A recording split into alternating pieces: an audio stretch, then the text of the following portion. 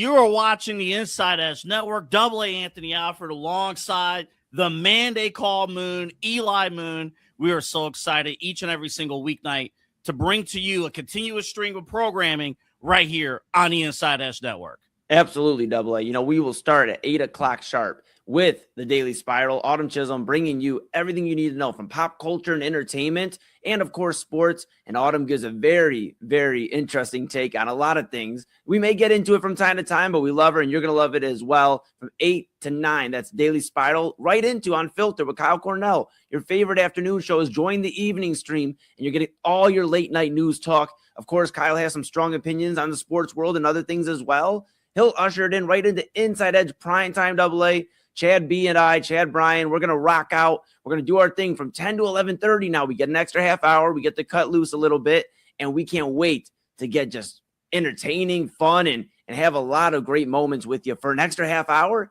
And then, of course, we hand the keys off to you. I hope you're ready to drive the Benz. But from 11:30 to 1, midnight run with an extra half hour now. And listen, we going to be running. We going to be sprinting. We're going to be getting after it. Listen, the key to this lineup and the key to these shows, you're getting everything. You're getting entertainment. You're getting local community news. You're getting music. You're getting your top sports headlines.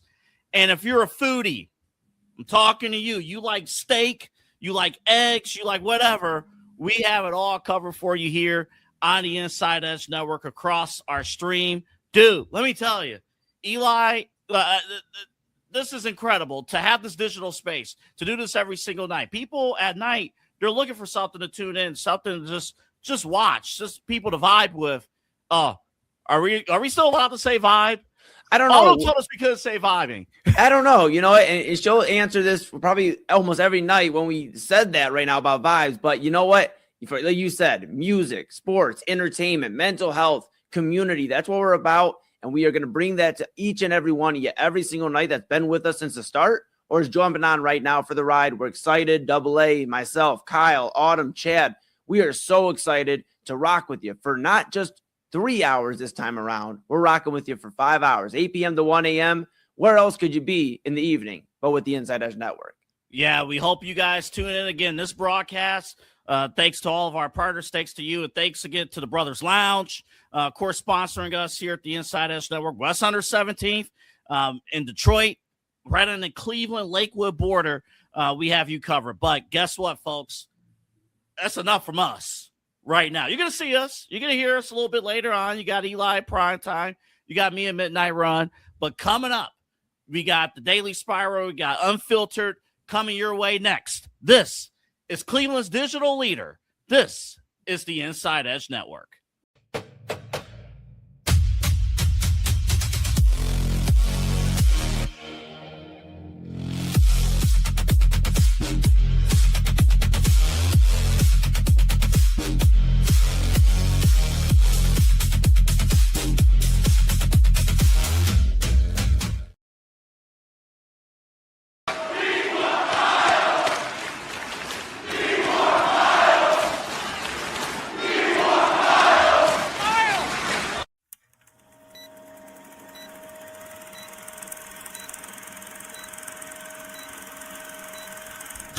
Let's go.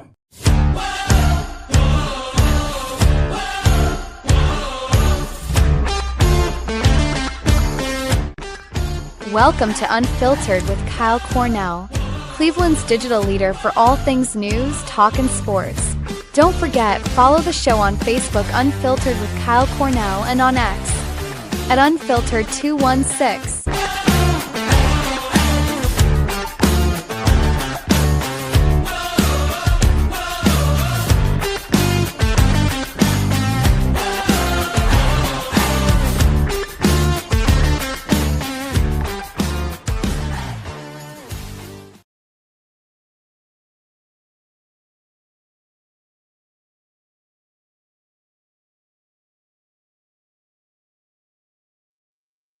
Again, it would help if I add myself to the stage.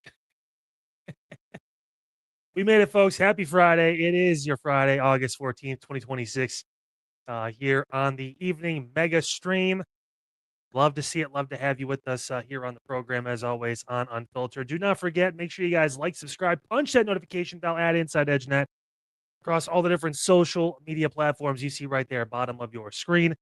YouTube, X, Facebook, Instagram, TikTok, and everything in between. Check out our website as well, InsideEdgeNetwork.com. You get a glimpse of everything that we're all about here at the network, whether it's, again, the partners page, which is where you really want to get started if you go up there. Besides, obviously, finding out more about the talent, more about the shows and what's going on, check out that partners page. Everyone from Brothers Lounge to Fanatics to Alley Rose Fragrances. You guys get the discount codes, you get the links to be able to click through and get special offers on these websites and find out more about who really represents and works with us here at the network. And right next to it, the merchandise shop as well. Chance for you to check out what we got going on and swag out and rep the network here at the Inside Edge Network. And don't forget also, check us out over on Roku. That's right. You can download the app. All you have to do is just search Inside Edge Network, whether you have it on your phone, on the TV, does not matter where. Appreciate Roku for partnering with us here at the Inside Edge Network. Do a great job. And yeah, that means you can take us anywhere. No excuses. You got to make sure you're paying attention and watching what we do here on the network. As always, a jam-packed show, and the executive decision was made today. At the end of the program, I talked about we obviously now the new segment we started this week, moving into the evening shift, which are this night will conclude our first week rather, doing nights, doing 9 to 10 here on the Inside Edge Network.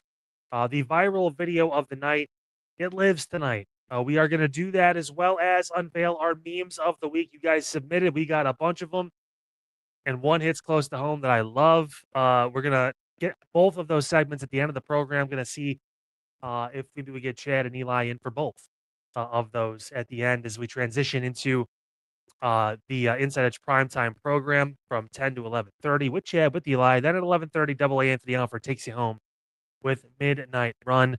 And then next Monday, you guys saw the preview into the show. That's when things really get started. We get Autumn Chisholm back after her well-deserved vacation. She is on before me, 8 to 9 with the Daily Spiral. All things entertainment right there for you. She'll transition into me. And she'll find out very quickly that I am not as normal as she thinks I am. But we're obviously very excited for the program today. There's a lot that we are going to get into. Story about the Wolstein Center. Obviously, CSU's been trying to consider possibly tearing it down. Well, they're doing something different that's leading them down that road. We'll talk about that. Medina School's making some news when it comes to cell phones in the school at all. And it begs the bigger question, should you really be allowed to have a cell phone in school? Love that question in 2026. I'm sure that's not controversial at all. We'll have some news and notes too. Everything from our friends over in the rich part of of Northeast Ohio and Pepper Pike. They had a man plead guilty to multi-million-dollar fraud. We had unfortunate passings away at the Metro Park Zoo. Two tenants there that a lot of people enjoyed going and checking out. And a car seat recall for all your parents out there in case you bought a certain brand. We'll have that for you coming up later in the program. And again, don't forget, end of the show, we are continuing the viral video of the night and the unfiltered memes of the week. So a double dose of just fun at the end of the program on your Friday, which, again, executive decision made. We're going to keep that going.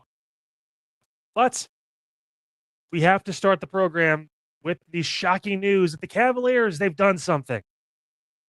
How about it? The Cavaliers have finally made a move. They have traded Dennis Schroeder to the Charlotte Hornets in exchange for Trey Mann. So it's essentially a point guard for point guard swap. Obviously, the money owed to Schroeder, a lot less owed to Trey Mann. If you're curious, Mann, for his career, is 5 seasons in the NBA. He's 24, so younger than Schroeder, too. He's 6'4", 190, so some decent size. 8.5 points, 2.5 rebounds, 2 assists per game. He probably had his best season overall. It almost looks like maybe Charlotte in his first year there, back in 2023-24 when he was 22. He had spent a year in OKC he had been with OKC and Charlotte that season. Averaged 12, 5, and 5 with the Hornets. 28 games starting for them. A career 35% free throw or 3-point shooter. Nothing really to write home about there. 80% from the free throw line for his career. And then I think honestly, probably not last season, but the season before. Career high 14 points per game for Charlotte, but only played a handful of games, only played 13. So he doesn't have a lot of playing experience, and obviously Dennis Schroeder does. Trey Mann played 55 games last year in a reserve role, by the way, only started one. It was his most games since 2022. Obviously, this is a move for the Cavs to save a bit more money. There's been reports now that they are hell bent on getting both Jonathan Kuminga and Peyton Watson on the Cavs roster. This move frees up an opportunity possibly to lean into that a little bit and get on the path to doing that. At least they're doing something, right? I mean, at least the Cavs finally decided, you know what, we're going to make a move. We're going to do a thing. Because we were sitting here, and I think I had this conversation with Double A earlier today on the Side Hustle Wrestling podcast. And when you're done watching the full stream tonight, if you still haven't got enough content, once Double A's done at 1 a.m., pop on back and watch the wrestling show. It's always entertaining. But we had a little break in the middle of it talking about the Cavs, NBA, and all that stuff. And again, just not making any moves, not making any decisions, hinging their entire offseason essentially on landing LeBron. And it didn't happen. So now what? For a team that you think is maybe just a move or two away from getting over the hump, this is the start, getting a little younger. Trey Mann, you can't help but see the position he plays when it comes to, playing the point guard spot. Similar kind of stats that Schroeder brings. I think Schroeder's obviously a better overall player, a better shooter, but he's older. And we never really got to see the full Dennis Schroeder experiment. We talked about it in the playoffs when we were doing post-game coverage. We kind of felt like, hey, this guy is really damn good. And he's not getting a lot of minutes and a lot of time. And then when he was getting out there, he was making plays and he was making an impact. And he's that kind of person you want on your team in those moments. Who knows if he's going to stay in Charlotte? He may get bought out. He may get moved, whatever it is. But short tenure with the Cavaliers has come to an end. And now it begs the question, what now? I mean, there was a lot of rumors about a potential Kevin Durant trade. I think I saw Van Vliet and Durant. Schroeder would have went to like Detroit. Jared Allen and someone else would have went to, Houston in that deal or whatever. It was a lot of weird moving parts, a lot of things that I was like, eh. I mean, don't get me wrong. You throw Kevin Durant on this team, it's a different ballgame. Particularly if there's no James Harden. I don't think that works. I think they've shown that it doesn't in Brooklyn. They just couldn't get over them. But I don't know what's more frustrating at this point. Being a Browns fan, which I'm not, but I feel for you, or being a Cavs fan and knowing you're close, right? Like we know we're close. We're this close to just figuring it out. We need one season. I don't need multiple championships out of this Donovan Mitchell-led team. It's not like the LeBron era where you're going to the finals every year and it's like, hey, who are we playing? We don't know. I mean, it's probably going to be Golden State. It's going to be a series. They have Kevin Durant. We're probably going to lose, but at least we're going to get to the finals every season. Like, there's no guarantees anymore of that. I need one season with Donovan Mitchell in this group to get to the finals and to win a championship. I need only one. I don't need multiple. I want to see a Cavs title in my lifetime without LeBron on the team, without the greatest player in franchise history on the team. That's what I want to see. That's what I need to see. And I'm crossing my fingers that these guys figure it out and get it done. As the roster currently stands, the two additions, Trey Mann and Malik Thomas. Thomas averaged 27 plus point per game in the summer league in 4 games. That's great. He looked like he's going to be something special at some point. But honestly, he's a scoring guard. Not known for a great defense or whatever it is, but he's a scoring guard. And we already got one of those, and his name is Donovan Mitchell. And James Harden when he's deciding he actually wants to score and not disappear or turn the ball over 15 times in a quarter. I I saw reports, and it could be fake, that DeMar DeRozan is going to Golden State. I can't confirm that. I thought Shams had it, but I honestly, dude, Twitter is wild. Some of the stuff you read on there, not true. Just not true. If it is, I mean, good for Golden State. They added another aging veteran to the team. The qualifications must be you must be 7'3" and Lithuanian, or you must be over the age of 36 to join this team and contribute. Talk about him and Jimmy Butler's a bit whenever Jimmy gets back, if he does. Thanks. So DeRozan essentially off the table if that's true. What else is there? I don't see Houston, really looking forward to trying to trade Kevin Durant. I don't think that's a logical thought in their mind is, yes, we want to trade Kevin Durant. We want to move off of him and Fred VanVleet. They haven't even seen those two play together. That was the whole reason why they traded for KD, is because they had VanVleet there. They're like, okay, we got a solid point guard who can run the show and be the primary ball handler. KD can be our scorer. He can be a 25 to 30 point per game guy. We're not going to ask too much of him. Just score, do what you do best, score the basketball, and Fred will handle running the offense. What makes you think Houston wants to move off of that? I feel like, honestly, they feel like they probably have a really good team if those guys are healthy and they're competing in the Western Conference. Are they winning it? I don't know. I can't tell you because I don't know how that's going to mesh. But I wouldn't be surprised if they finish in the top 4. Maybe San Antonio and OKC are ahead of them, at least. Maybe. I'm still saying don't sleep on the Lakers. When you build the team around someone and their strengths and what you can do, usually that goes a little better. When LeBron was in Cleveland or when he was in any place, building teams around him worked. Building a team around Luka, like they did with the Mavericks in 2024 when they went to the finals, it can work. But ask yourself this. I mean, do the Cavs really have that piece, that build around piece? Is Donovan Mitchell enough? Is Evan Mobley enough? Is a 37-year-old James Harden going to be enough? Is Jared Allen and his limitations going to be enough? You need to make it a move for one of these two guys, Kuminga or Watson. They're both around the same age. They both do a lot of the same things. Kuminga has won a championship. I don't know if Peyton Watson won a championship with Denver, but if he did, I mean, then they really, we're splitting hairs at that point, right? It's neck and neck. I will never understand the holdup of Cleveland. I don't know if they were trying to just figure out where to dump money, where and who and how. And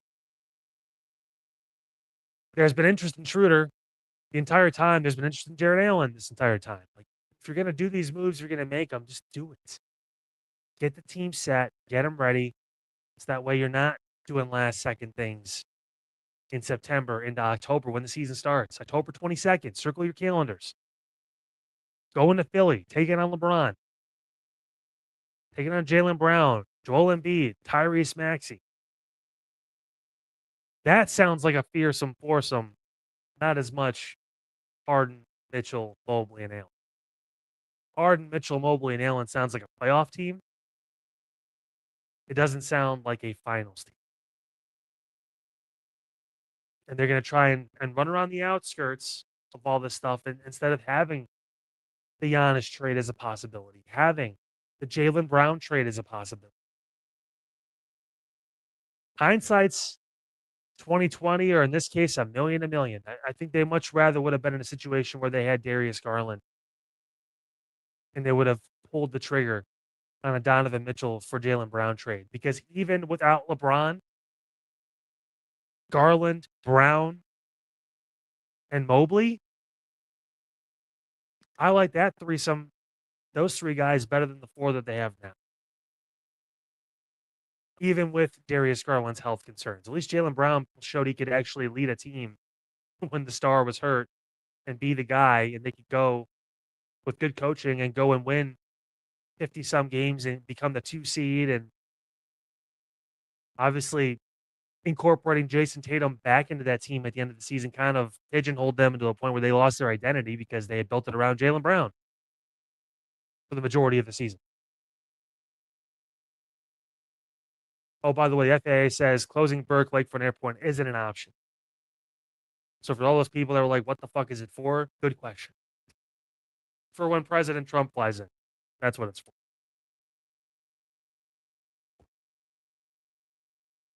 Again, I'm just happy the Cavs made a move. I really am.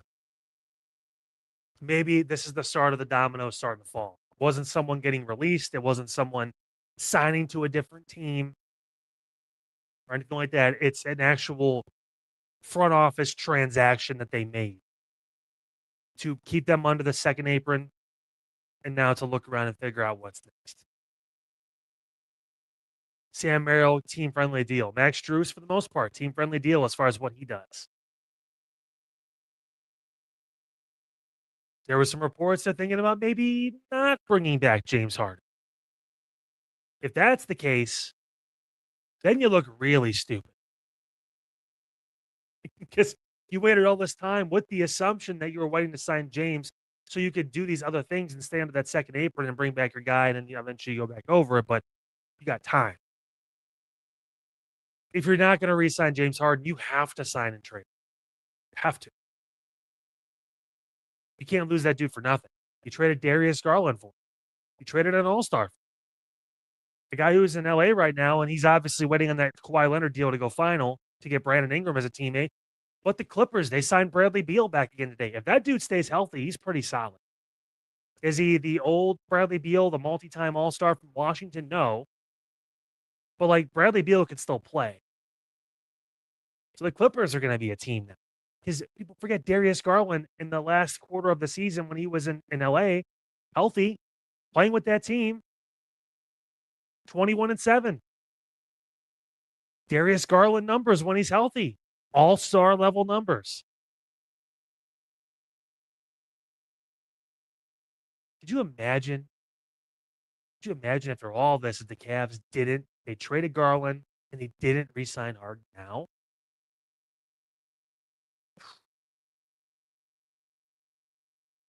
Right in the street. Tell you. First break here on Unfiltered, guys. Hey, when we come back, some changes going on at the Wolstein Center in downtown Cleveland. It's been a venue for quite some time, over 30 years, but things are changing. We'll tell you what's exactly going down next. Stay with us. Looking for an iconic Cleveland music venue that features premier entertainment, spirits, and food? Well, look no further than the Brothers Lounge. They offer a variety of live entertainment acts weekly, along with a diverse selection of beer, wine, and fine spirits, not to mention Chef Wynn's food menu, which has been crafted with traditional American fare with a modern twist. So come on out and enjoy the warm hospitality and make some new friends right here in your backyard. For more information, head over to brotherslounge.com and check them out for yourself at 11609 Detroit Road. That's right near the border of Cleveland and Lakewood. The Brothers Lounge, proud sponsor of the Inside Edge Network, Cleveland's digital leader. Key On Sports is the leader in Ohio high school athletic coverage in written, print, and video streaming. From the latest news and results and written content to the high school football game of the week every Friday, Key On Sports has you covered. The vision of 15-time published author Vince McKee has become the most trusted site in Ohio high school athletic news. From podcasts to player profiles, Key On Sports is your one-stop for all of it. Visit them today at keyonsports.com or on YouTube at Key On Sports. Check out their socials on Twitter and Facebook as well. Please support the new Inside Edge Network by liking, subscribing, and following us on your favorite social media platforms. That's at Inside Edge Net across Facebook, TikTok, YouTube, X, and IG.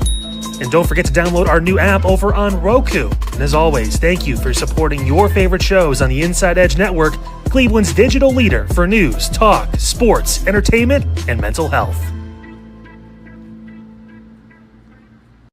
Fanatics isn't just our name, it's who we are. Loyal, passionate fans, dedicated to our favorite teams and to the sports we love. That's why we're honored to be able to offer fans the world's largest collection of official sports apparel and sports jerseys from all leagues, teams, and players you love. We feature a wide selection of gear from every league, including the NFL, MLB, NBA, NHL, and NCAA merchandise, which allows us to serve fans of football, baseball, hockey, basketball, lacrosse, soccer, golf, and everything else that gets your heart pumping. Go to InsideEdgeNetwork.com under our partners section to find our link to check out all of what Fanatics has to offer. Fanatics, a proud sponsor of the Inside Edge Network, Cleveland's digital leader. Clean energy, bold flavors, no jitters. See why people won't shut up about Dubby. Whether you're starting your workday or getting ready to exercise, Dubby Energy helps you lock in and focus. Over 15 different flavors to choose from. Order Dubby Energy right now and find out more information by checking out our partners page on InsideEdgeNetwork.com. Also, use that promo code InsideEdge10 to receive 10% off your order. Dubby Energy, your energy-focused sponsor of the Inside Edge Network, Cleveland's digital leader. Discover our collection of handcrafted candles made with clean, minimal ingredients. Every product thoughtfully created in small batches free from harmful toxins for mindful everyday indulgence. Imported coconut soy wax with natural wood wicks to offer long-lasting burn and rich fragrance. Find out more about Alley Rose Fragrances by checking out their link on our partners page at InsideEdgeNetwork.com. And if you're a first-time customer, use the promo code InsideEdge20 to receive 20% off your order. AlleyRoseFragrances.com, a proud sponsor of the Inside Edge Network, Cleveland's digital leader.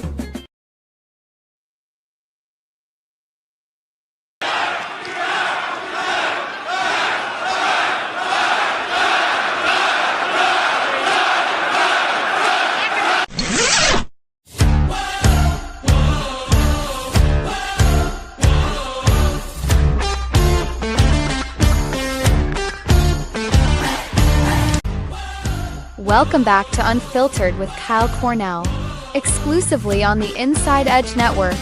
Make sure to like, subscribe, and punch that notification bell at Inside Edge Net across all our social media platforms.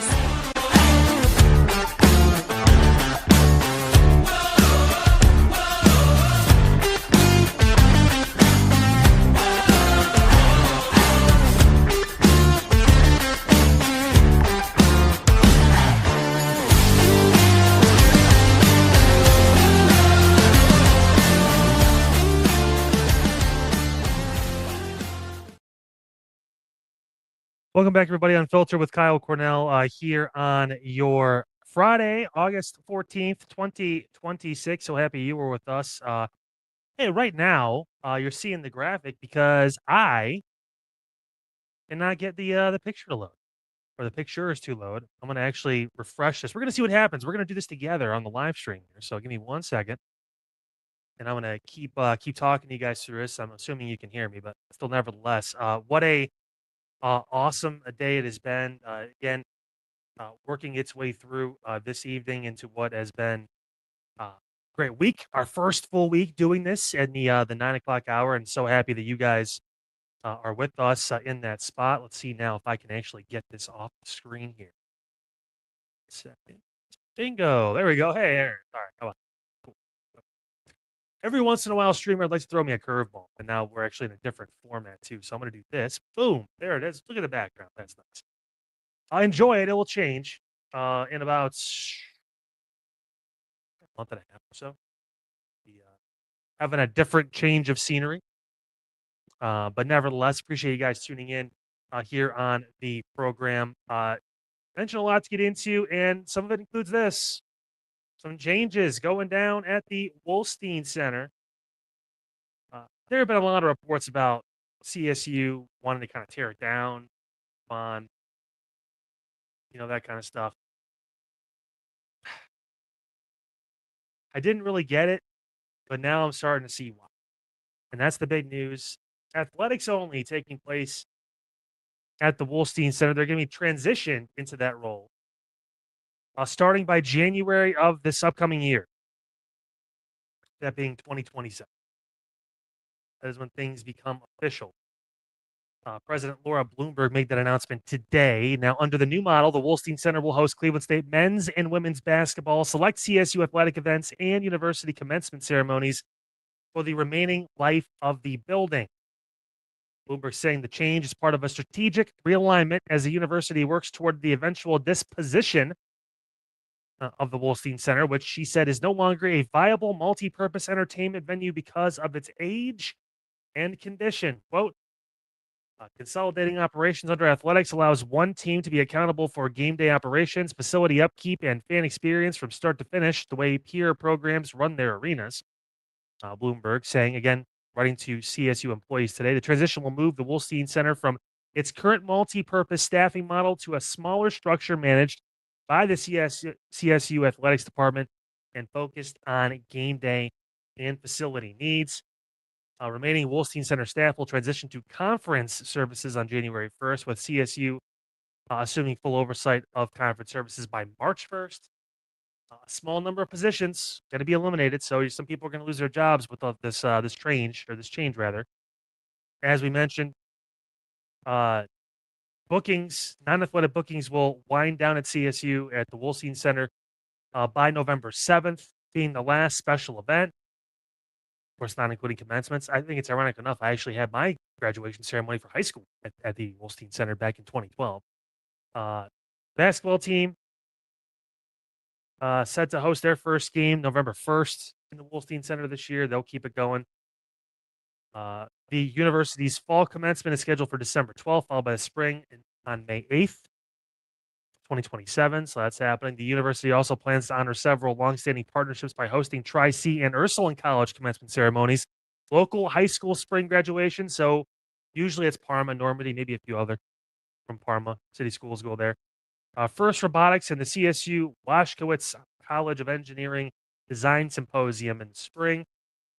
Bloomberg saying the university's decision followed a planning process involving senior leadership, human resources, finance, and university marketing and communications. Quote, we recognize this is a significant change for many of you, and we're committed to supporting a smooth transition. Again, in March of this year, 3 News, who published this story, reported that CSU is looking to vacate the Wolstein Center sooner rather than later, possibly within the next 2 years.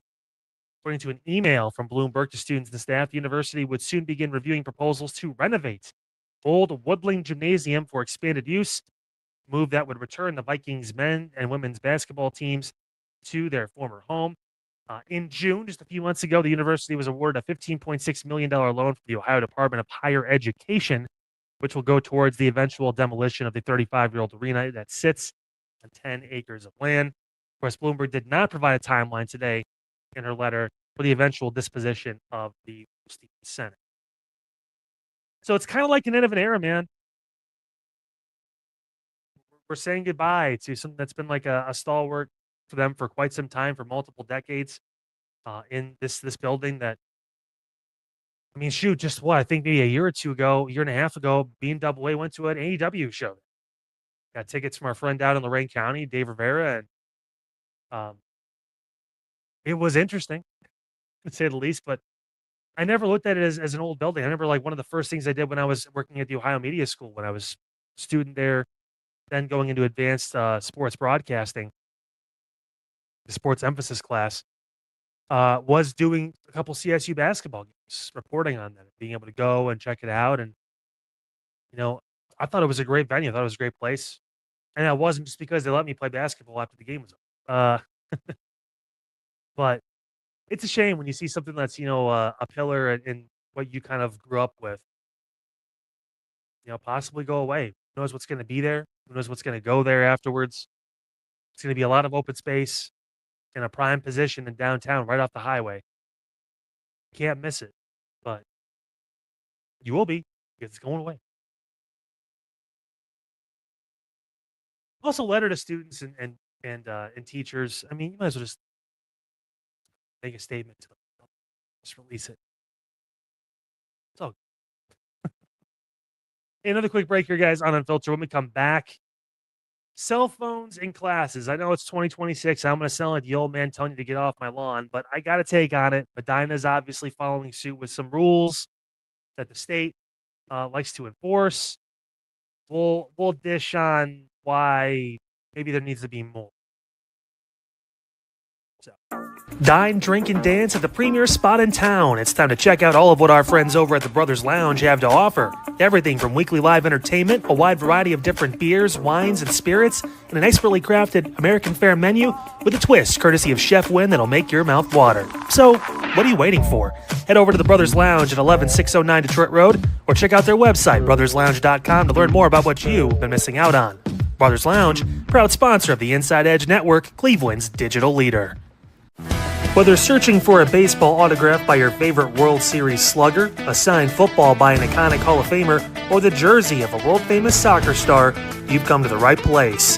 Here at sportsmemorabilia.com, the web's leading source for authentic sports memorabilia, you'll find more than 500,000 authentic products from nearly every professional sports league, team, and players.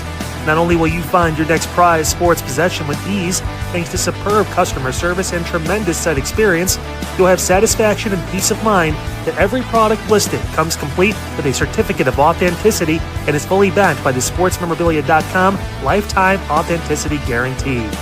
Check out sportsmemorabilia.com by heading over to the partners page on our website, InsideEdgeNetwork.com.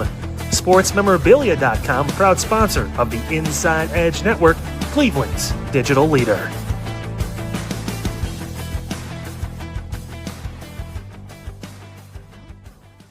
Discover our collection of handcrafted body mists made with clean, minimal ingredients. They offer a natural alternative to synthetic fragrances, perfect for sensitive skin and those seeking clean, mindful self-care, and the perfect gift for you and your special someone. Learn more about all Ellie Rose Fragrances has to offer right now by clicking the link on our partner page at InsideEdgeNetwork.com. First-time customers use that promo code InsideEdge20 to receive 20% off your order. EllieRoseFragrances.com, a proud sponsor of the Inside Edge Network, Cleveland's digital leader. Monster Moments Photography is a husband and wife wedding photography team based in Cleveland, owned and operated by Inside Edge Network's very own Ryan Mosser and his wife Hallie. For the past 10 years, they've captured more than 100 weddings across Northeast Ohio and beyond, always working together as a true two-person team. Their style centers on authentic, emotional storytelling, documenting the real moments between two people in love and creating images that feel natural, comfortable, and true to the couple. Rooted in Northeast Ohio, but inspired by their travels, Ryan and Hallie bring a warm, personal approach to every wedding day. Their work blends experience, consistency, and a genuine passion for helping couples relive their best day through timeless photography. Learn more by checking out Monster Moments Photography's link on our partners page at the InsideEdgeNetwork.com website. Monster Moments Photography, a proud sponsor of the Inside Edge Network, Cleveland's digital leader. Find us on InsideEdgeNetwork.com for the latest information on your favorite shows, personalities, and network partners. Plus, we have a merch shop.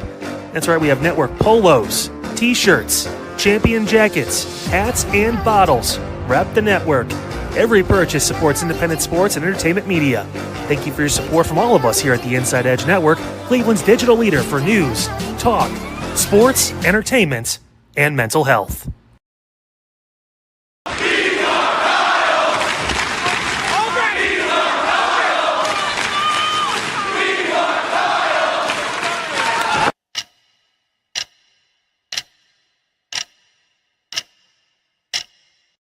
Let's go.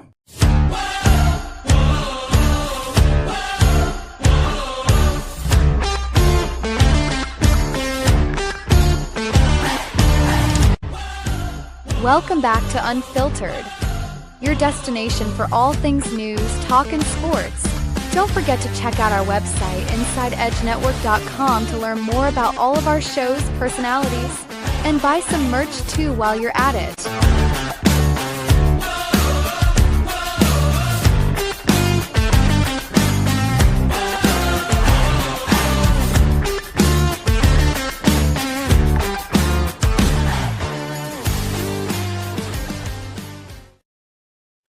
Everyone, again, Unfiltered with Kyle Cornell here on your Friday. We finally made it almost, and we're actually at your weekend now. Most of you guys, you're tuning in, you're kicking back, you're just taking in some great content here on the Inside Edge Network. We appreciate you stopping by for the mega evening stream with everyone here. Of course, coming up at 10 o'clock, Inside Edge Primetime with Chad and Eli.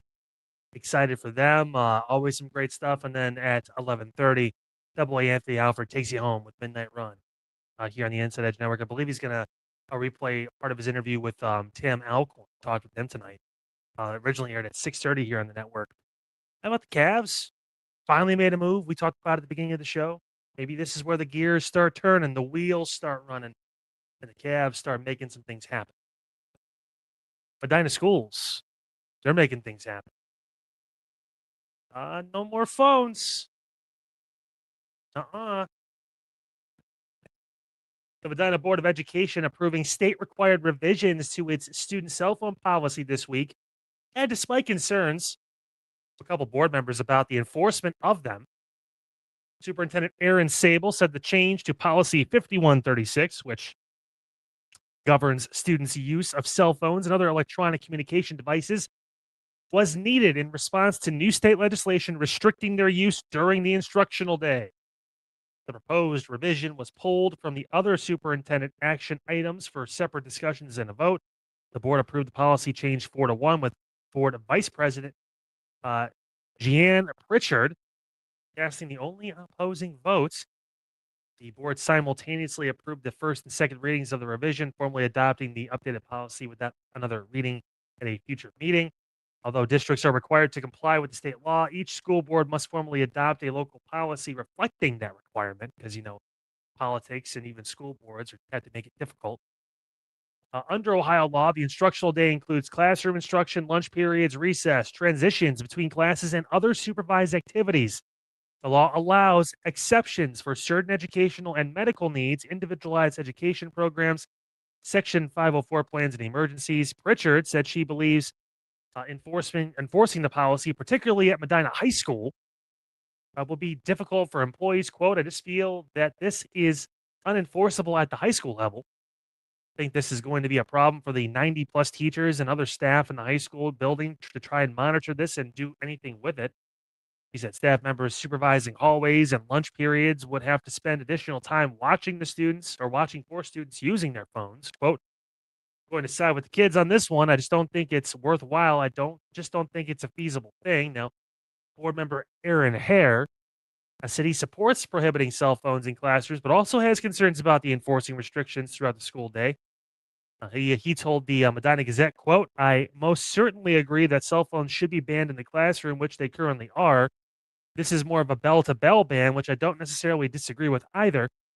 But I do worry about the enforcement and it becoming too time-consuming and overly burdensome. Harris said the policy will also need to be enforced consistently among staff members. Quote, I fear that there will be some staff who enforce it incredibly strictly and then some who just let it slide. Yeah. That's obviously the biggest concern with this, right? With any kind of ban like this, when it comes to phones, electronics in schools, whatever. How thoroughly can you enforce it? Right? I am slowly getting to the point where my son will eventually need to have or will have a phone. He's turning 9 in October, so I still have time. Like I've always said, for me, I got my first phone, Altel flip phone. Throwback for all you kids, all you you Gen Zers out there, but Altel flip phone back in 7th grade.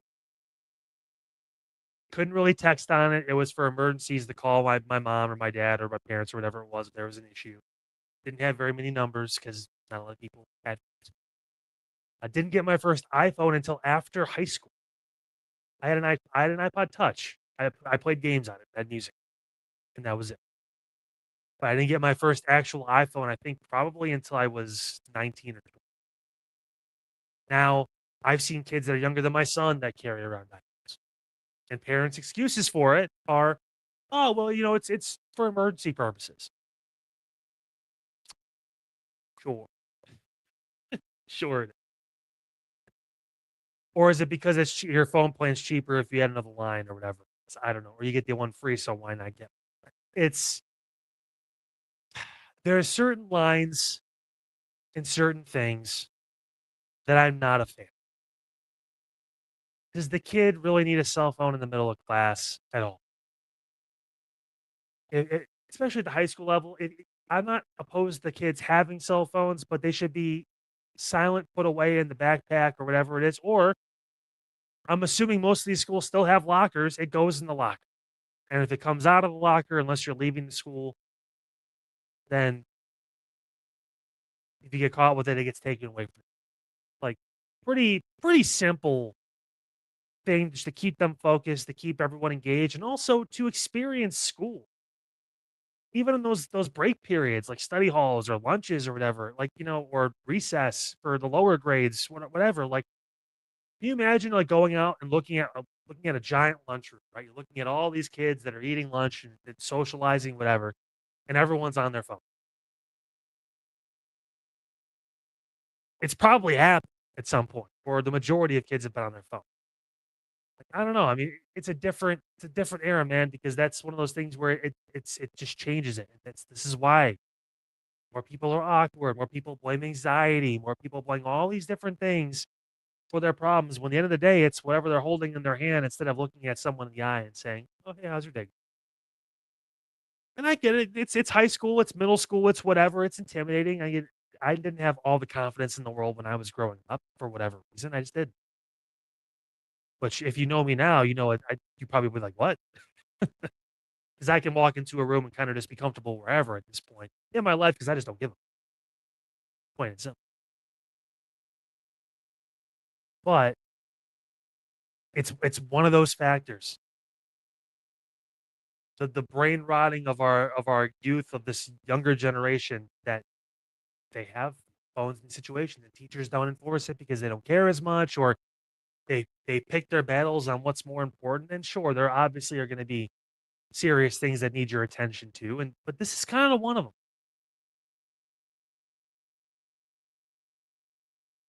Seriously, that's why we've set that groundwork, and obviously things can change depending on the times, depending on where we are. But like freshman year of high school is when my son's going to get his first phone. That's something we talked about years ago. That's when he's going to get what balloons off of that or whatever. It's fine, but like also it's going to come with a set of rules. I want to like mess around with him a little bit because I know all his friends are going to have the newest iPhone, or they're going to have the Galaxy S75 that has a camera that can take a picture from Cleveland and you can see all the way to Chicago and clear 4K view or whatever. I want to get him an old school track phone, like a burner phone, like a drug dealing phone, except obviously don't use it, just to see his reaction. So when the day comes, I may still do that. I may just buy like a cheap $10 track phone from like Walmart if it's still around. And like, all right, bud, we said we get you a phone by high school. Here you go. I would pay. I would pay to see my son 6 years in the future with his reaction.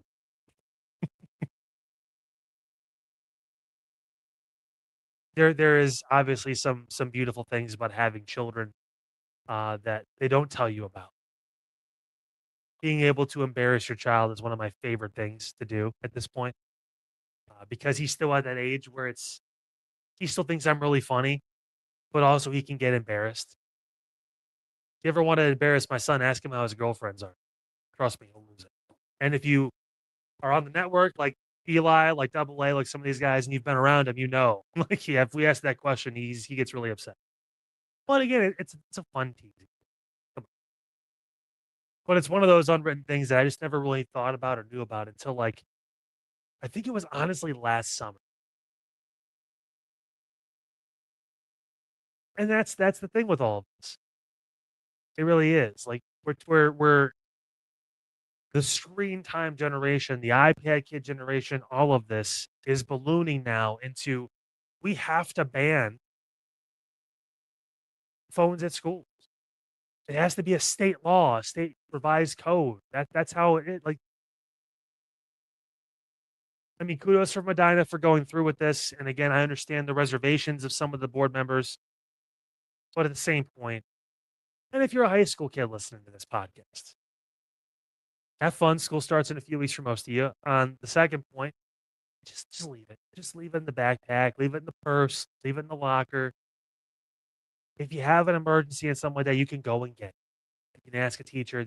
That's where it can be one of those things where it's okay. You don't need it in I don't need to check Twitter in the middle of third period biology, right? If we're being honest with ourselves here, we don't need to do that. I especially don't need to be on that kind of stuff when I'm in middle school or, God forbid, elementary school. Because again, I've seen some kids, my son's going into third grade. I know some parents that are parents of third graders and they have smartphones.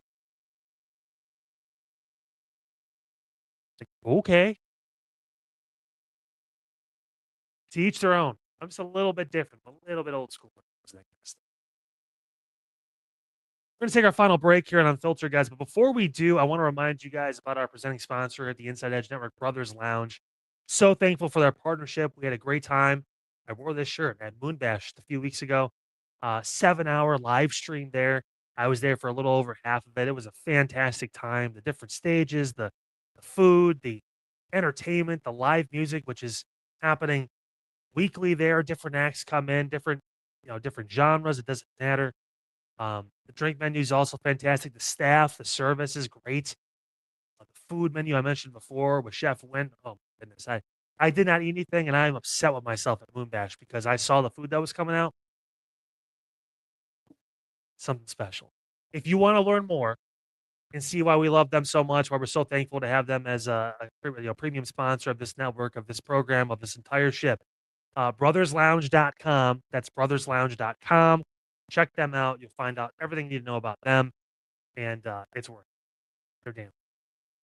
Again, quick break at this side. News and notes, the viral video of the week, and our unfiltered memes of the week. We have them. You guys submitted. They are fantastic. We will talk about them next here on the program. Don't turn away. Don't go away. Stay with us. Hey, everybody. Eli Moon, one half of Inside Edge Primetime, and we are back tonight. Chad Bryan and myself, 10 p.m. to 11:30 p.m. We are excited because why? It's Friday. It's Friday. We're going to have a lot of fun. We have so much to talk about tonight, and we're still trying to figure out how to get it all into the show tonight. Drew Aller, he had a pretty big day for the Pittsburgh Steelers, of course, preseason, but what does that mean for the future in Pittsburgh? We'll talk about that. And, of course, the Browns play tomorrow, Saturday, against the Chicago Bears. What does this mean for the quarterback room, the offense? Todd Monken, his first real game action as the Browns head coach. Excited to see all of that. So much more to talk about. We're going to talk our top 3 memorable albums. Chad and I are going to reflect on some of our favorite music tunes throughout the years and so much more. We're excited to be with you, of course, on the 4-show, 5-hour, one-stream phenomenon. So excited. Here with you until 11:30, starting at 10 at Inside Edge Net on all the socials. We'll see you then. All right, it is Friday. Glad you are enjoying this Friday, but we still got some work to do. We're going to have Tim Alcorn, the voice of the Cleveland Cavaliers, joining our show to talk about the Cavs schedule. There are some stretches in this Cavs schedule, particularly early in the season and a West Coast swing in March, where I'm a little iffy about. We're going to talk about that and so much more with Tim Alcorn, radio voice of the Cleveland Cavaliers.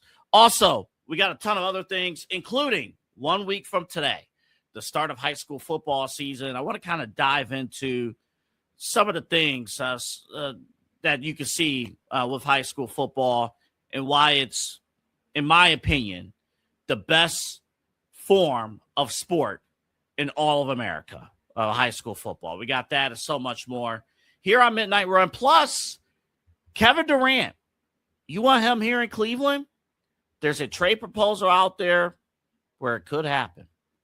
Join us tonight. We are live 11:30 right here on the Inside Edge Network. Small business owners are superheroes, but nowadays running your business means doing so inside your shop and on social media. That's why you should make Omega Video Marketing your sidekick.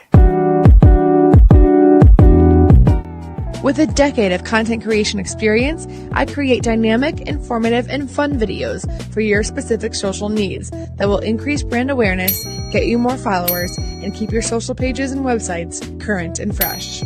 I offer flexible pricing and turn times and will work with you to understand your brand and your story. All of that comes from the heart. My award-winning expertise is just the cherry on top. So let's get connected. After all, your brand is the alpha and my expertise is the omega.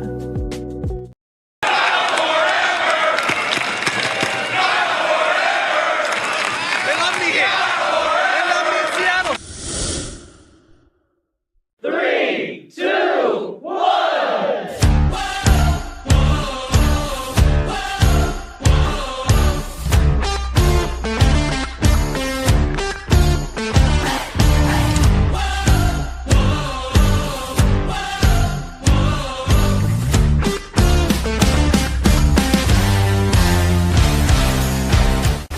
Welcome back to Unfiltered with Kyle Cornell, right here on Cleveland's digital leader for news, talk, sports, entertainment, and mental health, the InsideEdge Network.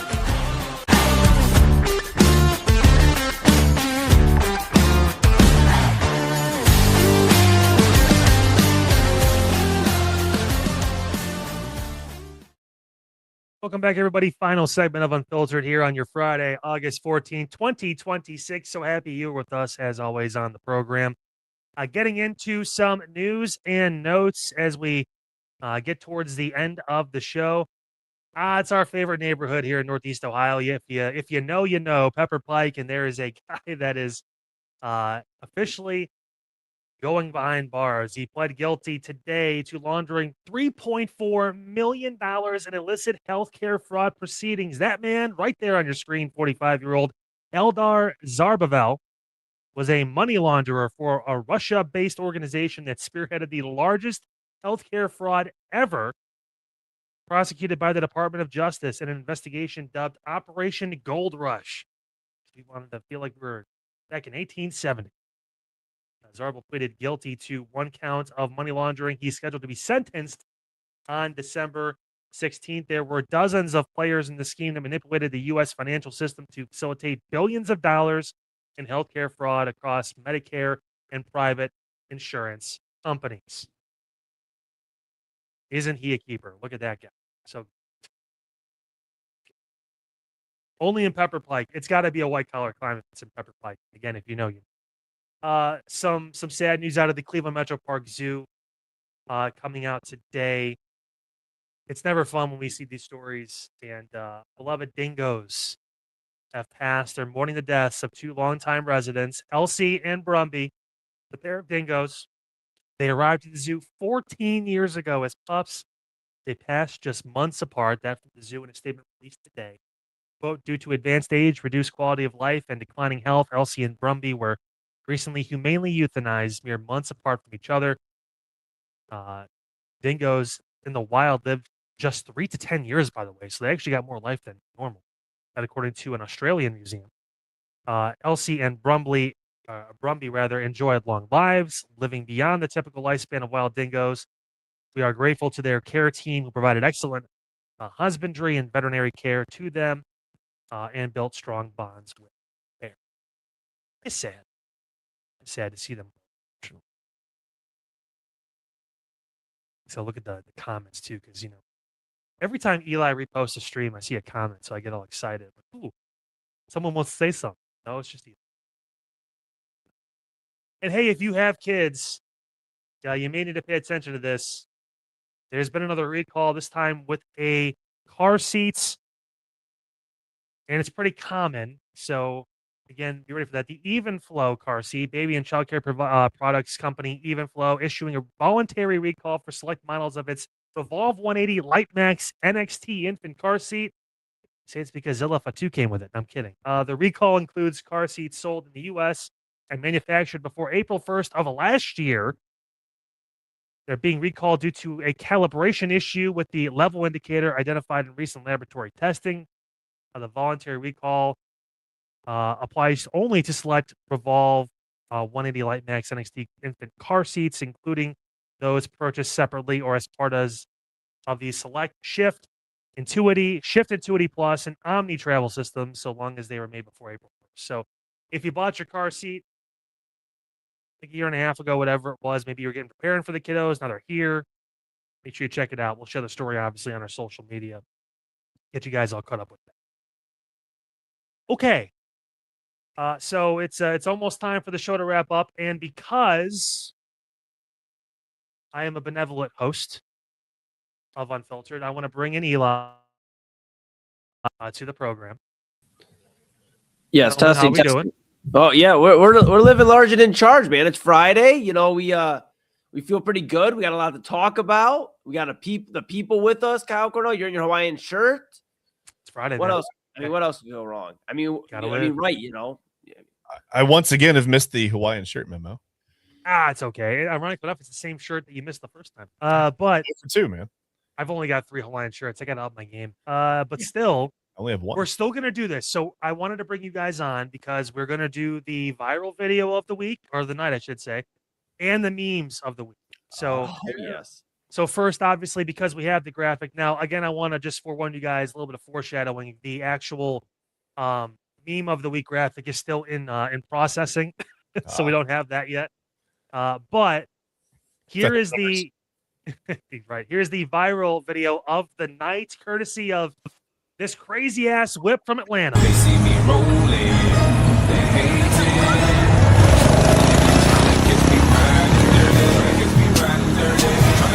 trying to catch me riding dirty, trying to catch me riding dirty. Oh boy. What? Hey, some of the things you see, man, I'll tell you what, social media is a crazy place. And yeah. That I don't know what that runs on, but gas is expensive. You know what I mean? Tell you what, that lawnmower engine is working. I don't know, because that thing was moving a little bit. Like it was going with the flow of traffic.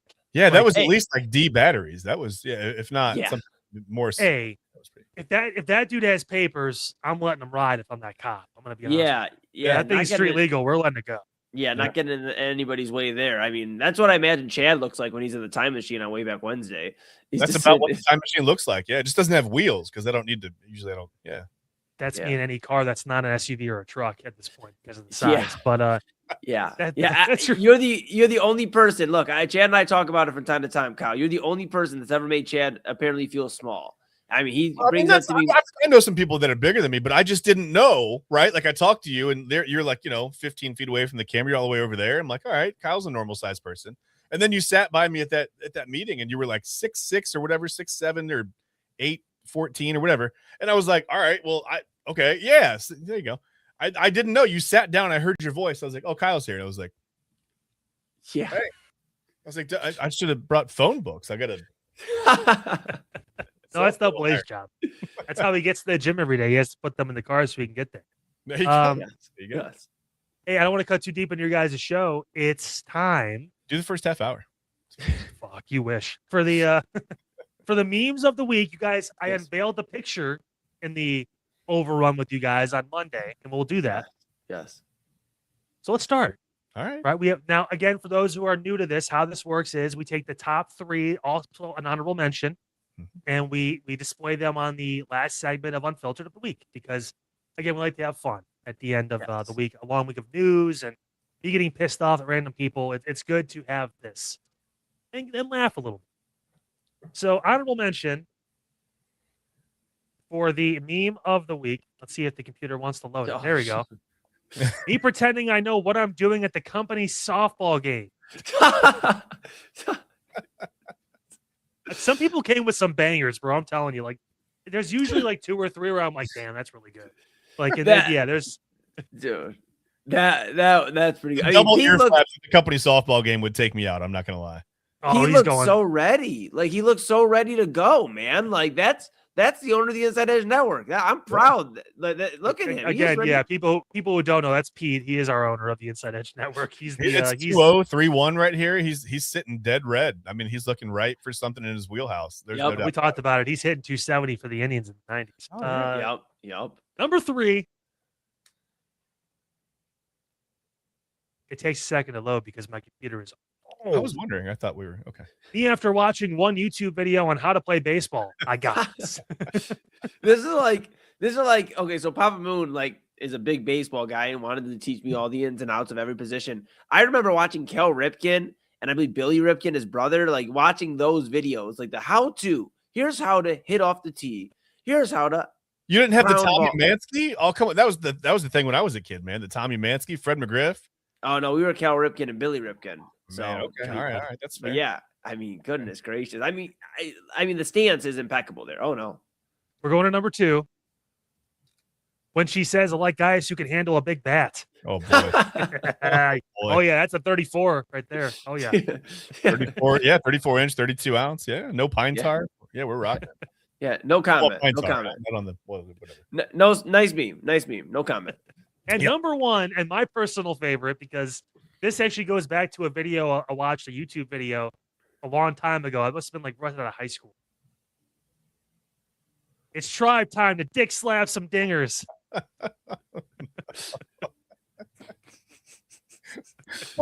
How did we get the SpongeBob font in there? Like, what's up? What happened? Not gonna lie, I took some liberties on this one. It was just regular font, but I decided to go a little different with that one. Oh my goodness. Oh my goodness. I mean, that's Liberties. you think of Manny Ramirez, you think of Jim Thome and all those home run hitters, Albert Bell, and right there is Pete. I think you're dick slapping some tallywhaps and your tallywhaps some dick slaps on that. That's all I'm saying. Sure as shit. I mean, I don't see why not. yeah. And those are your memes of the week. They're already actually up on our Facebook page, Unfiltered with Kyle Cornell, as well as the viral video of the night is up there as well. The beautiful scheduled posting.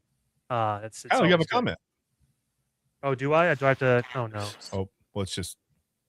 Hold on. I'm sure it's probably no relation to me. See you in a minute. God Yeah. damn. I don't know who that is. Great name though. That's cool. Hold on. Yeah, You look bad now. You look bad now because you're here. I thought you were gonna ban me. I'm like, do I just get kicked off the show if you do that? Like, if you you're banned as a commenter, but you're allowed as on here host. That's the rules. permanently muted. I have to learn sign language to do the show. Yeah. Oh my cool. goodness. I should do that. Well, gentlemen, it's 10:05, and that means I need to get the fuck out of here. Yeah. You have a great show. I'm sure it's going to be awesome. Thank you for hanging out for a little over with me on this. Hope you guys enjoyed it. Yeah. It's always fun getting the people to participate in. And the viral video of the night is starting to go viral. So that's great. So we love it. Heck yeah, we do. Everybody, Kyle Cornell, you'll hear him, of course, next week, Monday through Friday, 9 p.m. here in the evening stream. He won't be first. You'll have to tune in at 8 p.m. Autumn returning with the Daily Spiral. Kyle will he'll kind of join our bullpen rotation. Chad and I have been working on our warm-ups, our walkout songs. We're thinking Wild Thing, but there seems to be some complications with copyright, so we're trying to avoid that. But yeah. You get so tired of winning gold. At some point, you just got to go for silver. So that's what I'm thinking. Aye. Well, hey, you know what? Check it out all next week with Kyle Cornell, host of Unfiltered, 9 p.m. Of course, Kyle, we appreciate you as always. Boys, have a good show. Have a good weekend. I will see you on Monday. Yes, sir. All right, Kyle Cornell, everybody, host of Unfiltered. Chad B, my goodness gracious, it's Friday, buddy. Guess what? Gonna do a little change of the studio. I don't know if you noticed or anything. Things changed a little bit. But a little bit of subtle, like there was a flash over there. Yeah, that's right. That's exactly what we need our own background. Okay, easy. Right? It's you and me and the people right now. All right. This is usually a meeting between me and you. All right. Easy. Okay, let's mute. Can we mute the people, or do they should probably? Well, we'll talk about it. Yeah. All right. Inside Edge Primetime. Chad B, myself, coming up right here after station identification.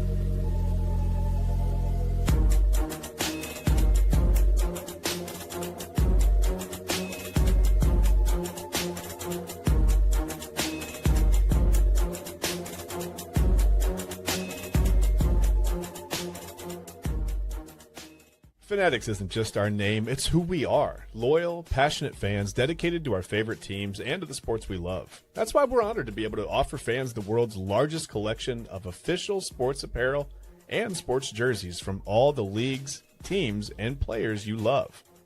We feature a wide selection of gear from every league, including NFL, MLB, NBA, NHL, and NCAA merchandise, which allows us to serve fans of football, baseball, hockey, basketball, lacrosse, soccer, golf, and everything else that gets your heart pumping. Go to fanatics.com by using the QR code on your screen right now to celebrate your teams.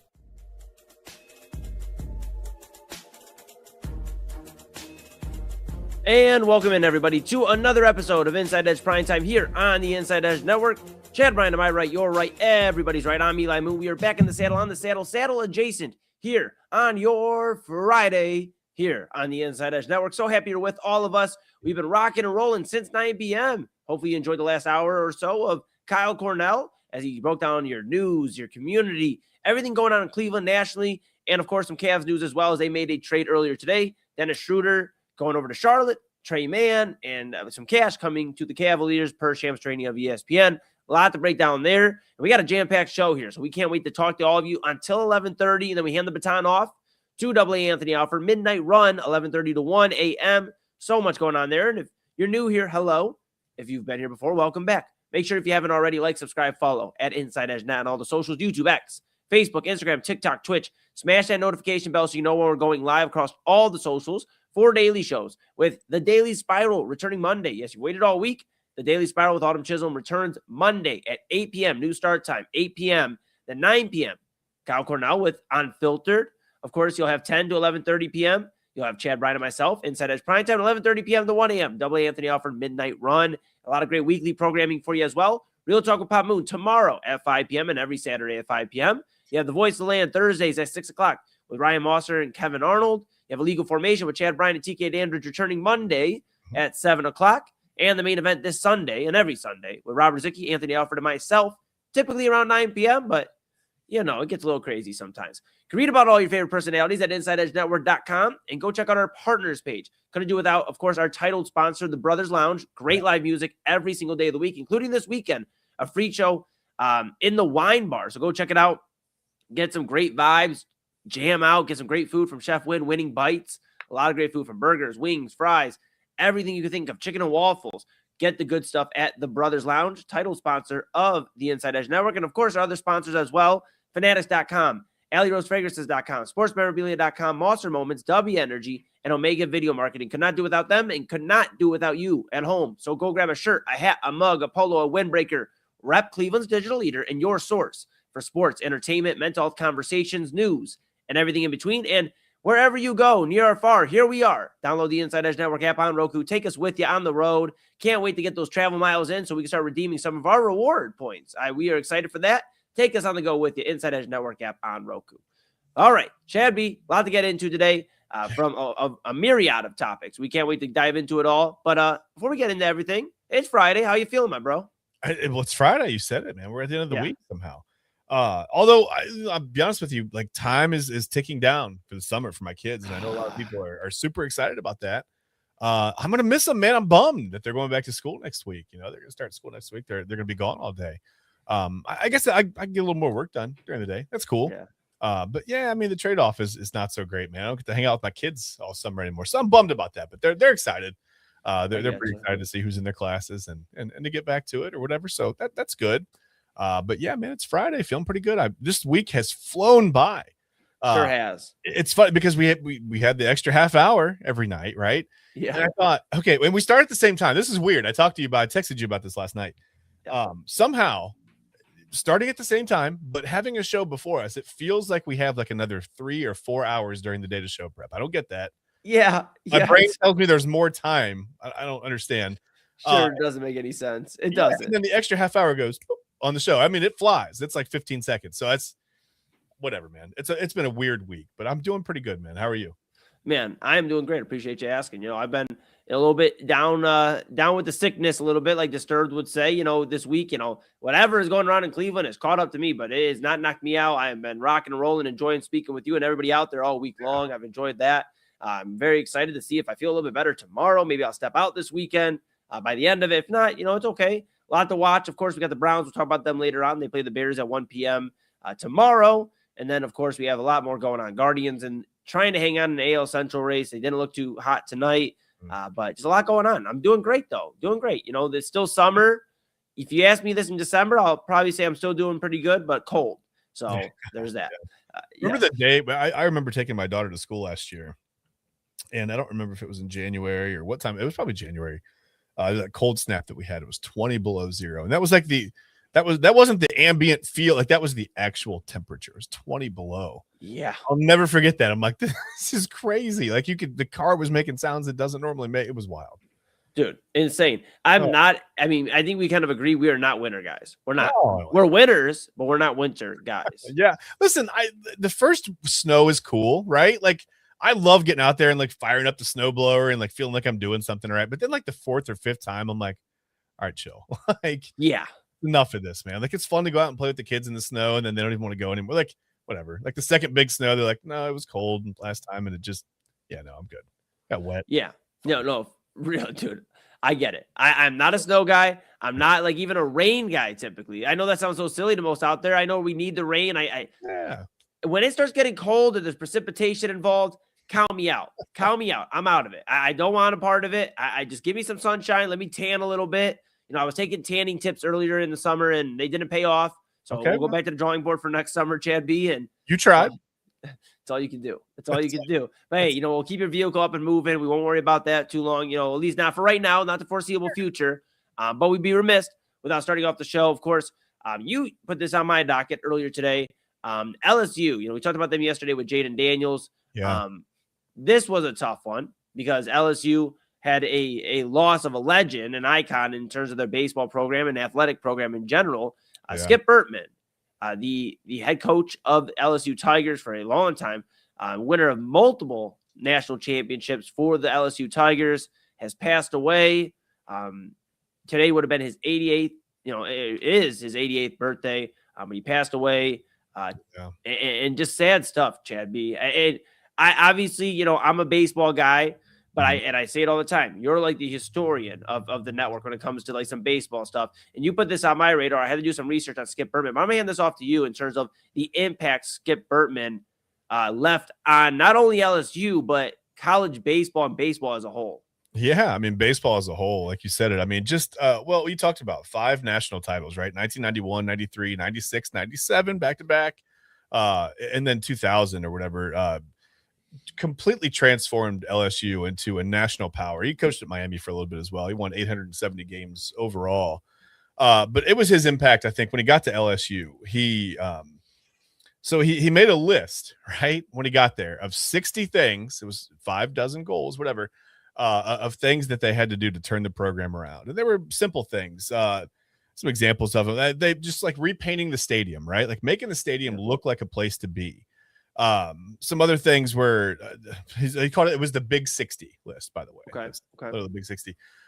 Changing out the infield dirt, right? Bringing in new infield dirt, so it was a more of a premium mix, right? It improved ball balance and playability, made it a better place to play, like literally a better place to play. Yeah. Player accountability was the biggest one. So Skip Bertman had a motivational kind of a team building thing called Hold the Rope.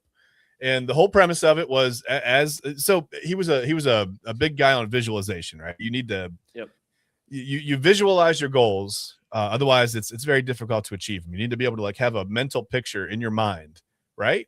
And I love this. I love the Hold the Rope. So the I guess the basis of it is you have fallen over a cliff, right? You're holding onto a rope, and on the other side of that cliff, on the top of the cliff, is your teammate. They're holding the rope, whatever. So you as the teammate on top now, like you have to think like you're holding your teammate up who's fallen over the cliff, right? It works both ways, whether you're the rope holder or the person hanging on the side of the cliff. You're accountable to your teammate, right? And it was just something quick that they could visualize, right? That no matter how tired you are, it doesn't matter, your hands are burning, your muscles hurt, whatever, you hold the rope, right? And they passed it on down the line in the dugout. They would yell it out to guys on the mound in tight games and whatever. In the NCAA tournament, just kind of, it became their mantra. But it was something that each guy could visualize. It wasn't just hey, go play for each other. Okay, well, what does that mean, right? Like that. I mean, some guys are out there playing for a scholarship. Some guys are playing to get to the major league. But all of Skip Bertman's players bought in, and they were playing to hold the rope, right? And it's just what made it such a family-oriented vibe. It made, Alex Box Stadium he made that place come alive. He made it it's one of the iconic baseball buildings, stadium, whatever you want to call it, in the country, regardless of college, pros, high school, whatever. Just in baseball history, Skip Bertman transformed Alex Box Stadium and the LSU program in total into just one of the wonders of the world, really. Just an amazing coach, an amazing person. I love to hold the rope. I just love that visualization of being there for your teammates, right? You're in a big tournament moment, you maybe just made an error at second base and your whole dugout yelling, hey, hold the rope. You're like, you know what? I got this, man. I slipped a little bit. My hands are burning, but I'm going to tighten my grip on the rope. I got it. I got the rope. I'm gonna hold the rope. Yeah. I just think it's a cool thing to be able to visualize, to kind of just central, sometimes you got to center your mind and forget about everything and block out the noise, and hold the rope was his way of doing that. Yeah, and I think with Skip Bertman, and it's so important with college coaches, high school coaches too, but setting the example for the next generation of athletes. We talk about that all the time. You need good high school coaches, you need good college coaches. That's why there's always talks about with the transfer portal and coaches being able to leave when they are able to leave and just dip out on a contract after recruiting all these guys. The trust, the loyalty, and those types of things when it comes down to player-coach relationships. And I think Skip Bertman, I know Skip Bertman based off everything I've read today. And, you filling me in, he was a legend in terms of his players wanted to play for him. They believed that what he was doing was going to benefit them and put them in a better spot, not only as a team at LSU, but in the future for whatever their career may hold as not only athletes, but also as young men, which is, I think, sometimes lost in the world of college sports and collegiate athletics right now is what are these young men going to look like? What happens if the star quarterback's not the star quarterback in the NFL? What if he needs to become like a doctor or something else? So I think that's so important for Skip Bertman and what he left legacy-wise for LSU. Of course, the winning, 5 national championships, I believe, for LSU. So incredible there. Improved, as you mentioned, Chad, the playing conditions there at LSU. Made it a place where they want to play, or people want to go out and ball out. And think of Louisiana, too. It's, down south. Yeah. Baseball thrives down south. Like a lot of South or Southern states want to play baseball. You think of, Texas, you think of Florida, you think of some of these states that want to play baseball, and LSU became a primary destination, a preferred destination for players to go play their college ball. So I think that was very, very cool. He made it the program. I mean, he made it the absolute pinnacle of college baseball. It was just, and you said high school. He was a good high school coach too. Won a state title in the Coral Gables area, I believe. He actually played at Miami in the late 50s, early 60s. He played at the University of Miami and took everything he learned and from, I guess, being a player at Miami to a coach in the Coral Gables area to LSU. And I can't imagine how many countless people that, players that Skip Bertman, young men that he's put out into the world that are out there holding the rope, right? And whatever line of work they're in now, maybe they're playing Major League Baseball, like you said, maybe they're a doctor, maybe they're a lawyer, maybe they're whatever. They're all out there, holding the rope and probably passing, that principle on to, whomever it is they come in contact with. I think that's really cool. Sure is. It sure is. And we send our condolences, our prayers, our blessings over to the Bertman family, to all of his loved ones, his close ones, family, friends, everybody that, has been impacted by Skip Bertman, either personally by meeting him or by watching his story unfold and what he did for the world of baseball. So we send, our condolences here, Chad and I and everybody on the InsideEdge Network of the passing of Skip Bertman.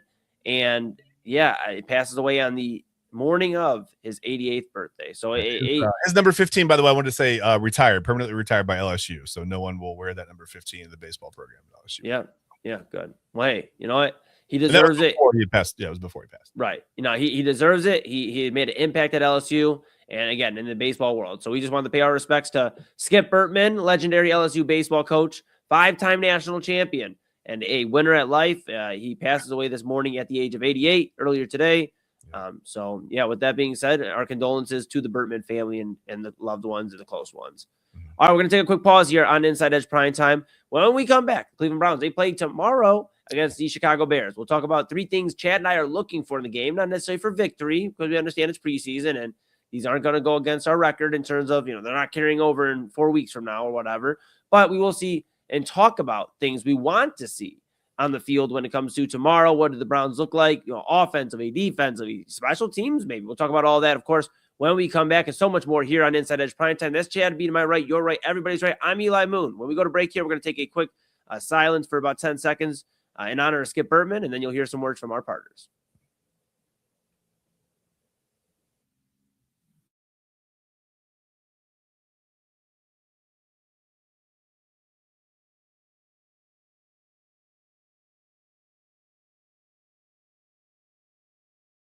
Looking for an iconic Cleveland music venue that features premier entertainment, spirits, and food?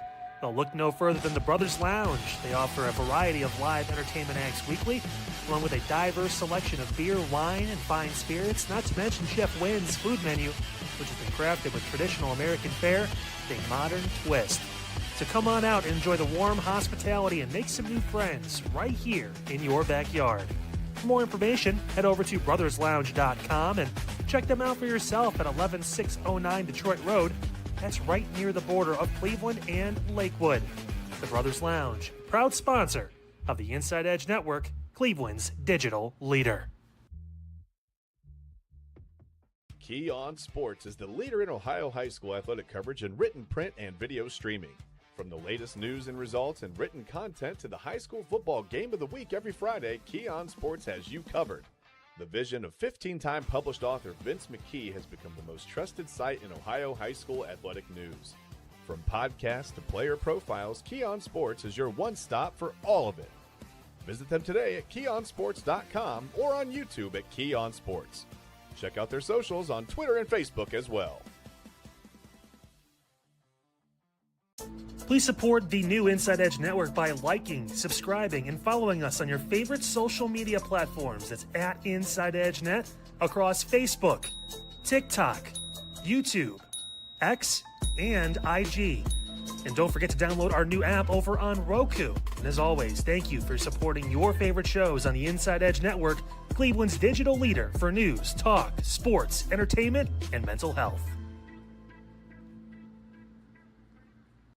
Fanatics isn't just our name, it's who we are. Loyal, passionate fans, dedicated to our favorite teams and to the sports we love. That's why we're honored to be able to offer fans the world's largest collection of official sports apparel and sports jerseys from all leagues, teams, and players you love.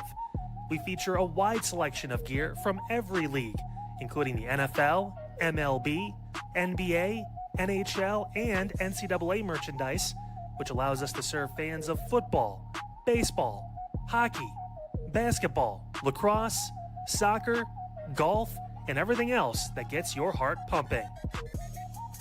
Go to InsideEdgeNetwork.com under our partners section to find our link to check out all of what Fanatics has to offer. Fanatics, a proud sponsor of the Inside Edge Network, Cleveland's digital leader. Clean energy, bold flavors, no jitters. See why people won't shut up about Dubby. Whether you're starting your workday or getting ready to exercise, Dubby Energy helps you lock in and focus. Over 15 different flavors to choose from. Order Dubby Energy right now and find out more information by checking out our partners page on InsideEdgeNetwork.com. Also, use that promo code InsideEdge10 to receive 10% off your order. Dubby Energy, your energy-focused sponsor of the Inside Edge Network, Cleveland's digital leader. Discover our collection of handcrafted candles made with clean, minimal ingredients. Every product thoughtfully created in small batches, free from harmful toxins for mindful everyday indulgence. Imported coconut soy wax with natural wood wicks to offer long-lasting burn and rich fragrance. Find out more about Alley Rose Fragrances by checking out their link on our partners page at InsideEdgeNetwork.com. And if you're a first-time customer, use the promo code InsideEdge20 to receive 20% off your order. AlleyRoseFragrances.com, a proud sponsor of the Inside Edge Network, Cleveland's digital leader. All right, it is Friday. Glad you are enjoying this Friday, but we still got some work to do. We're going to have Tim Alcorn, the voice of the Cleveland Cavaliers, joining our show to talk about the Cavs schedule. There are some stretches in this Cavs schedule, particularly early in the season and a West Coast swing in March, where I'm a little iffy about. We're going to talk about that and so much more with Tim Alcorn, radio voice of the Cleveland Cavaliers. Also, we got a ton of other things, including 1 week from today, the start of high school football season. I want to kind of dive into some of the things that you can see with high school football and why it's, in my opinion, the best form of sport in all of America, high school football. We got that and so much more here on Midnight Run. Plus, Kevin Durant, you want him here in Cleveland? There's a trade proposal out there where it could happen. Join us tonight. We are live 11:30 right here on the Inside Edge Network.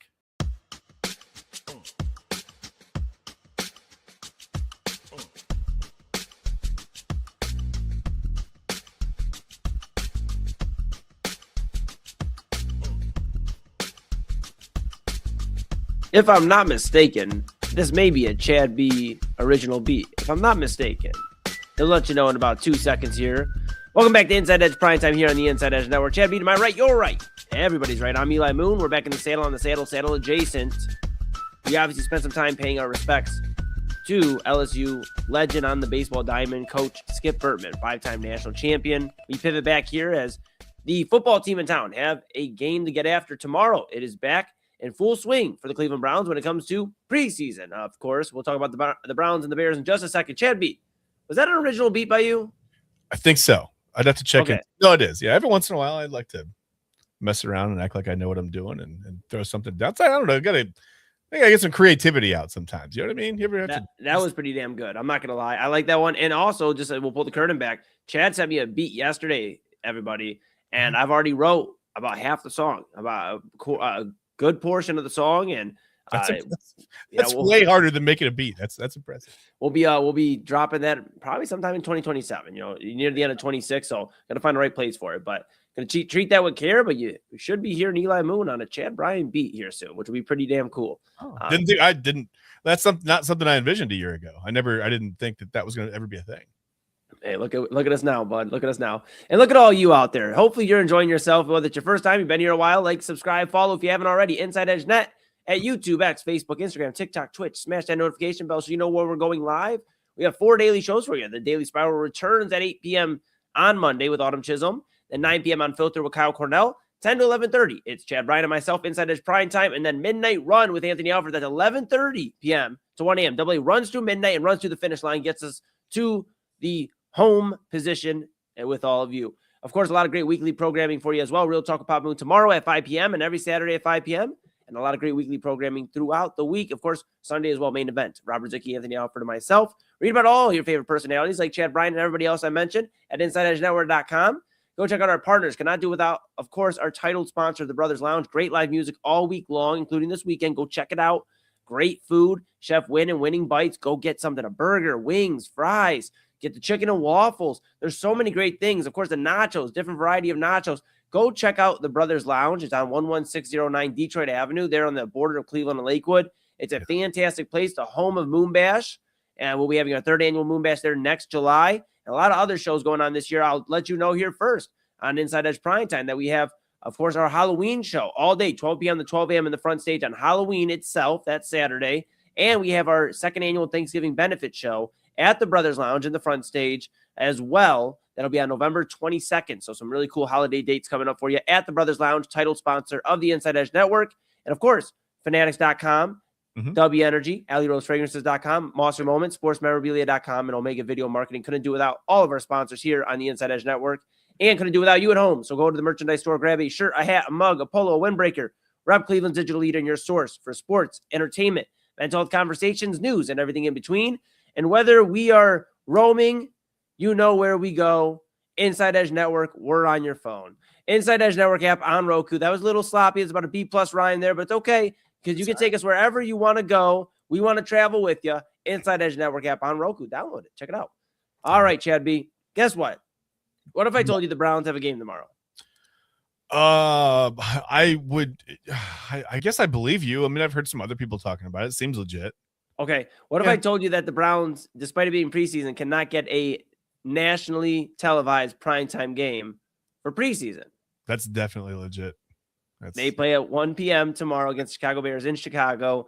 Of course, the Bears dealing with their own stuff right now. They're trying to figure out if they're going to be playing in Indiana or if they'll be playing in Chicago next year. But this year they're playing in Chicago, obviously, and they'll imagine to keep the Chicago name regardless of what happens. Yeah. That's neither here nor there. Caleb Williams. When I think of the Bears, really quick, I always think monsters in the Midway, right? Yes. Walter Payton. I think of Mike Ditka, and I think of Hammond, Indiana. I can't. They're synonymous. Those things. Yeah. Honestly. Crazy. Now, yeah, crazy. No, you're spot on. It is wild. Another thing that's kind of interesting to keep an eye on in terms of tomorrow, Chad B, is Caleb Williams. He is not going to play. Ben Johnson, the head coach of the Chicago Bears, announced that he's not going to play any, snaps. There's really no need for him to because there's no quarterback battle in Chicago. So keep your starter healthy, especially a game. I think you'll see, obviously, the first 2 weeks, the real presence of what these teams look like, across the NFL. Guys trying to win battles early on so it doesn't get down to week 3. Now, we'll keep an eye on our quarterback battle here in Cleveland if that gets to week 3, which I believe it will. But we'll see. It all depends on how the quarterback room looks tomorrow and a whole lot of things, which leads me to our discussion right now here on Inside Edge Primetime, which is Chad and I, everybody, we were thinking, okay, we're not necessarily looking for a victory. It'd be nice. I mean, we love a victory Saturday, but we're not necessarily looking for a victory. But we're looking for 3 things tomorrow tomorrow afternoon, that is, in Browns versus Bears. So we're going to get into it. Our 3 things we're looking for in terms of, progress, with one player or maybe a group. We'll talk about all that right now. Browns versus Bears. I'll start it off, Chad B. The number one thing I am looking for when it comes to the Cleveland Browns tomorrow is how their wide receiver depth room is shaking out. Okay. A lot of these guys, in terms of Denzel Boston, Casey Concepcion, Jerry Jeudy, Isaiah Bond, you see some of these guys that have started to jockey for position in terms of depth chart position early on in training camp. I know Isaiah Bond is a guy the Browns are very high on. They give him a guaranteed multi-year deal being undrafted. So that was a lot for him. And then Jerry Jeudy, we know the 3-year, contract that with a lot of money involved per year for a guy that really hasn't produced. And then there's the 2 rookies, Concepcion and Boston. So I'm curious to see how this looks. I believe Boston is going to come out of this camp wide receiver 1. I believe that this guy has the ability, not only just stature, height, weight, but he has that big play factor. Goes out and grabs it. Yeah. Doesn't mind getting a little physical. He reminds me a little bit of A.J. Brown mixed with DK Metcalf. But I think he's a little bit of a cleaner route runner than maybe both of those guys. I like Denzel Boston a lot to become wide receiver 1 throughout preseason, and tomorrow starts that. Now, who's going to be wide receiver 2? Who's going to be that slot guy? I think there's a real chance Jerry Jeudy's on the outside looking in if there's a good camp from Concepcion and Bond. If Bond can play well, the Browns already invested some money into him. He's the younger of the 2. If they can find a way to put Isaiah Bond on the field and he looks good, and Concepcion just does what they expect out of him, the late first-round pick, I don't know if Jerry Jeudy's on this team. I know that's crazy to think. Injuries happen. We never wish it. Injuries happen throughout preseason. Guys underperform. There's a real opportunity Jerry Jeudy's on a different team. I will say this ahead of time. I would not be surprised if a team like the San Francisco 49ers went out and just tested the water, maybe some other teams as well, when it came to Jerry Jeudy, because they just lost Ricky Pearsall for the year, it appears. He went down in training camp. Now they're at a receiver room with Mike Evans, Deebo Samuel, and that's the big group. Of course, Christian Kirk as well, a little bit younger, but majority of those guys a little bit older. So I'd be curious to see if them or other teams ring the Browns' phone number if Jeudy kind of starts sliding out of position. That's number 1. How does his wide receiver depth room look? In your opinion, since you said that, you sparked a thought in my head, and if you don't want to expound upon it, that's okay. But in your mind, in your opinion, what would the Browns be looking for in a return for someone like Jerry Jeudy? And what would the 49ers even be willing to because it's not, with the drops the last couple of years, that worries me. Sometimes the body language wasn't great last year with Jeudy. I don't know. I mean, is the franchise going to come in and go, hey, we'll give you something better than like a 3rd rounder? I mean, No, they're not. But this isn't that. That's not the key case here, or not the point. Yeah, not the point here. Chad. Yeah, I completely understand what you're saying. This is just the Browns to continue to move on. We've talked about with Deshaun Watson. We're not even worried about getting anything for him at this point. We've talked about just cutting him. If it was up to us, we just cut the guy. But that's the same thing with Jerry Jeudy. If you could even get a 6th or 7th rounder out of a team, move on. Just continue, do what you need to do. Get off the books. Obviously, you owe him some money because he was on your roster to start the year. But get him off your books as fast as you can and progress forward. Because if you can find something here, Bond's still young. He's in his 2nd year. Yeah. And these are 2 rookies in Boston and Concepcion. I really think the Browns could start shaping up a really fun wide receiver room. That was a lot more fun. I know people had a lot of good times with Hollywood Higgins when he was here. And, he was underneath Jarvis Landry and Odell Beckham Jr. And then you had Donovan Peoples-Jones. I think these 2 young guys, Boston and Concepcion, and I'll even throw Bond in there, could be even more fun than any of those young guys we've seen come through the last 10 years in Cleveland. I'm really curious to see how this wide receiver room looks. And, of course, that kind of plays into some other things as well when we talk about the offense. But over to you. I have number 1. It's wide receiver depth room, Chad. If you want to elaborate on that, you're more than welcome, and then I'll hand it off to you, number 2. Well, and I was going to say I kind of want to see how the rookies shake out a little bit. But really, it's more than that for me because since you mentioned the wide receivers, I'm going to move on to Spencer Fano and specifically the new offensive line. I just want to see – I know they're not going to be out there a ton. The starters won't be out for, a half of football, whatever, probably 1 series, maybe 2, depending on how it goes. If it's a 3 and out, I'm sure, you're going to see him run back out there for at least something to try to get some momentum in that first game at 1:00 on a Saturday. Sorry, I love that. That's great. But yeah, I think I just want to see how the offensive line looks. It's not about, I just want to see some guys, maybe pick up a couple of stunts and look calm under pressure, right? And knock my water over and spill it. Almost did that. Nice. Luckily I have good reflexes, but good pass protection. Good pass protection. That was my, I stayed pretty cool on the stunt right there. I did okay. Yes. So that's the first test pass. But no, I think that's what I want to see. I want to see how the offensive line works together a little bit. Mhm. I don't know who's going to be out there for what amount of time and how long they're going to be together. But it would be nice to see some continuity after what we saw last year, where it didn't go well at all. We talked about, Quinshon Judkins when he was healthy, almost all of his yards came after contact. That's insane. I've never seen that in the NFL. Maybe I haven't just paid attention closely to other situations, but that was remarkable to me. The fact that as soon as he's touching the ball, he's taking contact, right? And was still able to make some plays. I mean, he looked, he flashed. He looked really, really good in the offense at times last year. So I'm excited to see if they can put that together and just obviously give whoever starts at quarterback the time to sit in the pocket and actually go through progressions and try to find an open receiver without having to whether it's flush out or hopefully not run backwards. I think Sanders did a good job of kind of turning that down by the end of the season, but I just want to see the quarterback have some time to throw, and it'd be nice to be able to. It's the AFC North. You want a running game, right? You can't run the ball if you can't get any penetration from your offensive line. Like if you can't get guys coming off the ball and moving a defensive line a little bit and creating some type of space, it's not much you can do in the NFL. I mean, guys are going to make plays. So I think that's one of the things. But along with just the rookies in general, but I want to see how that offensive line moves together. I'd like to see that. Yeah, a completely revamped offensive line, some retreads from different teams, first-round pick, Spencer Fano. Very curious to see how the Browns look in terms of protecting the quarterback, whoever it is. If it's Deshaun Watson or if it's Shedeur Sanders, whoever it may be, got to keep the guy up on his feet, or it's really not going to matter. You can have Chad or me back there, and it's not going to really make a difference. So I will say this before we get to number 3. Honorable mention, I will mention for the defense real quick. Honorable mention I have here is how the edge rusher situation looks in terms of rotations. Yeah. Obviously, multiple reports came out earlier, I believe yesterday or the day before, about Zadarius Smith possibly coming out of retirement, taking a visit with the Browns. Could be a fit there. The Browns right now have, of course, have Jared Verse. You have, Alex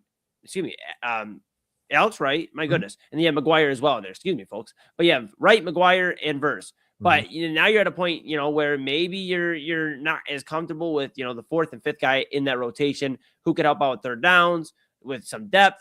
Zadarius Smith might be that answer, but the Browns are going to get a better understanding of how their rotation looks at edge rusher after this game, I believe, because they'll see, okay, who do we really have in terms of depth? What do we need to address in the few weeks we have before the regular season? So I think that's a big thing as well, Chad B.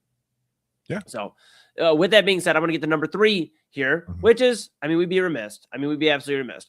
The quarterback situation. Obviously, it's a quarterback battle in Cleveland. Deshaun Watson's getting the start against the Chicago Bears. How long he plays, that is to be seen. With Caleb Williams not playing in Chicago for the Bears on offense, how long would their defense stay out there? Their starting defense, a team that wasn't very good on defense except for one category last year, takeaways. They led the league, if I'm not mistaken, in takeaways last year. They were fantastic there. But this is a team where, hey, maybe we need to find out a little bit more about our starters, and that may see more Deshaun Watson. There's also a case where we see 3 drives out of Deshaun Watson, and that's it. How are we going to be able to kind of measure how he looks in game speed for the first time in 2 years? How is Shedeur Sanders going to look? How much is he going to get against the 2s before it turns into the 3s out there? How much time is he going to get with Boston and Concepcion? Some of those guys I mentioned earlier on, Bond, Judy, kind of curious to see what that looks like. But this is going to be a quarterback battle. Everybody thinks, it's over. Deshaun got announced a week 1 preseason starter. It's not over, and a lot of analysts have already said it's really not over. It's just beginning. It's a wide open competition, and don't read too much into just Deshaun starting week 1 of the preseason. Now, being completely unbiased, I don't believe Deshaun Watson is going to be good. I think it's a bad move for the Browns.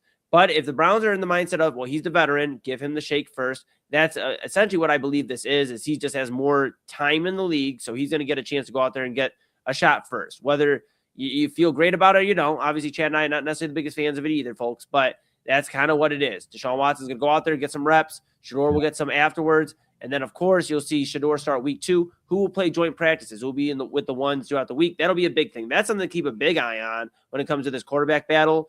But this quarterback battle will not be decided in this week 1 unless Deshaun Watson goes out there and throws 15 of 15, or 10 of 10, 110 yards, 2 touchdowns, no pick.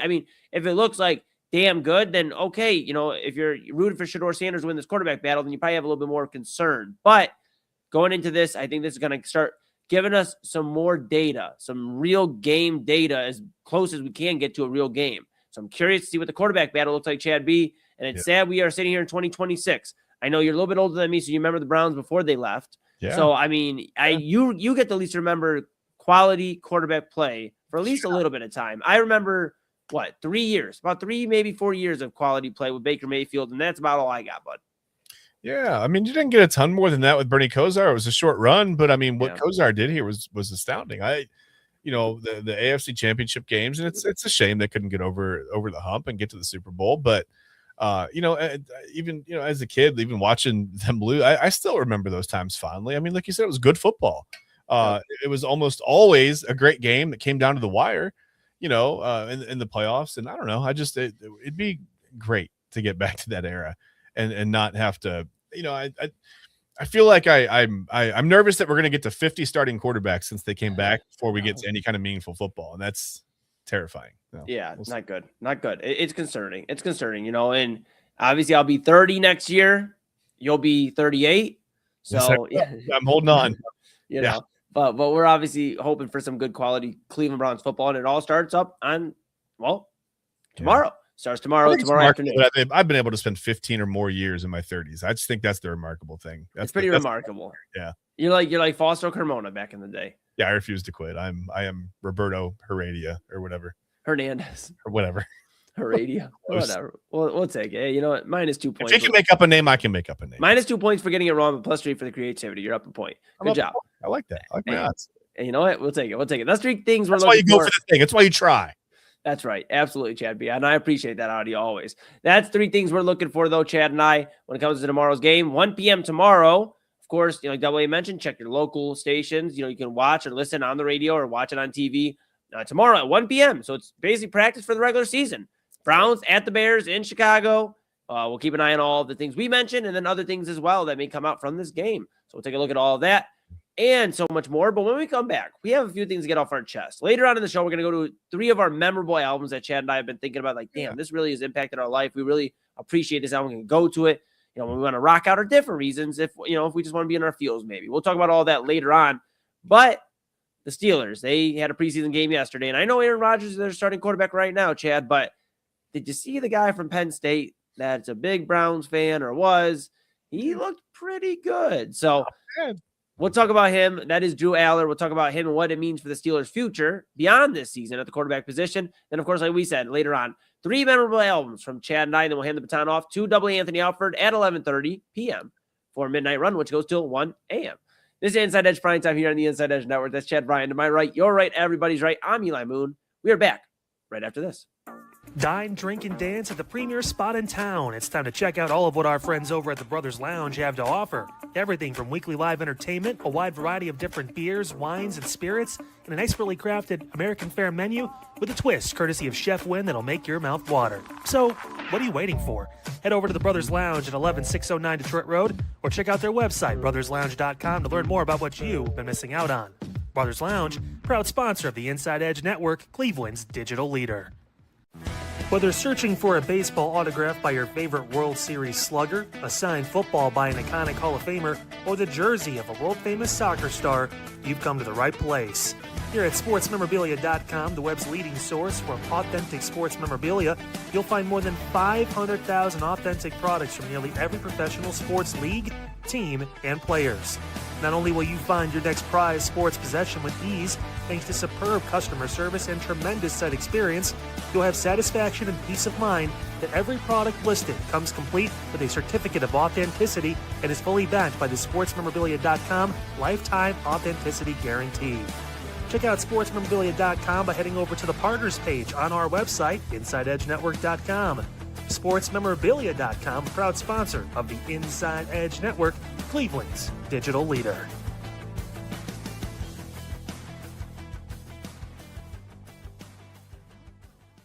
Discover our collection of handcrafted body mists made with clean, minimal ingredients. They offer a natural alternative to synthetic fragrances, perfect for sensitive skin and those seeking clean, mindful self-care, and the perfect gift for you and your special someone. Learn more about all Alley Rose Fragrances has to offer right now by clicking the link on our partner page at InsideEdgeNetwork.com. First-time customers use that promo code InsideEdge20 to receive 20% off your order. AlleyRoseFragrances.com, a proud sponsor of the Inside Edge Network, Cleveland's digital leader.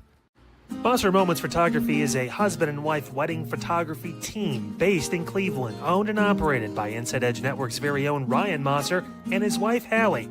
For the past 10 years, they've captured more than 100 weddings across Northeast Ohio and beyond, always working together as a true two-person team. Their style centers on authentic, emotional storytelling, documenting the real moments between two people in love and creating images that feel natural, comfortable, and true to the couple. Rooted in Northeast Ohio, but inspired by their travels, Ryan and Hallie bring a warm, personal approach to every wedding day. Their work blends experience, consistency, and a genuine passion for helping couples relive their best day through timeless photography. Learn more by checking out Monster Moments Photography's link on our partners page at the InsideEdgeNetwork.com website. Monster Moments Photography, a proud sponsor of the Inside Edge Network, Cleveland's digital leader. Find us on InsideEdgeNetwork.com for the latest information on your favorite shows, personalities, and network partners. Plus, we have a merch shop. That's right, we have network polos, t-shirts, champion jackets, hats, and bottles. Rep the network. Every purchase supports independent sports and entertainment media. Thank you for your support from all of us here at the Inside Edge Network, Cleveland's digital leader for news, talk, sports, entertainment, and mental health.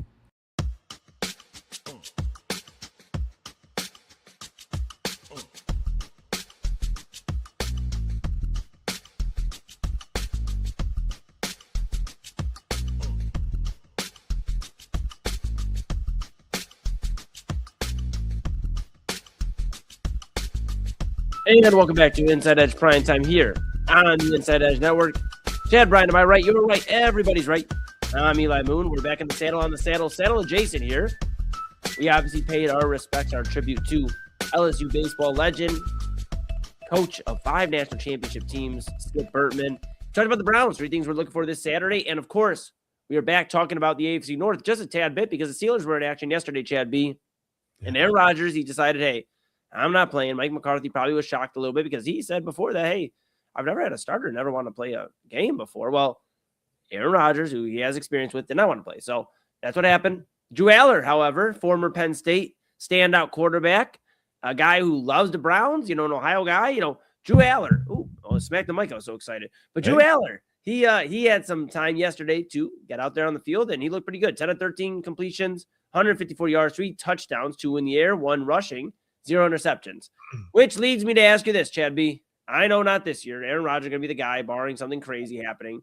Yeah. Should we be worried that the Steelers may have found their option at quarterback? I know they have Will Howard in that room too, but Aller, I know just one preseason game, but Kyle Cornell, host of Unfiltered here on the Inside Edge Network, has been very adamant about how the arm of Drew Aller is there. He's a great passer, and he may be somebody that could be a problem. Do you believe he could be a problem for Pittsburgh and for ultimately the Browns the next few years, if not longer? I mean, why not? The Browns have a long list of problems. I mean, why not add one more? You know what I mean? Yes. Sure. I don't know. I mean, but here's the thing. Was it just like a Green Bay defense? I didn't watch the game. Okay. Did the Packers just come in like very bland defensively or something? Because I'm looking at the numbers. Okay. Drew Aller goes 10 of 13 for 153 yards, 18 touchdowns. That's not true. But I'm looking at Mason Rudolph went 10 of 11 for 93 yards. And then Will Howard went 7 of 9 for 86 yards. And it's just so, how do I say this? It's so anti-Steelers to come out and have so many guys with such high completion percentages. Like the offense, maybe that's just a Mike Tomlin to Mike McCarthy thing. I don't know. But it seems like the offense is always so bare bones and kind of like, bland, on the other side of the football. That we see these preseason games sometimes, and the guys like 8 of 15 for like 31 yards or whatever. I mean, they all put up pretty good numbers. Let's be honest, right? But no, who knows? I mean, Aller improved tremendously from his time when he started at Penn State until unfortunately the injury, which ended his career there. You hate to see a guy's career in that way at any level, right? And even though he's going on, he's obviously he's in the NFL now. He's playing. He's there. He's with the Steelers. He's fine. I just hate to see his college career in that way, but who knows what we would have seen from Drew Aller. I mean, it completely fell apart for Penn State. Even before he was injured, they were struggling, right? So we'll never really know what would have happened there. But if you remember, When he first was there as the starter at Penn State, I remember him having such a bad game against Ohio State. And it's not that I wanted Penn State to win. I'm an Ohio State fan, but I wanted Drew Aller to look good, right? He's a local guy. He's from a diet.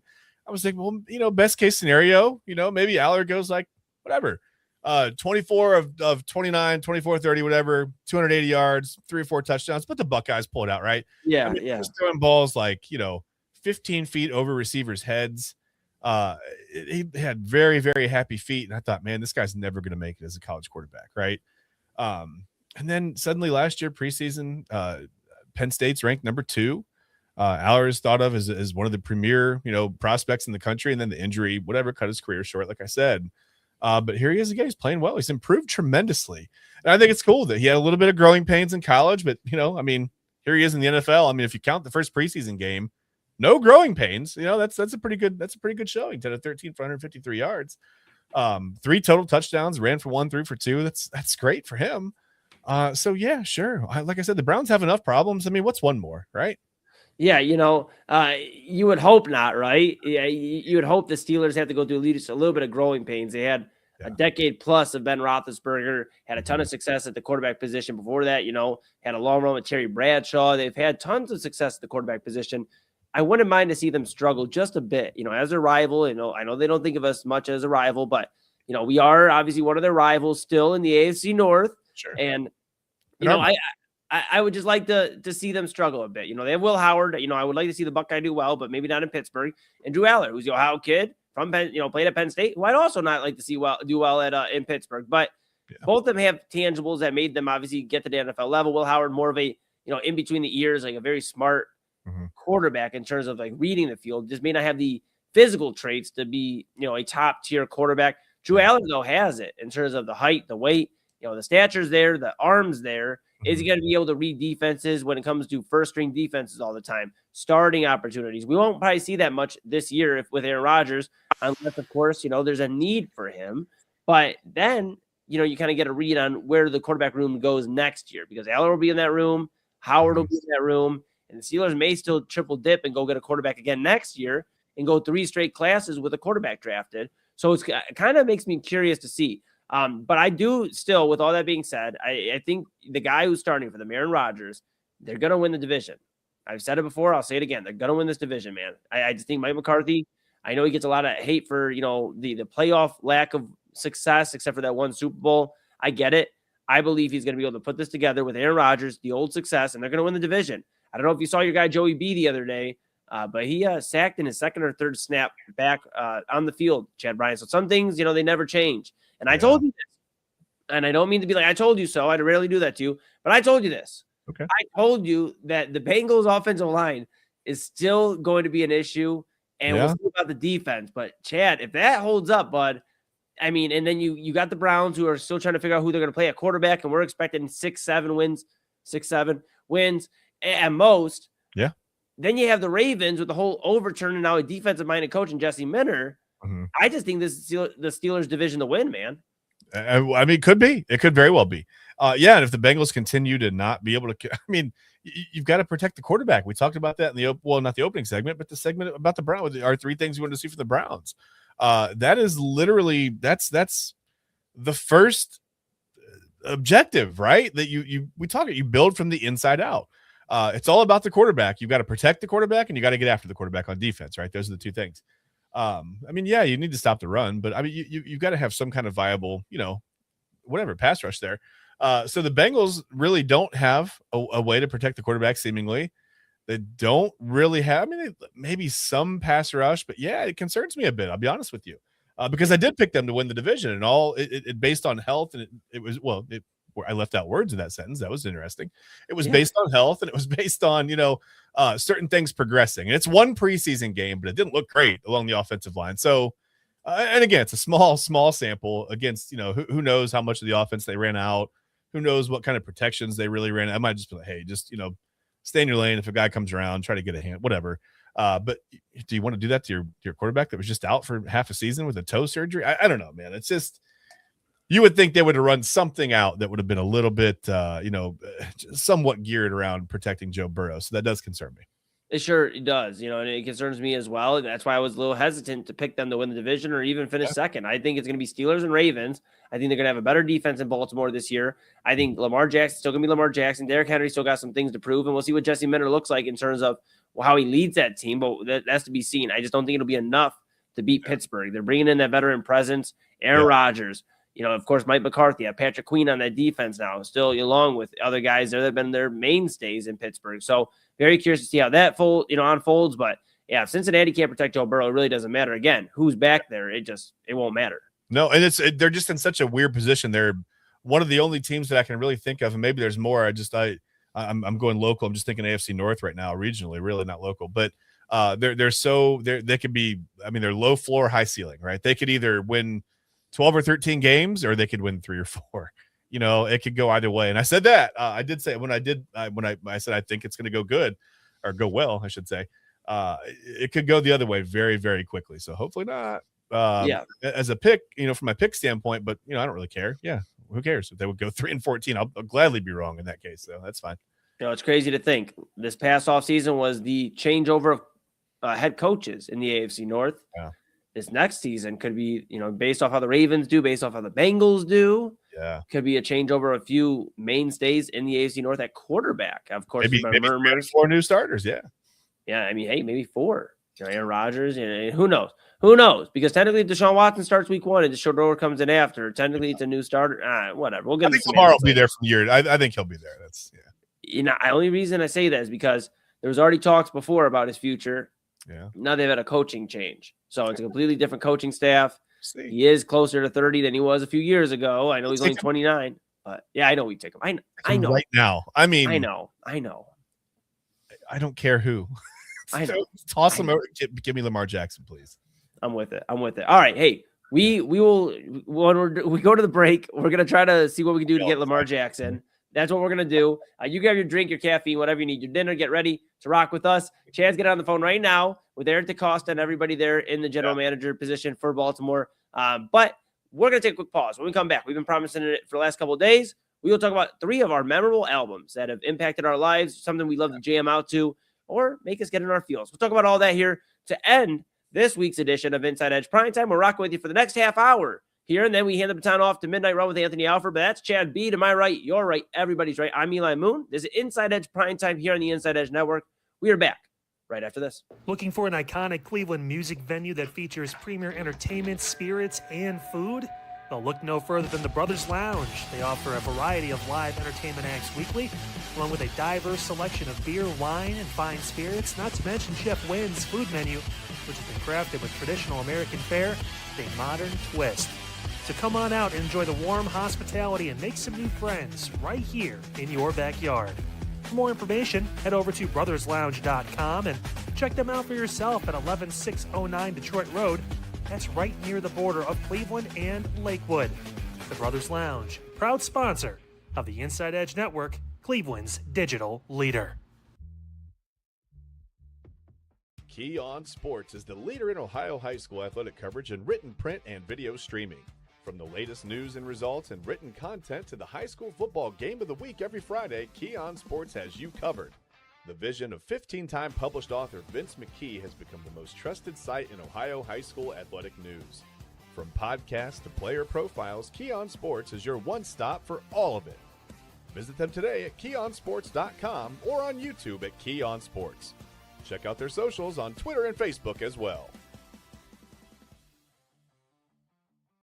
Please support the new Inside Edge Network by liking, subscribing, and following us on your favorite social media platforms. That's at Inside Edge Net across Facebook, TikTok, YouTube, X, and IG. And don't forget to download our new app over on Roku. And as always, thank you for supporting your favorite shows on the Inside Edge Network, Cleveland's digital leader for news, talk, sports, entertainment, and mental health. Fanatics isn't just our name, it's who we are. Loyal, passionate fans, dedicated to our favorite teams and to the sports we love. That's why we're honored to be able to offer fans the world's largest collection of official sports apparel and sports jerseys from all leagues, teams, and players you love. We feature a wide selection of gear from every league, including the NFL, MLB, NBA, NHL, and NCAA merchandise, which allows us to serve fans of football, baseball, hockey, basketball, lacrosse, soccer, golf, and everything else that gets your heart pumping. Go to InsideEdgeNetwork.com under our partners section to find our link to check out all of what Fanatics has to offer. Fanatics, a proud sponsor of the Inside Edge Network, Cleveland's digital leader. Clean energy, bold flavors, no jitters. See why people won't shut up about Dubby. Whether you're starting your workday or getting ready to exercise, Dubby Energy helps you lock in and focus. Over 15 different flavors to choose from. Order Dubby Energy right now and find out more information by checking out our partners page on InsideEdgeNetwork.com. Also, use that promo code InsideEdge10 to receive 10% off your order. Dubby Energy, your energy-focused sponsor of the Inside Edge Network, Cleveland's digital leader. Discover our collection of handcrafted candles made with clean, minimal ingredients. Every product thoughtfully created in small batches, free from harmful toxins for mindful everyday indulgence. Imported coconut soy wax with natural wood wicks to offer long-lasting burn and rich fragrance. Find out more about Alley Rose Fragrances by checking out their link on our partners page at InsideEdgeNetwork.com. And if you're a first-time customer, use the promo code InsideEdge20 to receive 20% off your order. AlleyRoseFragrances.com, a proud sponsor of the Inside Edge Network, Cleveland's digital leader.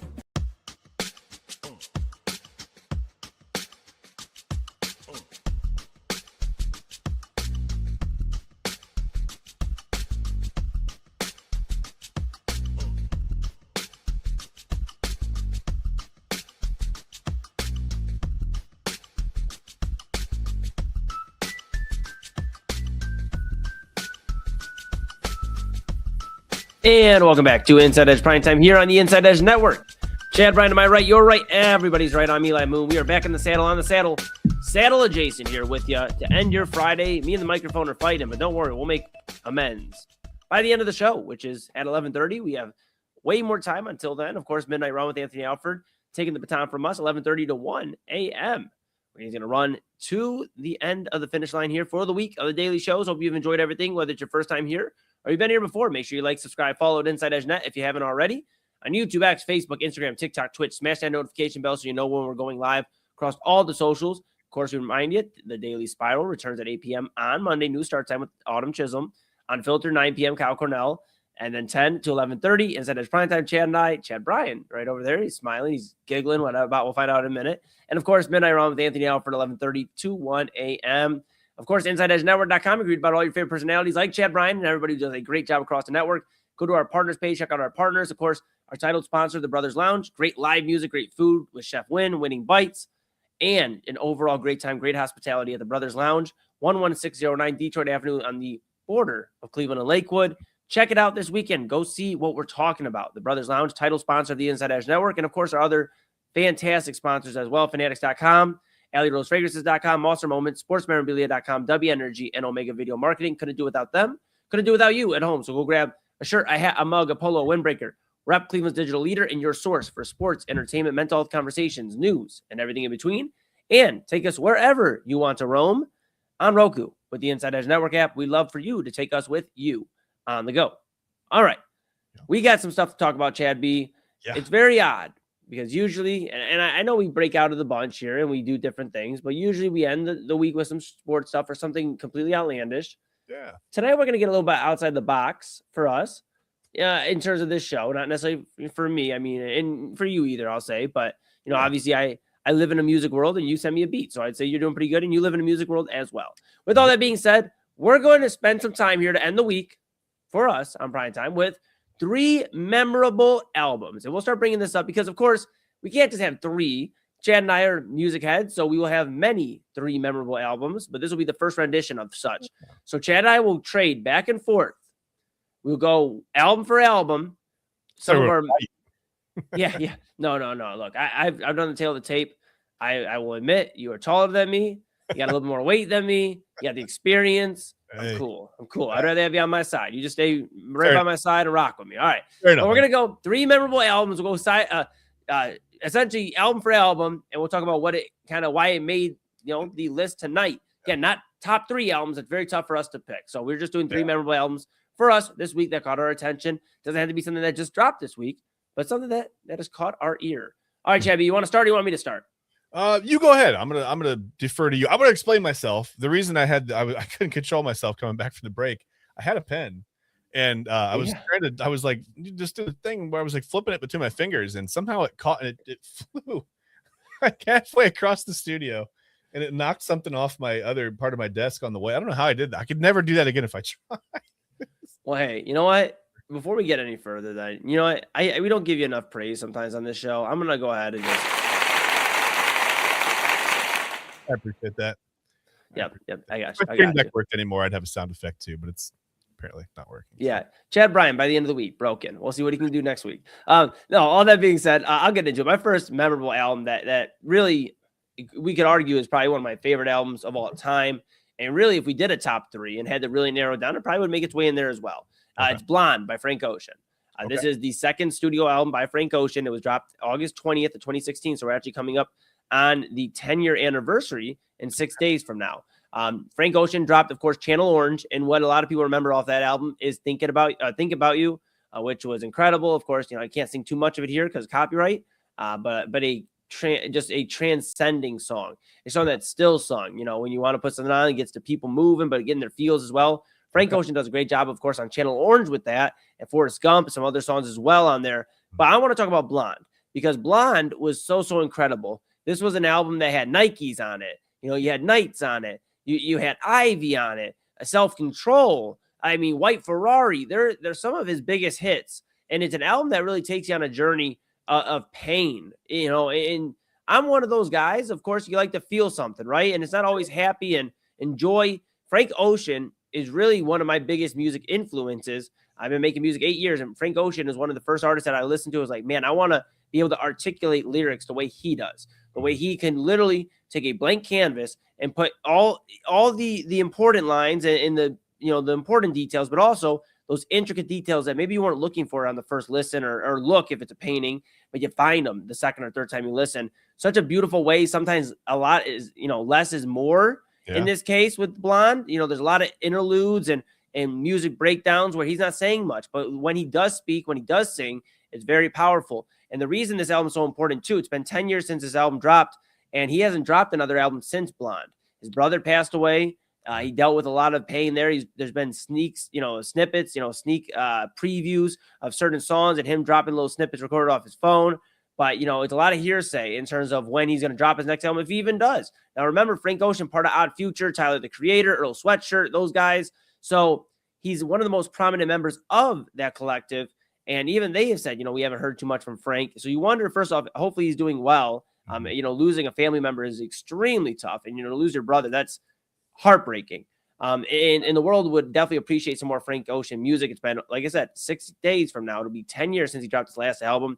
And for a 2-album run, like he went on from Channel Orange to Blonde, incredible. So I would say Blonde is one of the 3 memorable albums I have for tonight, Chad B. I will hand the baton over to you for your first memorable album of the evening. All right. Well, I'm going to go a little further than that back in time. Okay. And I wasn't alive when this album was released, but on April 19th, 1971, The Doors released their 6th and final studio album. Unfortunately, I mean, the Doors have had some releases since, but with Jim Morrison. Yes. Sadly, like I said, this album was released on April 19th. He would be dead less than 3 months later on July 3rd of that same year, 1971. So this was a time. So LA Woman was, to me, looking back on it again, I wasn't alive. It's always hard for me. I always try to understand what the reception was of an album or a movie or a book or whatever, like when it actually was released at the time. Right. Mm-hmm. Sometimes it's hard to put that into perspective if you weren't there. But this one feels a little bit different. This is kind of like the Doors had some problems as recently as 1968. I think that's about when they started to kind of work on LA Woman a little bit together, just writing and producing and getting things ready to get into the studio and record. Yeah. Jim Morrison actually, he'd run into some legal trouble. You can, whatever, look it up. He had some issues with I guess an instance at a concert where he was accused of doing something maybe he didn't really do. Not really sure. I think at that point it was a little bit of censorship going on in certain areas, and some people were just tired of the circus that the Doors brought with them because their shows were pretty wild. So Morrison had kicked around, maybe leaving the band, and Ray Manzarek, keyboardist, talked him into staying for another 6 months, and I think that 6 months eventually became LA Woman, which kind of looking back on it when you listen to it, knowing what happened to Jim Morrison shortly after, it kind of feels like a goodbye. It's just different from anything that they had ever done, right? And it was after like they had this commercial success, they were selling out arenas everywhere, and then after Morrison's legal troubles, they kind of had trouble. They couldn't really book shows anymore. A lot of people were kind of turned their backs on them, and they sort of became, blackballed in a sense. They were like this pariah. And I think that allowed Jim Morrison to get this like final spurt of creativity out and just kind of do some things that he had been wanting to do his entire music career. The album is like very, very bluesy, which I love that about it. I love the classic rock feel, but this is a cool album, man. I mean, I'm not going to go through all the tracks of it, but just as you go through, you could just, it's sort of like I said, it just feels like this long drawn out kind of like goodbye from Jim Morrison. I mean, right all the way up to LA Woman, which, if you read the lyrics, and again, not sure what I can say with copyright issues and things like that. But if you just listen to the song and kind of listen to what he's saying, it's like, it's basically like he just, I don't know. Again, without being able to go through some of the lyrics, it just feels like it was Jim Morrison's goodbye to, music. And I don't think it was I don't think he knew he was going to pass away, but I feel like at that point he knew the music thing was done. Like the Doors were kind of done as a commercial success. So he just did this one last blues album. I think he had designs on leaving the band after it was released. And unfortunately, like I said, he passed away just a few months later. But the song LA Woman to me, especially the album kind of feels like, but the song LA Woman to me, it just feels like Morrison's like goodbye to music, to the Doors, just kind of life as he knew it. I think he was just ready to live a different existence and kind of maybe exist under the radar a little bit. I don't think he loved the spotlight very much, to be honest with you. Yeah. I mean, a very, very powerful group. The Doors, you think of, the Doors, and there's a bunch of my mom's friends and my dad's friends that vinyl, whatever vinyl it was of the Doors was always on play. And I mean, they left, an impressive, legacy in terms of what they did for music. We talked the other day about the Beatles. And I'm sure when we do this, or different renditions of 3 memorable albums, we'll talk about the Beatles, and we may even tonight. Who knows? I never know with Chad. But you think about some of these groups and their impact on music. You can't talk about music without the Doors, in my opinion, in terms of songwriting and the way they did things, the melody, the jams, all that. So yeah, great one there, Chad B. I'll go number 2 here, and I'm going a little bit older here for me. I'd like to ask you before do you have a favorite song from that album, from that Frank Ocean? I didn't ask you that. It's tough, man. So. When I'm an open book, so I don't mind sharing with everybody. Like, I'm a big softie. So when it comes to when I get in my love life drama and stuff, I listen to that album a ton because it has a lot of intricate parts to it. I love Self-Control because there's a line he says in there where he's like, keep a place for me. I'll sleep between y'all. It's no thing. And he's basically saying about, okay, Frank Ocean, obviously, is talking about his lover and saying like, hey, I fell in love with you. It didn't work out. I know you're seeing somebody else, but, just keep a spot warm. I'll come lay in between you guys. And I kind of it's a beautiful thing because it literally, you can feel the pain coursing through. If you're going through one of those moments, I know you're a happy married man, Chad Bryan. So maybe, of course you don't have those moments, but me as a single 29-year-old, at times you can feel that kind of pain that Frank Ocean was talking about in those types of lines. Nights is a beautiful song too. Ivy, all the ones I mentioned, White Ferrari, but I would probably say probably Self-Control or Nights. So I would say if you would ever listen to that album, go put on Self-Control or Nights, or just do yourself a favor and start from the top. It literally tells you a story. And that's what I appreciate about albums when they tell a story. Of course, and obviously I can say this because I'm in hip hop and rap. That's where I started in. Sometimes I lose a little bit in terms of album love is when the songs are just put there just to fill a space. Like, hey, this song, and then this song, and then this song, and they're all just songs, which is a good thing.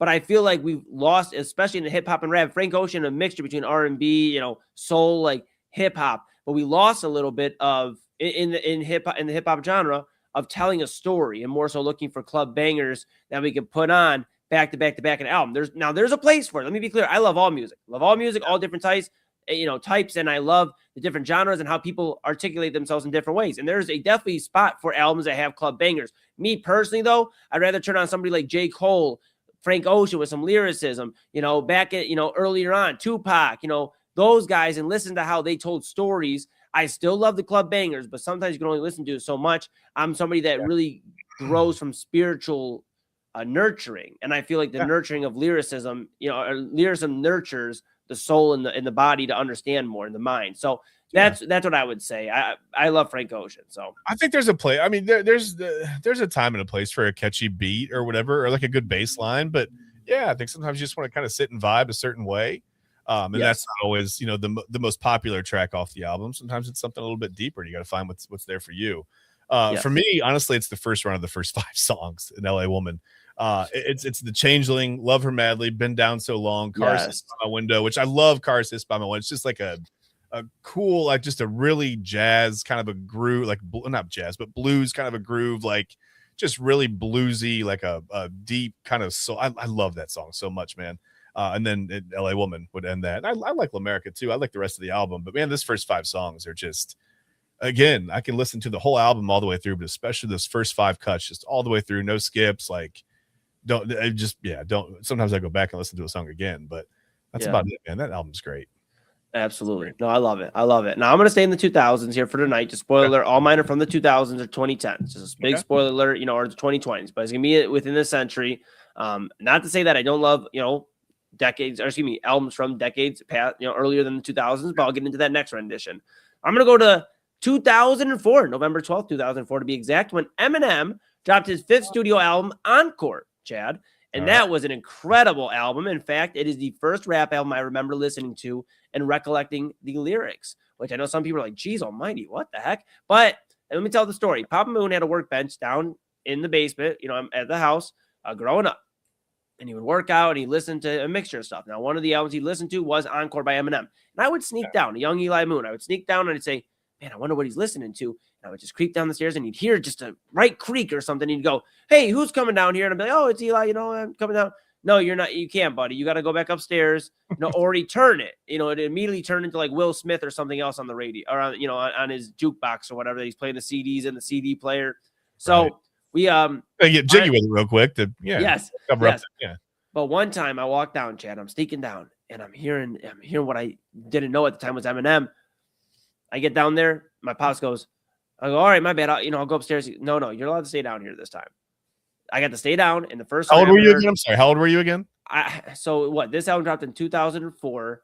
Okay. I probably got to hear it maybe 6 months to a year after it dropped. So I was roughly about 7 or 8 years old. Okay. All right. Like I said, and let me be clear. My parents were very protective in a good way, protective of making sure I didn't get in no trouble or nothing. But like this was one of those moments that I'm actually super grateful for because my dad, not knowing, Papa Moon really, I tell him now to this day, but he didn't know in the time that he really helped shape the hip hop mind that I was. My mom was upstairs teaching me R&B and pop and everything else. My dad taught me country, but hearing that and hearing Mockingbird, that was the first rap song I ever remember hearing. And I'm like, holy smokes, this guy really loves his daughters. And he also really is about that business. Like this was where Eminem, early 2000s, a guy that was really, really frustrated with the world, had his stuff going on with his mom, with his, his significant other, all the stuff with his daughters he was dealing with. And he was really kind of telling the world, F you, a guy from 8 Mile, the guy we know is one of the best lyricists in rap today. Of course, people will argue and say, well, his last 5 or 6 years. Okay, sometimes it's not always great at the end, but you got to appreciate the prime. The prime was incredible for Eminem.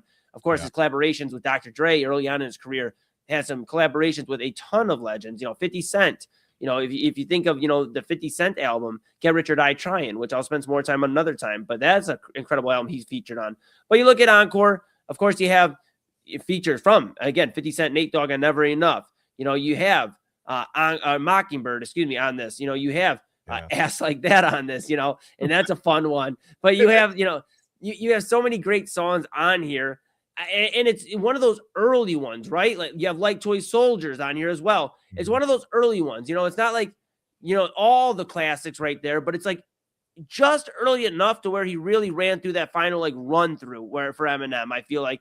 And that's why I really appreciate Encore. I would say my favorite song, to answer your question like you asked last time, I would say Mockingbird, because again, I've mentioned this on multiple interviews and I'll mention it here again tonight. Mockingbird is literally the first rap song I remember recollecting, like, holy smokes, this is like what, this is how you really become a real rapper, like a hip hop head. Like this is what you got to do.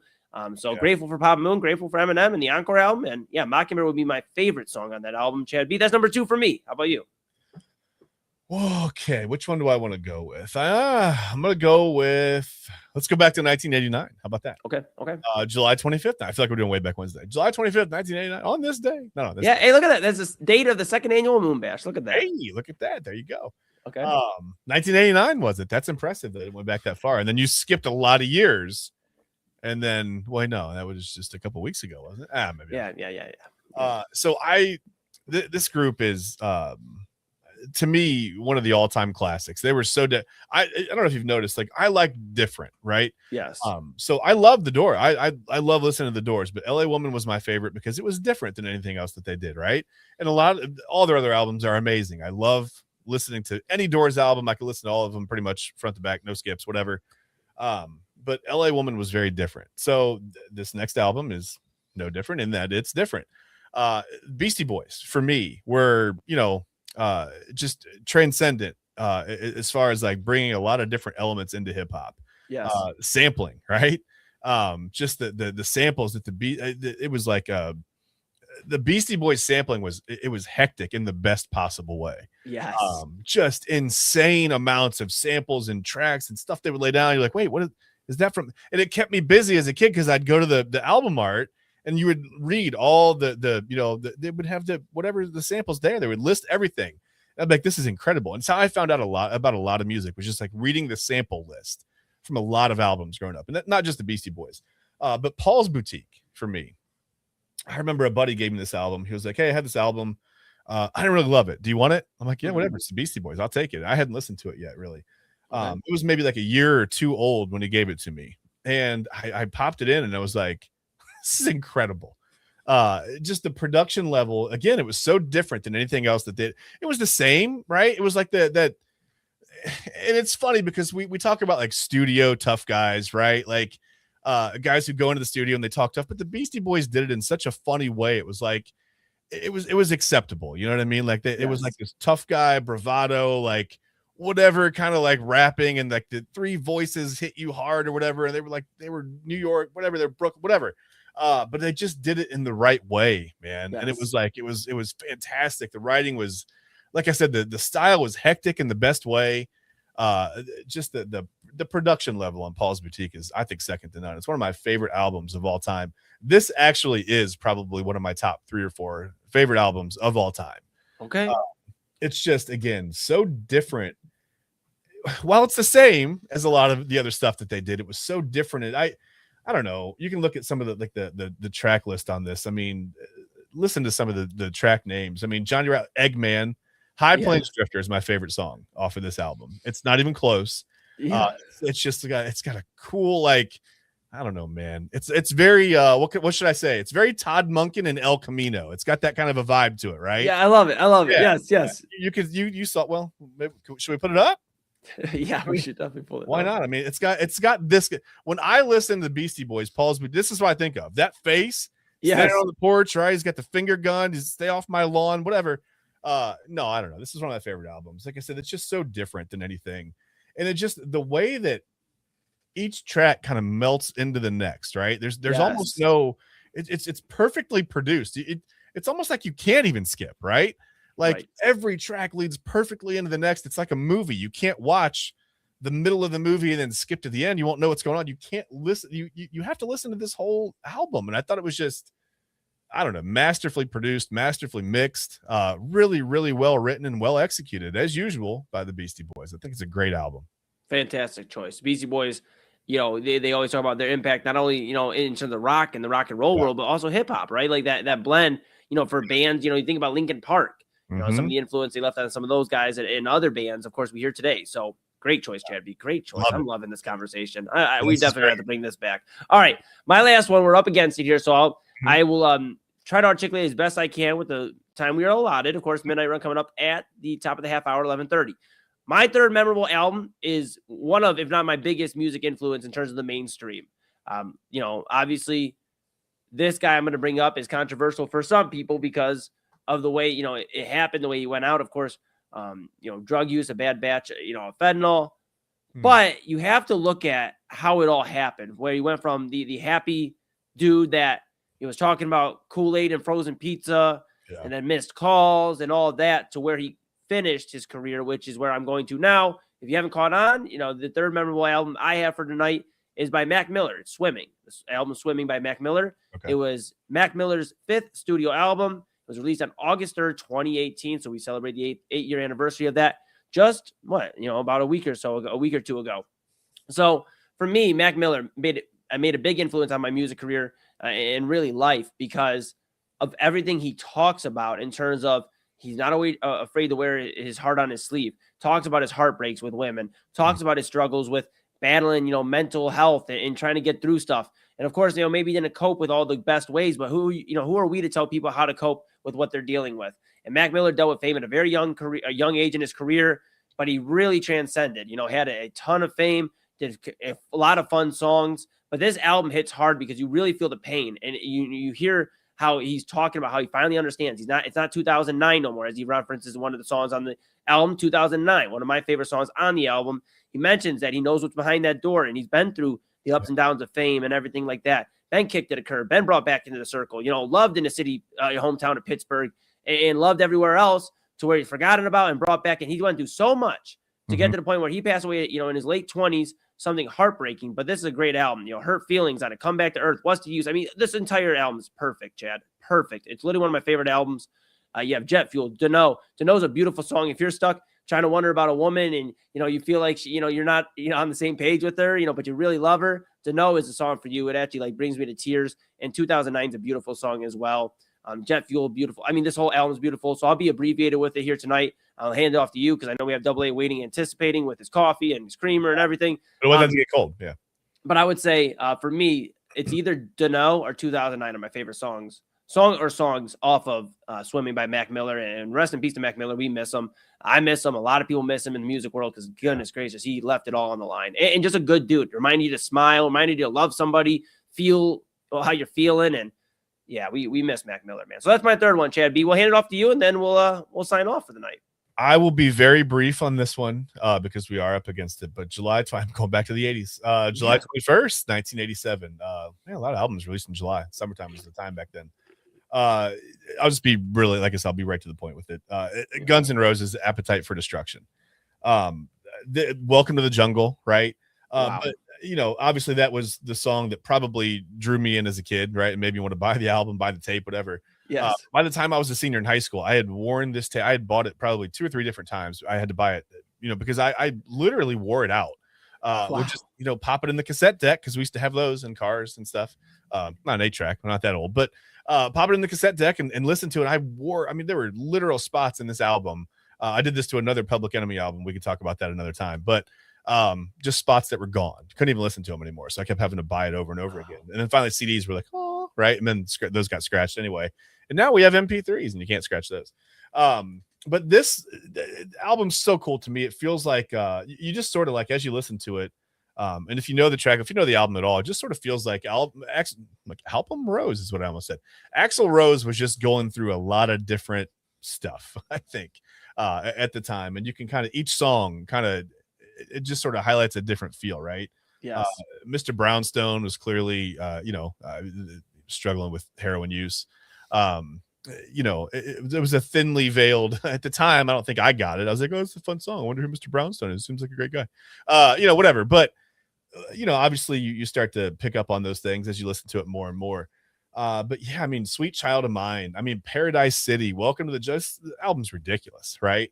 And even the songs that didn't get the big critical acclaim, I think. It's So Easy, Out to Get Me, Night Train.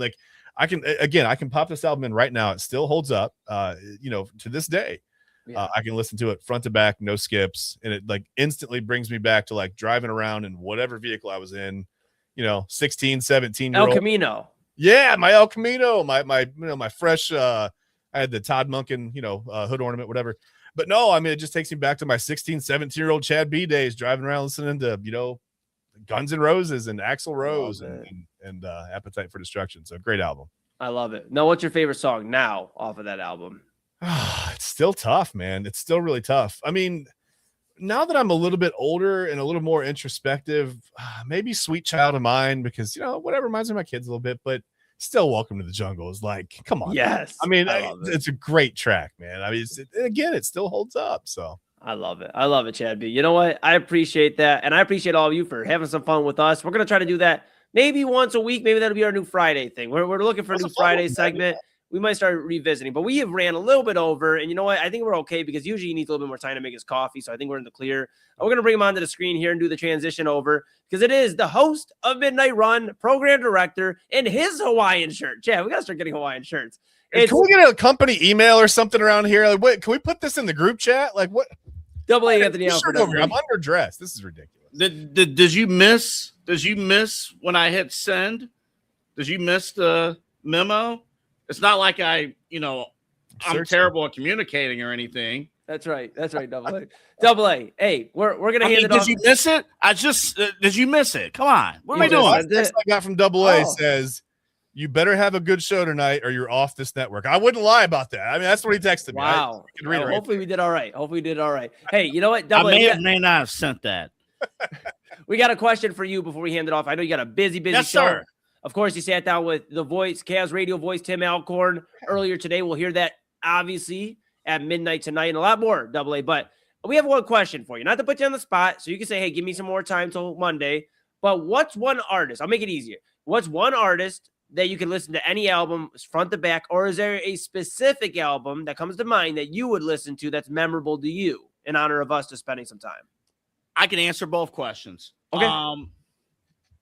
An artist right now, Anita Baker. Okay. Wow, that's a good artist right now. And here's what's crazy about Anita Baker. So her second album, Rapture, that was the first album that I was, you try to steal the CDs from your mom's, whatever, and you just try to, what's in the CD collection and the 36 CD rotation, the stereo. Yeah. And I ran that album on replay over and over and over again. From Sweet Love all the way to Same Old Love. Yeah. Songs 1 through 7 on that album. Okay. Straight through. All right. Okay. No skips. Now, as I've gotten older, I've started to appreciate a little bit more of her third and fourth albums. Yes. There. So okay. They're great. And yeah, I do a lot of driving at times. So sometimes I'll just have that play on and on and on. But I think her lyrical ability, her just flat out singing ability.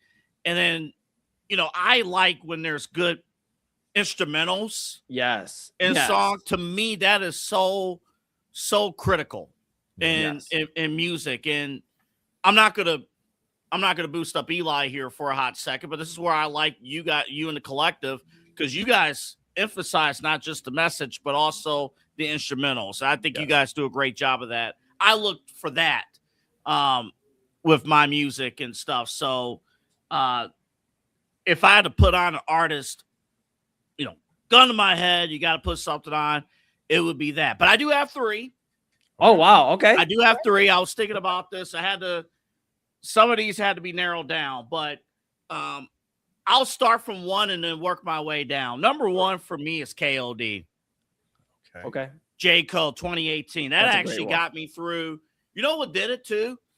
Because ATM was one of my top songs.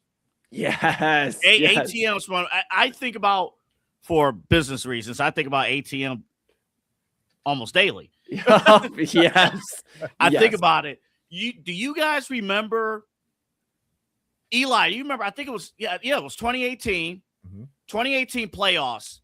ESPN, ABC, they played his songs all the time going into playoff games. Yes. And 2018 was incredible. That was an incredible year for music, Double A. I mean, that was before Kanye, kind of went off, track a little bit with everything and losing his good grace. But you remember, Kanye had dropped multiple projects that year that he produced with Pusha T. He had dropped the Kid See Ghost with Kid Cudi. He dropped Ye. And he also produced the Teyana Taylor album that year. Crazy year for music. And unbelievable year. Just unbelievable. So, yeah, KLD, The KOD, the album and song. You know, you got a good album, by the way, when Richard Pryor is credited as a writer on there. So that's Yes. say about that. That's Yes. It's Telling you, incredible. that's what it is. Hey. 1985, I arrived. Okay, Yes. Come on. Go get me going. Come on. Listen. I didn't arrive in 85, or I wasn't thought of in 85, but dang it, at the gym sometimes I just shout out 1985, I arrived. That's right. Like, nobody needs to know. That's why he's on his 6th gym now. He's I know. I'm like, I'm good there. All right. I had to narrow this down to Thriller. The fact we're talking over 40 years. Yeah. That album still stands the test of time through multiple generations. I had to make sure I got all the I'm looking at these 40 plus years. People know these songs. Want to Be Starting Something. Man. The Girl Is Mine. Thriller, of course. Man. Thriller, the unofficial theme song to Halloween. Dude. Beat It, Billie Jean, Human Nature, PYT, The Lady of My Life. I mean, think about that. Was an embarrassment of riches. That's Right. ridiculous. Yeah. I mean, it's crazy. And now, correct me. I always get this one mixed up, so forgive me. Is the way you making me feel on Bad, or is that on Thriller? I think that might be on Bad. I think Bad. Okay, that's what I thought. But that one, I mean, Don't goodness. correct me, but I think Bad. Okay. And I know we got one more here for you, and then we'll have the baton off. But we're at the edge of our seats here. I know everybody at home is. What is your third memorable album, AA Anthony Alford? This one's tough because lately, I mean, so many options. You know, lately I've had an Al B. Shore kick. Oh, okay. And it's an album that is not on Apple Music. It's on Spotify only. Sexy Verses. So I've been a little bit on that kick here lately. Okay. So many options. Obviously, artists go to Tupac. Come on now. Come on. But I had to go with Jodeci. Forever My Lady. You know what? I should have known, because I've got in your car before, and you pick me up, we take off where we got to get going, and Jodeci's on. So I should have known you were going to put some Jodeci in here. Man, all right. Baby, won't you just stay? Come on. Come on. AA, let's go. Stay. Forever My Lady. I'm just reading some of the songs. That's just my go-tos here. Stay. Come and Talk to Me. The original and the remix. Yeah, come and talk to me. Come on, what? Come on. I really wanna love you. Forever My Lady. I'm still waiting. My phone is all right. X-Ray shit, man. Like I said, that album, I can go on the treadmill for an hour and just roll it. Let's go. There's so much good music out there, man. It's wild. I love music. I thank God music exists. I don't know what I would do without music. I don't know what I would do. Hey, you're telling me, bud. You're telling me, man. It's tough, man, because like I know people get into debates about the Rock and Roll Hall of Fame. Yeah.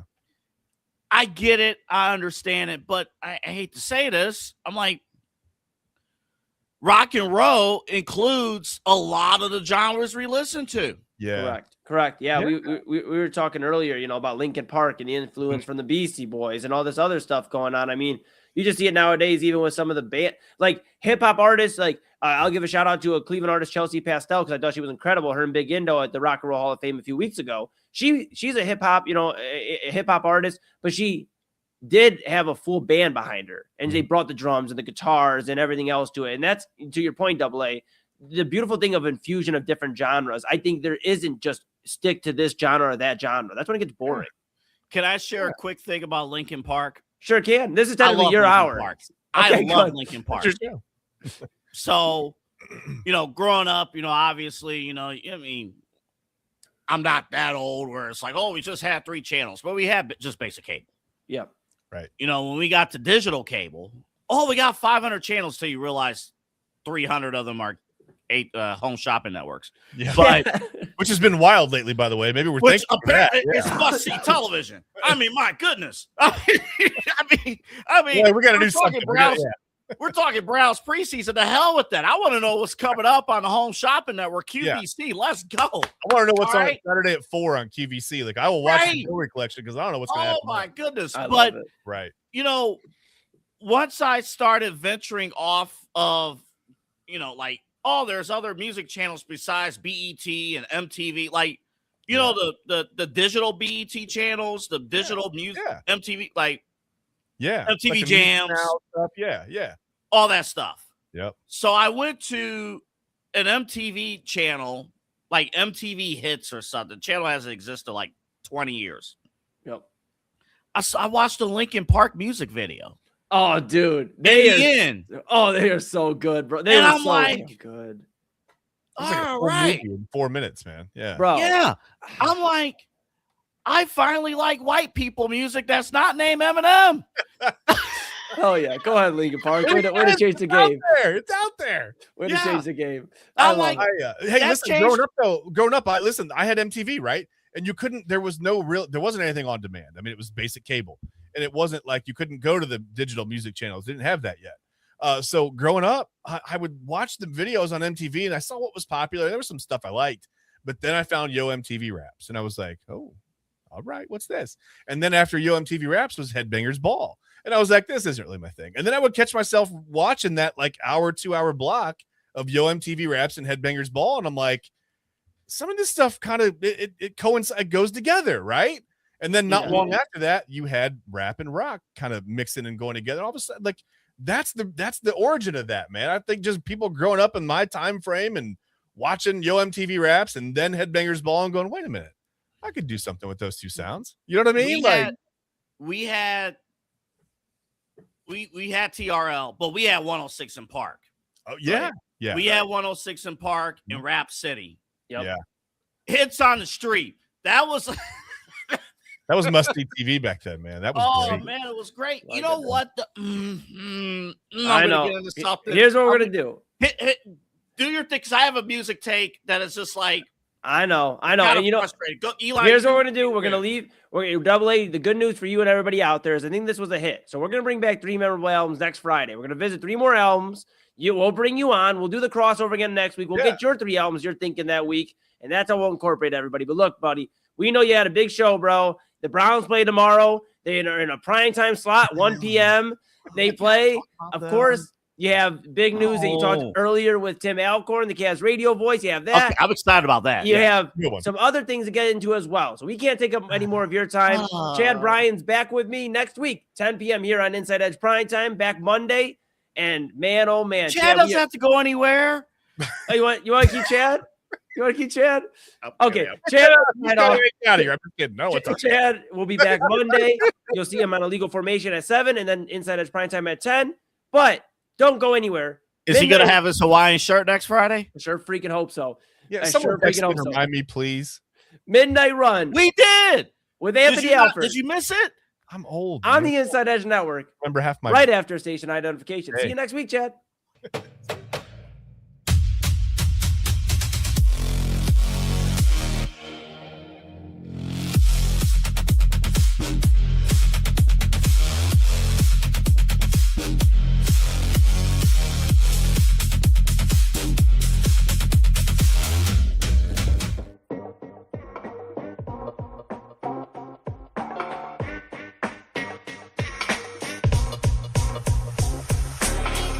This is Midnight Run on the Inside Edge Network. Here's your host, Anthony Alford.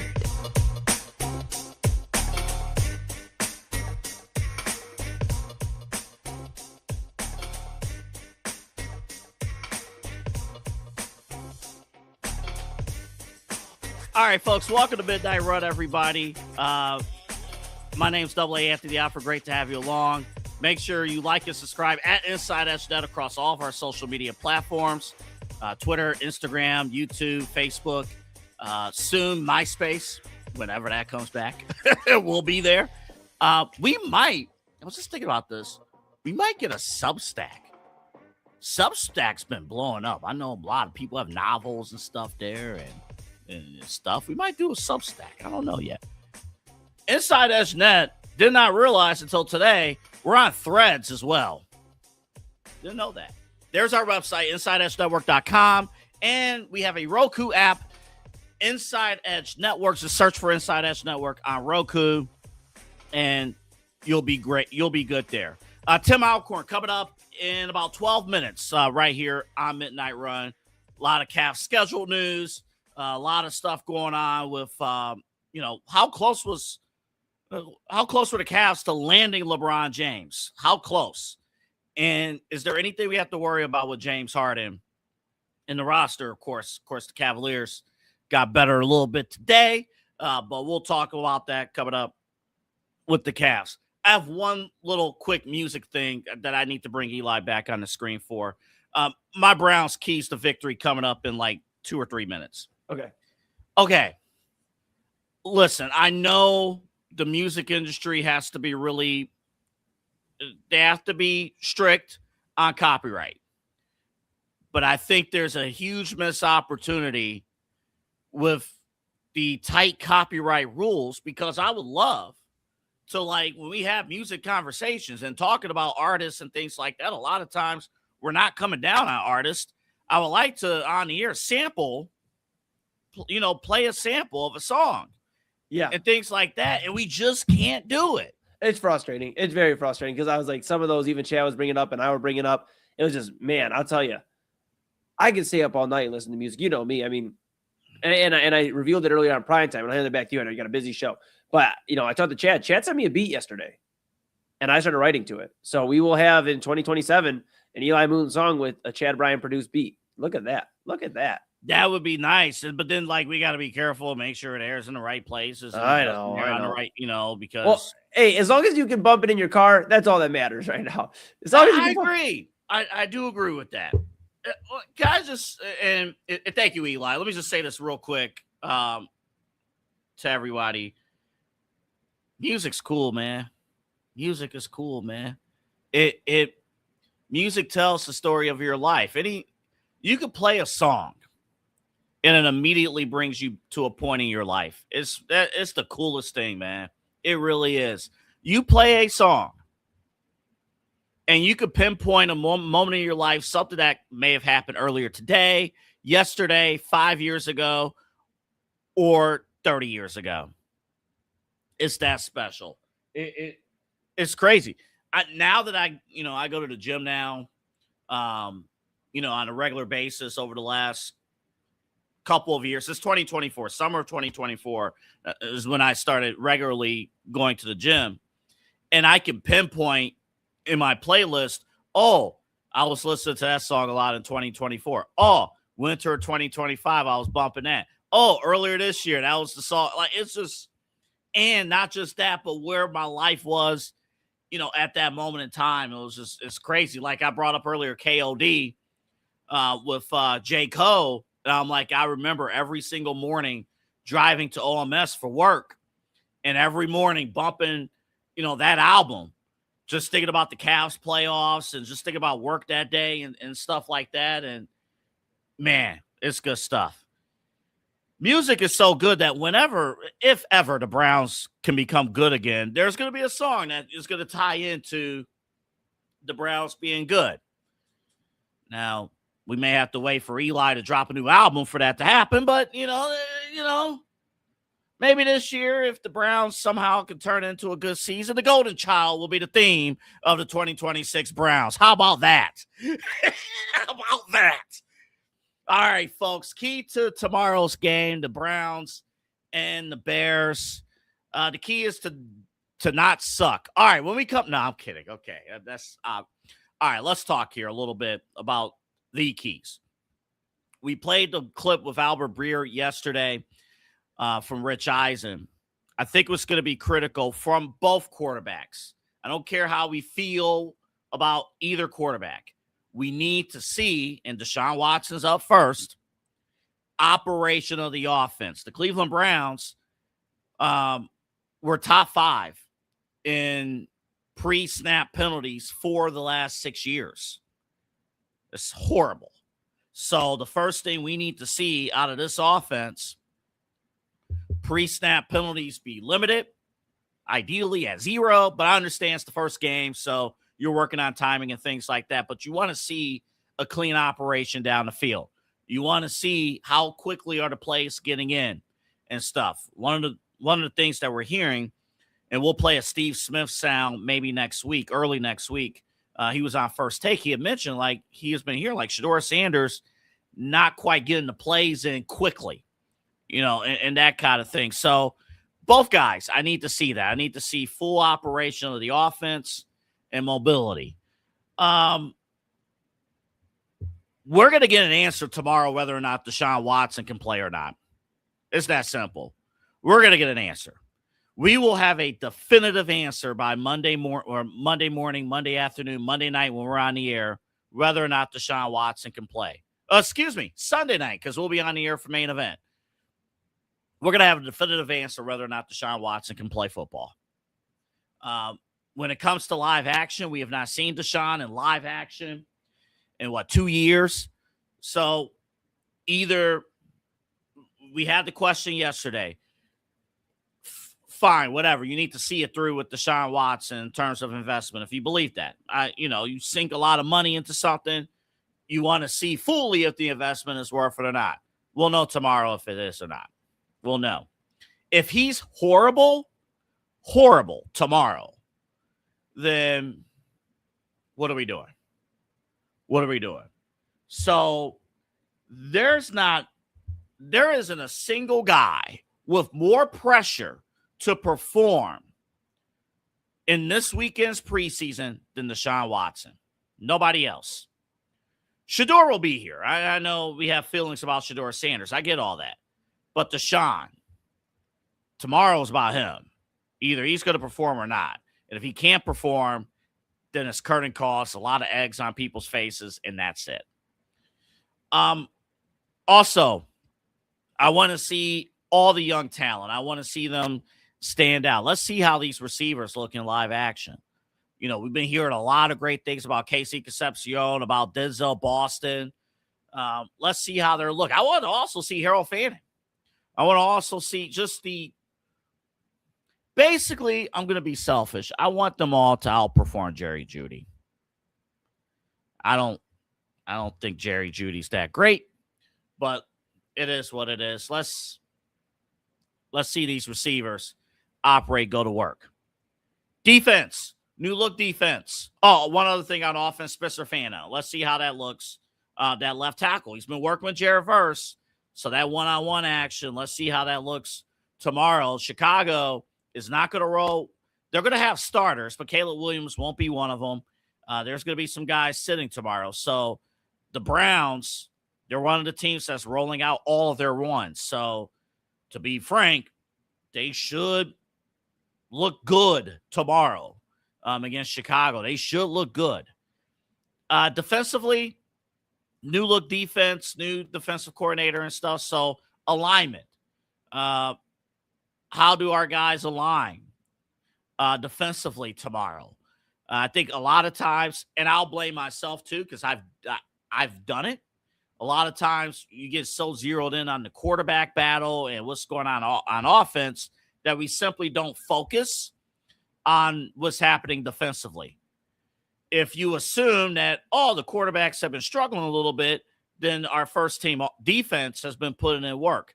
Now let's see that against their backups. It's not Chicago's fault they have their backups. So the fact is you have your ones, you should be dominating and putting in that work defensively. So I want to see on defense who emerges. Who's going to emerge in this new look defense? Who's going to be the guy or guys that we talk about Sunday night and Monday here on the InsideEdge Network defensively? Deshaun and Shedeur will get the headlines, but who on defense will be the guys that we talk about? So, yeah, pretty simple. I might have some more tips later on in the show. But, yeah, I just want to see a clean operation with this Browns team and against a different opponent, and just let's get after it. Let's get some answers about some things coming up tomorrow. Speaking of answers, coming up after the break, Tim Alcorn of the Cleveland Cavaliers. He's the radio voice of the Cleveland Cavaliers. He's going to join me up next. We got a lot of things to get into. Of course, the Cavs just dropped their schedule.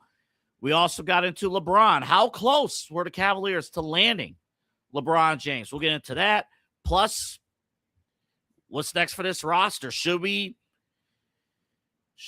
We've been having conversations about James Harden. Should we be worried about James Harden not coming back here? We'll get some answers and a lot more. Up next, Tim Alcorn joins the program next on Midnight Run. Dine, drink, and dance at the premier spot in town. It's time to check out all of what our friends over at the Brothers Lounge have to offer. Everything from weekly live entertainment, a wide variety of different beers, wines, and spirits, and an expertly crafted American fare menu with a twist courtesy of Chef Wynn that'll make your mouth water. So, what are you waiting for? Head over to the Brothers Lounge at 11609 Detroit Road or check out their website, brotherslounge.com, to learn more about what you've been missing out on. Brothers Lounge, proud sponsor of the Inside Edge Network, Cleveland's digital leader. Whether searching for a baseball autograph by your favorite World Series slugger, a signed football by an iconic Hall of Famer, or the jersey of a world-famous soccer star, you've come to the right place. Here at sportsmemorabilia.com, the web's leading source for authentic sports memorabilia, you'll find more than 500,000 authentic products from nearly every professional sports league, team, and players. Not only will you find your next prized sports possession with ease, thanks to superb customer service and tremendous site experience, you'll have satisfaction and peace of mind that every product listed comes complete with a certificate of authenticity and is fully backed by the sportsmemorabilia.com lifetime authenticity guarantee. Check out sportsmemorabilia.com by heading over to the partners page on our website, InsideEdgeNetwork.com. Sportsmemorabilia.com, a proud sponsor of the Inside Edge Network, Cleveland's digital leader.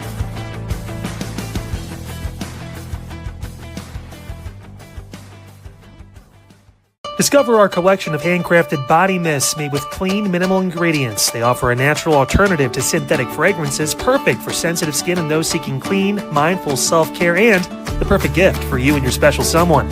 Learn more about all Ellie Rose Fragrances has to offer right now by clicking the link on our partner page at InsideEdgeNetwork.com. First-time customers use that promo code InsideEdge20 to receive 20% off your order. EllieRoseFragrances.com, a proud sponsor of the Inside Edge Network, Cleveland's digital leader. Monster Moments Photography is a husband and wife wedding photography team based in Cleveland, owned and operated by Inside Edge Network's very own Ryan Mosser and his wife Hallie.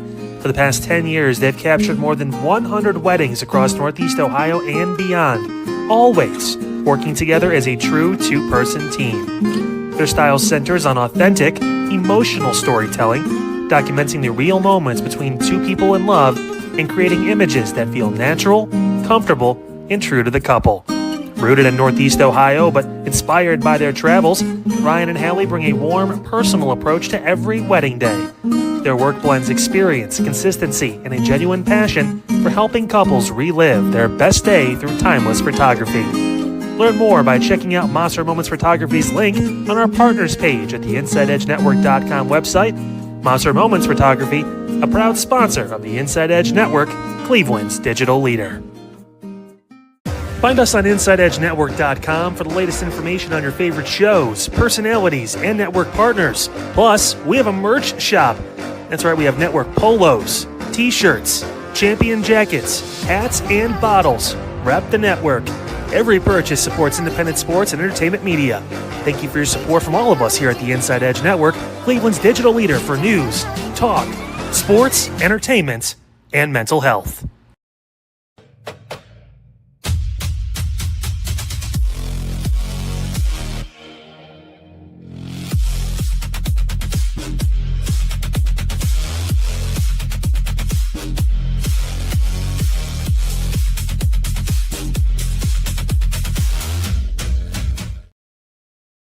And welcome to the Inside Edge Network. Double A Anthony Alford here, and I am so honored again here in mid-August to be joined by the voice, the radio voice of the Cleveland Cavaliers, Mr. Tim Alcorn. Tim, welcome on in. Hey, man, it's good to see you again. Good to talk some Cavs basketball. Schedule has come out, so that really gets the juices flowing a little bit.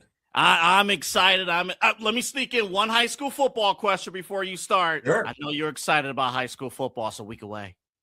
100%. Avon St. Ignatius playing at Cleveland Browns Stadium, or First Energy Stadium, on Thursday night, and then the first Friday night of high school football. Yeah, Anthony, you know me well. I love high school football, love being in a press box. So, yeah, I'm anxious for that to get started as well.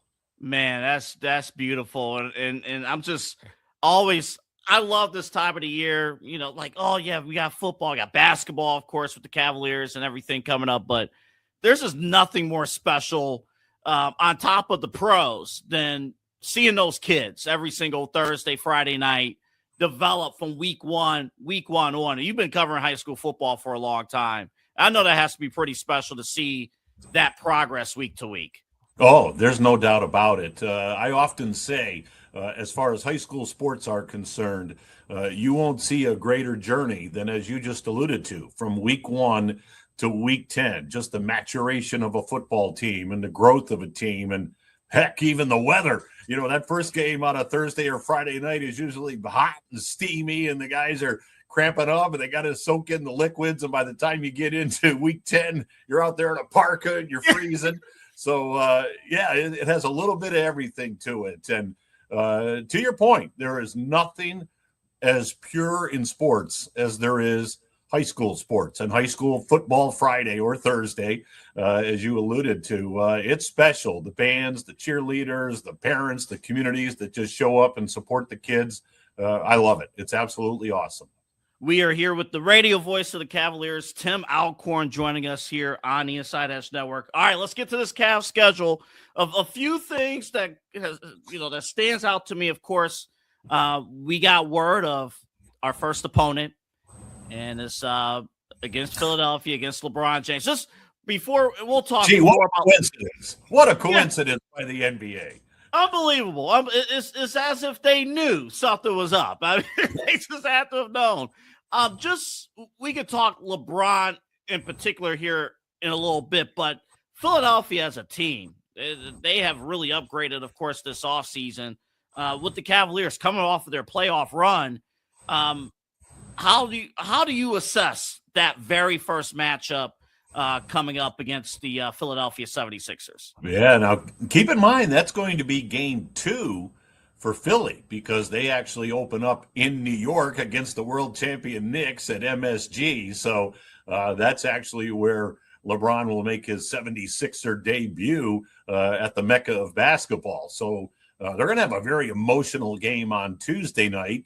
And then, of course, their home opener against the Cavs on Thursday, which will be the first game for the Cavaliers. And yeah, it's going to be a wild atmosphere. I can only imagine the way that crowd is going to react in Philly when LeBron James's name is introduced to that crowd. But, that's life in the NBA. You're going to go into a hostile environment, and you're going to have to fight through it. And for guys like James Harden and Donovan Mitchell, and even now Jared Allen, Evan Mobley, Max Strus, these are guys that have been in that type of environment before. But there's no doubt it's going to be pretty wild in Philly for that opener for the Cavs. And as I said, home opener for Philly, their second game overall. Yeah, it's going to be fun. And to kind of see how the Cavs jump out of that. And I thought about this. I know the NBA Cup. I know people have thoughts about the NBA Cup in general, but a few things come out of the Cup. The courts are phenomenal across the NBA. They're just great. Well, phenomenal is in the eye of the beholder. So, but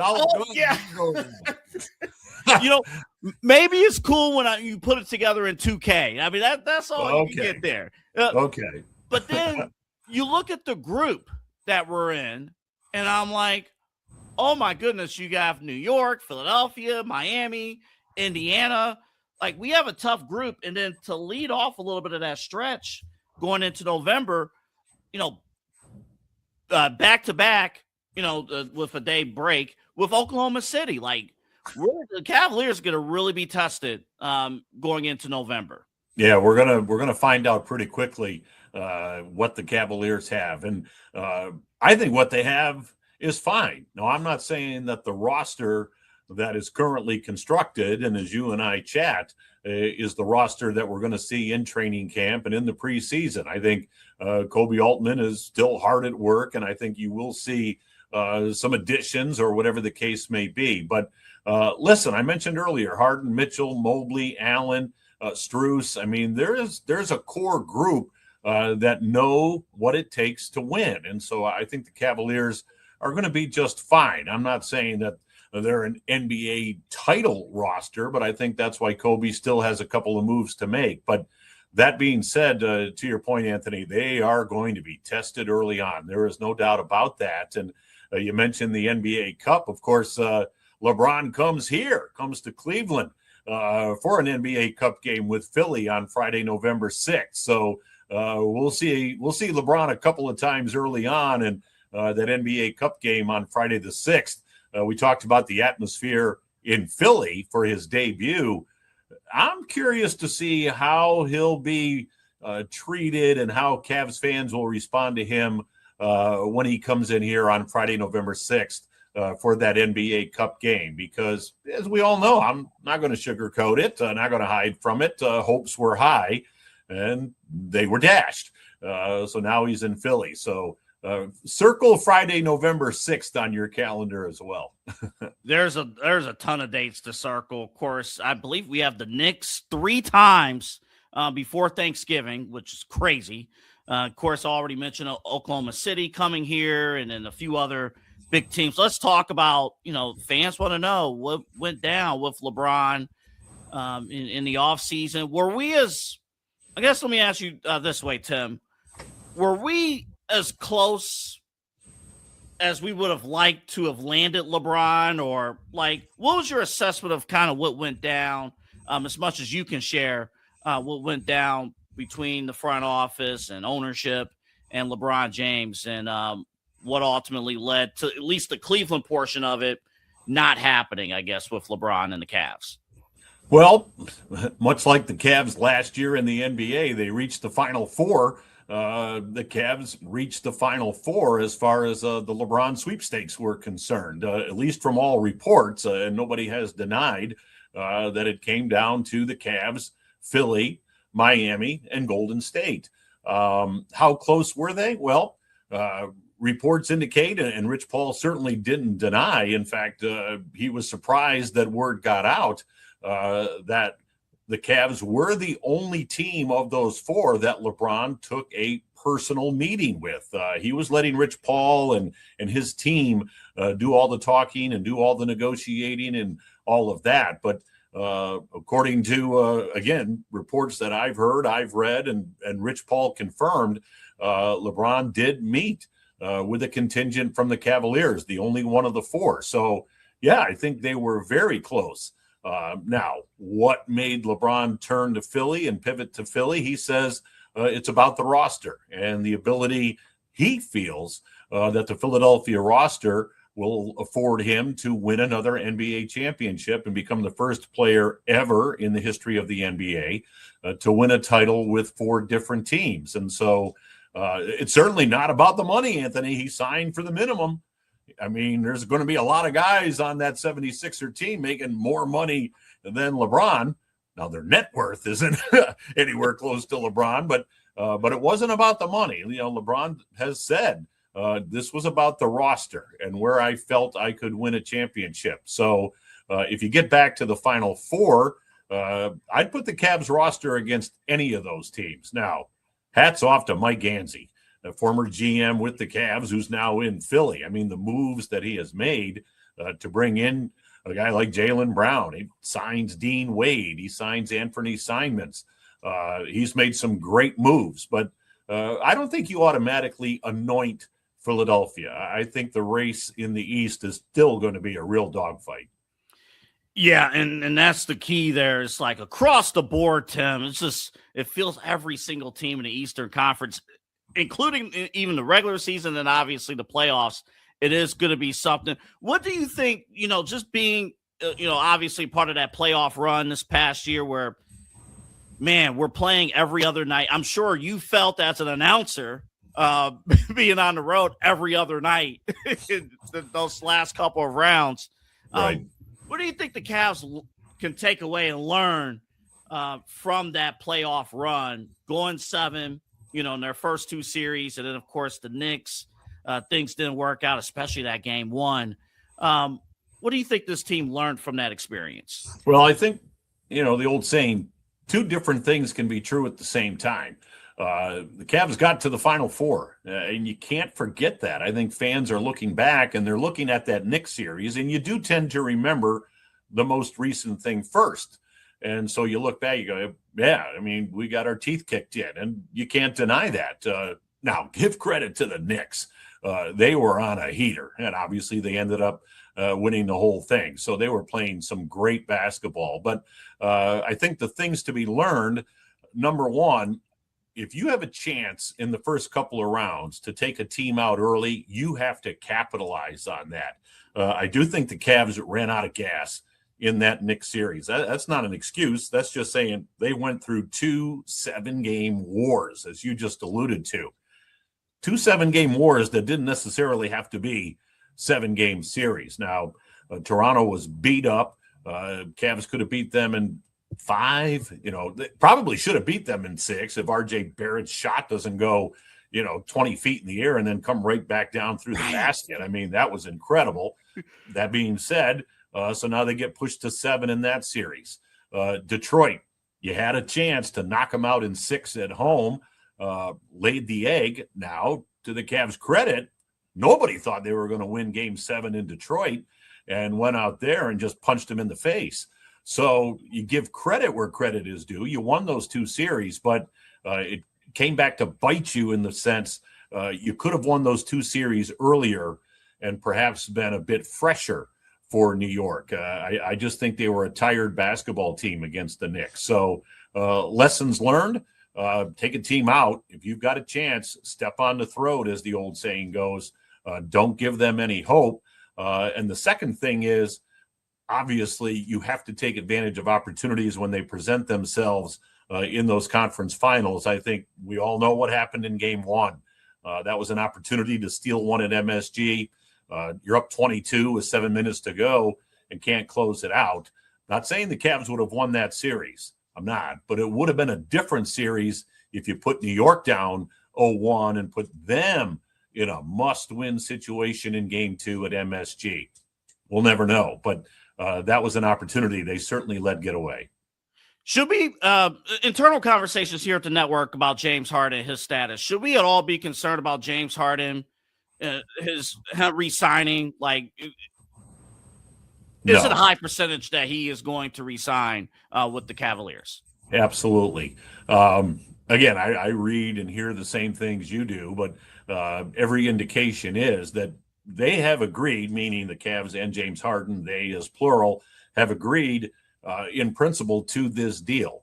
But James Harden, to his credit, has said, I'm not putting pen to paper until you, meaning the Cavaliers, have completed the work that you want to do. It gives you more flexibility as far as the salary cap and as far as the apron is concerned. So, no, James Harden isn't going anywhere. The Cavs want to see him in a preseason, throughout a regular season with Donovan Mitchell. As much as they appeared to be comfortable with one another, and I certainly thought it went well from the trade deadline forward, I think the Cavs, Kenny Atkinson, heck, Harden and Mitchell, they're intrigued to say, what can we do together for 55, 60, 70 games going into the playoffs? That would be huge. Hopefully we could get that. Well, I know we got to go. Last question. We've been hearing about Kuminga. We've been hearing about Watson, the Watson that we may want here in Cleveland. That's another topic. But if they were to come here, one of them, what do you think they could add to this Cavalier team? Well, certainly it's that, again, it's the endless search for that 3-and-D guy, right? That athletic wing that can knock down some shots. Peyton Watson last year really improved his 3-ball shooting. He's young, so you're going to add some youth to the team, and certainly, again, that athleticism on the wing. And with Dean Wade being gone, and I hope fans aren't just kind of saying, oh, it's Dean Wade. He was an elite defender. And so you're going to bring in somebody, and I'm not saying it's either one of those two names, but I do think Kobe is looking to bring somebody in that can certainly help the team both offensively. But again, Dean Wade, you're going to have to find a way to replace that body at the defensive end of the floor because he could guard any position. Tim, this was fun. I appreciate you doing this on a Friday in the middle of the summer. I really do appreciate it. Let's have you back again as we get closer to the Cavalier season. Anthony, anytime, man. I saw that schedule come out, and now the juices are flowing. It's like, okay, you got the schedule. Let's get this thing rolling. You stayed calm, cool, and collected today, so I was happy to see that. And anytime you want to have me on, looking forward to being back. I love these conversations. Hey, listen, I was not going to be drenched in the sweat and cold. I think the last couple times we did the interviews, like the last time I was drenched in sweat, and then the time before we had that crazy hailstorm.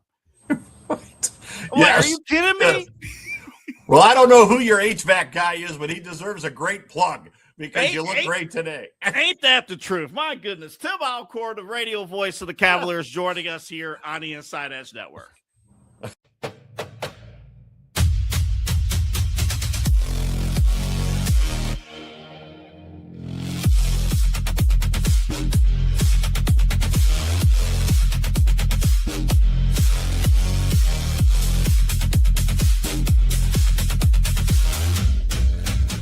Looking for an iconic Cleveland music venue that features premier entertainment, spirits, and food? Well, look no further than the Brothers Lounge. They offer a variety of live entertainment acts weekly, along with a diverse selection of beer, wine, and fine spirits, not to mention Chef Wynn's food menu, which has been crafted with traditional American fare with a modern twist. So come on out and enjoy the warm hospitality and make some new friends right here in your backyard. For more information, head over to brotherslounge.com and check them out for yourself at 11609 Detroit Road. That's right near the border of Cleveland and Lakewood.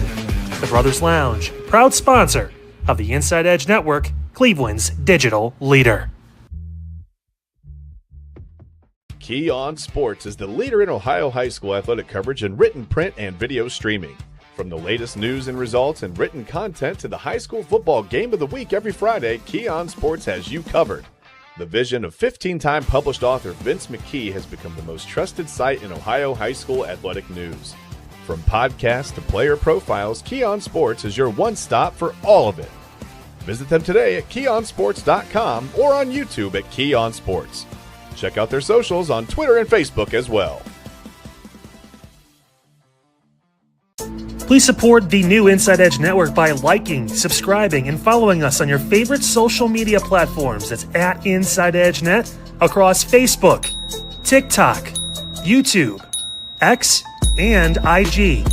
And don't forget to download our new app over on Roku. And as always, thank you for supporting your favorite shows on the Inside Edge Network, Cleveland's digital leader for news, talk, sports, entertainment, and mental health. Fanatics isn't just our name, it's who we are. Loyal, passionate fans, dedicated to our favorite teams and to the sports we love. That's why we're honored to be able to offer fans the world's largest collection of official sports apparel and sports jerseys from all leagues, teams, and players you love. We feature a wide selection of gear from every league, including the NFL, MLB, NBA, NHL, and NCAA merchandise, which allows us to serve fans of football, baseball, hockey, basketball, lacrosse, soccer, golf, and everything else that gets your heart pumping. Go to InsideEdgeNetwork.com under our Partners section to find our link to check out all of what Fanatics has to offer. Fanatics, a proud sponsor of the Inside Edge Network, Cleveland's digital leader. Clean energy, bold flavors, no jitters. See why people won't shut up about Dubby. Whether you're starting your workday or getting ready to exercise, Dubby Energy helps you lock in and focus. Over 15 different flavors to choose from. Order Dubby Energy right now and find out more information by checking out our partners page on InsideEdgeNetwork.com. Also, use that promo code InsideEdge10 to receive 10% off your order. Dubby Energy, your energy-focused sponsor of the Inside Edge Network, Cleveland's digital leader. Discover our collection of handcrafted candles made with clean, minimal ingredients. Every product thoughtfully created in small batches, free from harmful toxins for mindful everyday indulgence. Imported coconut soy wax with natural wood wicks to offer long-lasting burn and rich fragrance.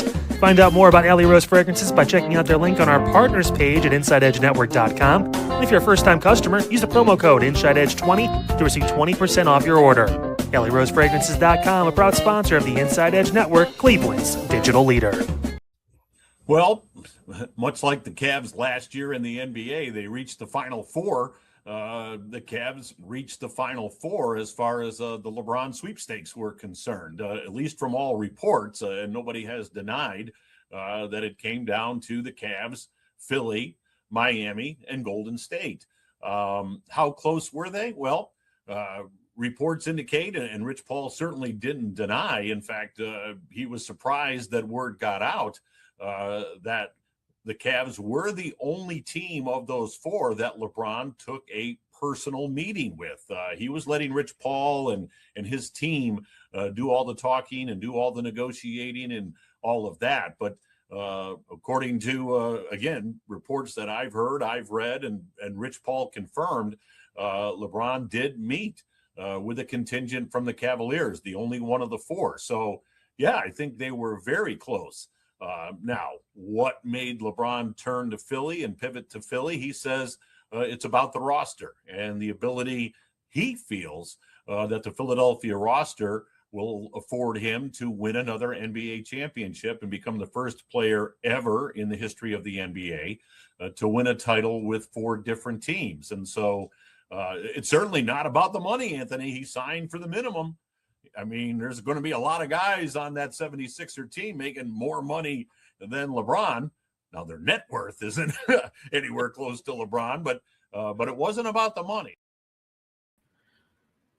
So, again, I want to thank Tim Alcorn for joining. Tim Alcorn, by the way, has been great for us here at the network. You've seen him with Eli and Chad. He's been on with me a couple times here as well. Always fun to have him on. Cavs radio voice. And that was him addressing LeBron. As he mentioned, the Cavaliers sound familiar. They were at the Final Four. Final Four with LeBron. And I'll just say that, and listen, when LeBron comes here to Cleveland, I think November 6th, we don't need no tribute videos. We don't need any pomp and circumstance. He's not going to be here. Probably the next time he's in a Cavs uniform is when he retires as a Cavalier at the end of his career. It'll be one of those one-day contracts, and he'll retire as a Cav. Maybe. We'll see. But, yeah, it's not – at least they had the meeting. It seems like from the meeting, all sides kind of knew where things were going. Now, the question, the issues I have had straightforward since that point. All right, you knew. All right, Braun was probably not going to do much of anything else. Like, we're probably out. You made the move for Donovan Mitchell. But then what? So we have had, and full stop credit to Eli. He called it almost immediately. It's like, look, it's not a guarantee James Harden is going to resign here in Cleveland. It's not a guarantee. After we knew what was going on with LeBron James, it's like, okay, what are we doing here with James Harden? And it was a comment made probably over a month ago, and maybe it was just a passing comment, but now on August 15th, oh, what are we doing with James Harden? Tim Alcorn said, hey, we don't have really much to worry about. There is a plan with James Harden. Let's take a look at that clip right now. Absolutely. Again, I read and hear the same things you do, but every indication is that they have agreed, meaning the Cavs and James Harden, they as plural, have agreed in principle to this deal. But James Harden, to his credit, has said, I'm not putting pen to paper until you, meaning the Cavaliers, have completed the work that you want to do. It gives you more flexibility as far as the salary cap and as far as the apron is concerned. So, no, James Harden isn't going anywhere. The Cavs want to see him in a preseason, throughout a regular season with Donovan Mitchell. As much as they appeared to be comfortable with one another, and I certainly thought it went well from the trade deadline forward, I think the Cavs, Kenny Atkinson, Harden and Mitchell, they're intrigued to say, what can we do together for 55, 60, 70 games going into the playoffs. All right, so this is when, and I'm going to actually invite Eli into this conversation, because one of the conversations that we've talked about as far as like improving the roster and things that you have to do, the big storyline that, you could try to spin one way. I don't want to call it spin, but here are the other side of the facts. Yeah. The core four together has only played 7 regular season games together, but extensive time in the playoffs, but only 7 regular season games together. I wonder, and I wouldn't hate. Listen, unless Kevin Durant. Now, listen, if Kevin Durant is coming to town, let's effing go. That's the conversation. But if it's just, Joe Small, whatever, coming to town, and that's it. I know we had who we pick up today, Trey Mann. Trey Mann, and as Chad Bryan calls him, he sounds like a superhero that hits 3 instead of Superman. It's Trey Mann. Okay, all Trey right. Mann. So we got Trey Mann. This is, can't forget about him. But I as much as I hate to admit it, it probably is fair to see Harden and Mitchell give them 50, 60 games to really see what this could be. Yeah, definitely. And it's going to be tricky, too, with the Durant rumor that was going around, because in that rumor was Dennis Schroeder, who, as you alluded to, was traded, per ESPN's Shams Charania earlier today. Dennis Schroeder moved to the Charlotte Hornets for Trey Mann and cash considerations. We'll get some cash, which could help us get under the second apron. Look at that. But, what Trey Mann provides is a guy that can obviously help with the guard position, can help with that depth that Dennis Schroeder was doing, just at a cheaper contract, a little bit younger. But what that does is muddies the water in terms of any big blockbuster trades, because the only 2 guys that were really being floated out there in terms of bench guys that could be moved were Max Strus and Dennis Schroeder. You've moved off of one of them now. So now you really don't have much flexibility there. Of course, the Cavaliers want him back at this point, Double A. They missed out on every start, and they really have missed out on a lot of opportunities to get better as a team. And I definitely, look, we've had Tim on a ton of times. I appreciate all of his insight, because he's spot on when it comes to James Harden, what he could provide in 60 games or more with Donovan Mitchell and what that could do for Cleveland. I'm sure the Cavaliers are ecstatic about that. My fear is how James Harden's camp feels right now. Not necessarily James Harden, but his camp around him. Yeah. Because James Harden is a guy who does listen to his circle. I mean, we've seen it time and time again. And I'm curious what the murmurs and the rumors are going around in his camp right now, because a report the other day from Jake Fisher was that, hey, James Harden's camp is growing frustrated. They're becoming impatient with the Cavaliers. They're trying to see if they make a roster move, but, this wasn't what they signed up for a month and a half ago, 2 months ago, when the LeBron stuff kind of started heating up. So that's kind of where we're at in terms of James Harden. Yes, the Cavaliers, absolutely. I agree with Tim. He would be, I think, definitely a lot more. I think he would fit in well, for lack of better words, with this offense. I couldn't find the exact words, but for lack of better words, he would fit in well with this offense. I think him and Donovan in the pick and roll with Allen, with Mobley, if you keep both those guys there, you get a little bit more with that. But does James Harden want to sign up to run it back? He saw what it looked like when you ran it back, and now you're missing key components as well. Tim mentioned Dean Wade in Philadelphia, Keon Ellis in Brooklyn, Dennis Schroeder now in Charlotte, and of course Trey Mann going to be here in Cleveland. But there's not a whole lot of additions for this Cavaliers roster. Some would argue they've gotten a tad bit worse than they were at the Eastern Conference Finals. So does James Harden's camp want to play here? I don't doubt that the Cavs' plan is to bring him back after they finalize whatever moves they're making. But is that A, enough for James Harden to want to come back here? And 2, is he going to say, okay, yeah, I waited, I'll take a little bit of a pay cut, we'll be flexible for the season, or he can go somewhere else and go get the bag? That's my concern at this point. And even if the camp feels this way, and we've talked about this throughout the week, what is the market for James Harden? I do feel that the market is a bit limited. Miami is an option. I will give you Miami is an option, but if the criteria play for a championship contending team, I think the options are a little limited. By the way, anybody who's curious, this trade rumor has to be adjusted now. I'll show you why in just a second here. Okay. This is what it is. Take a look. All right. So obviously the Pistons side of things, that would be a little different now. Yeah, exactly. And that's what makes things muddy in terms of a blockbuster trade. Again, Double A, I don't bring it back to us here, but I don't doubt that the Cavs, I agree with everything Tim said. The Cavaliers would want him back. I think he would help this offense. I do think there's some suitors out there still for him. And I wonder, if there's some teams still floating around. Hey, you can win a championship here. Hey, when did you want to come compete over here? And join this squad.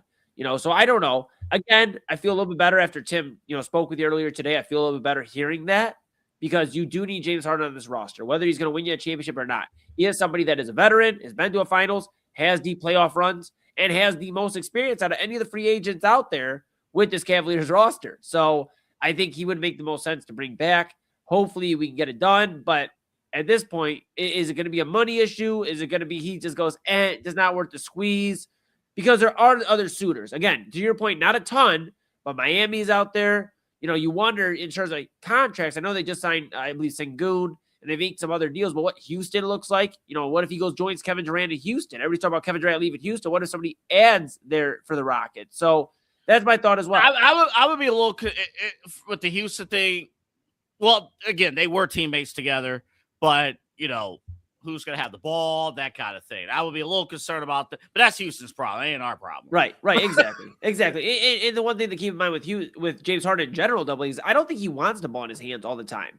I think that's not saying you, but I think that's a misconception with a lot of people right now at this point in his career. He's okay distributing the ball and being somebody that distracts. In fact, I felt like he looked uncomfortable being in those fourth quarter situations last Oh, I'm glad you brought that up. I was just going to say that. I think we have not talked about this. This is a good topic point. It felt like in that playoff run that he had to take the ball up the floor because others, I think, were a little uncomfortable in the moment.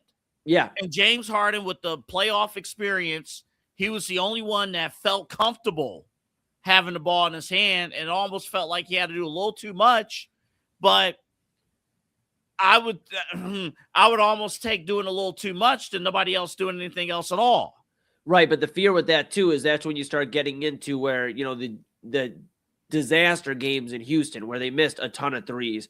The turnovers start piling up. I almost feel like using him as a decoy and letting him pick. We talk all the time with Evan Mobley about picking and choosing your spots. I was going to say, I agree with that, but others have to step up and be willing to accept those roles. And that's, I guess, where it comes into, to your point, where Tim was mentioning, the 60 games with Donovan Mitchell and that company. Because, again, they only played a select few games, less than double-digit games, I believe, together before the postseason. So, you're looking at this team as a bunch of parts. If they could actually get a good run, 50, 60 games together, if not more, depending on the health of everybody, that could make me feel a little bit better because now you've established more. Hey, Jared Allen and Evan Mobley, we just showed you for 60-something games. If they get off to a great start and they are one of the top teams in the East, hey, we just showed you what the formula is. We need you to continue this in the postseason. Just because they put some extra stuff on the court and the lineup, introductions are a little bit fancier doesn't mean things change. So, yes, I agree with you that guys have to step up. The problem with all of this, Double A, is I believe the Cavaliers have missed out on in this offseason on one thing, somebody that could really hold this team accountable. Mm-hmm. I'm not saying a star player. I'm not saying a superstar, though that would have been nice. LeBron, of course, or somebody else, Jaylen Brown. Of course, we had hopes for a moment, Giannis, but just somebody. You mentioned Draymond Green. I know that wasn't going to happen, but somebody like that could just go, hey, guess what? I'm not the best player on the team, but I know what it takes to get to where you're trying to get to. So get your bleep together or just move on. And that's even if we bring James Harden back, he's not that guy. He's not.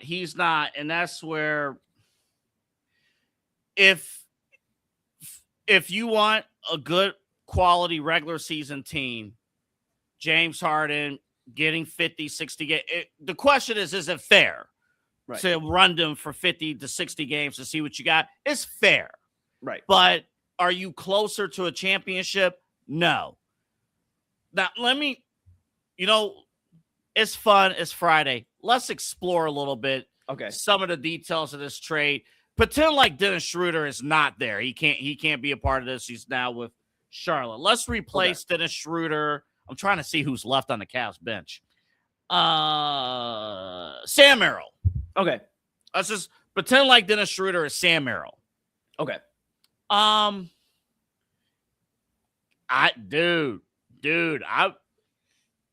Fred VanVleet, and KD on this squad. Yeah, but you have to give up Harden and Jared Allen. AA. Who's playing your front court position besides Evan Mobley, though? That would be my concern in something like this. You gave up Dean Wade already. You brought Thomas Bryant back, so we have that going for us. But even Thomas Bryant is not consistent. Exactly. And he's going to give you 15 quality minutes, really? Yeah. So you're looking at Evan Mobley and Thomas Bryant doubly. That would be my fear. When I saw this as a rumor, it's like, that's nice and all, but who's going to play front court? Because I'd imagine in this hypothetical, if, they still maneuver pieces around and, looking at this, you would have a lineup of at that point, you're moving Trey Mann probably into your starting lineup. You're probably running with Trey Mann, Donovan Mitchell, Kevin Durant. Max Strus, then Kevin Durant at the 4, and then Evan Mobley at the 5. Mobley at the 5. Your depth is terrible at that point. You have Jalen Tyson. You move Sam Merrill in this hypothetical. So you have Jalen Tyson, AA. That is basically your bench. And Thomas Bryant. You're not looking at a very strong bench. And that's my fear, is because the modern NBA, and I say modern as in the one we're living in right now, not 5-10 years ago even, it's built on depth.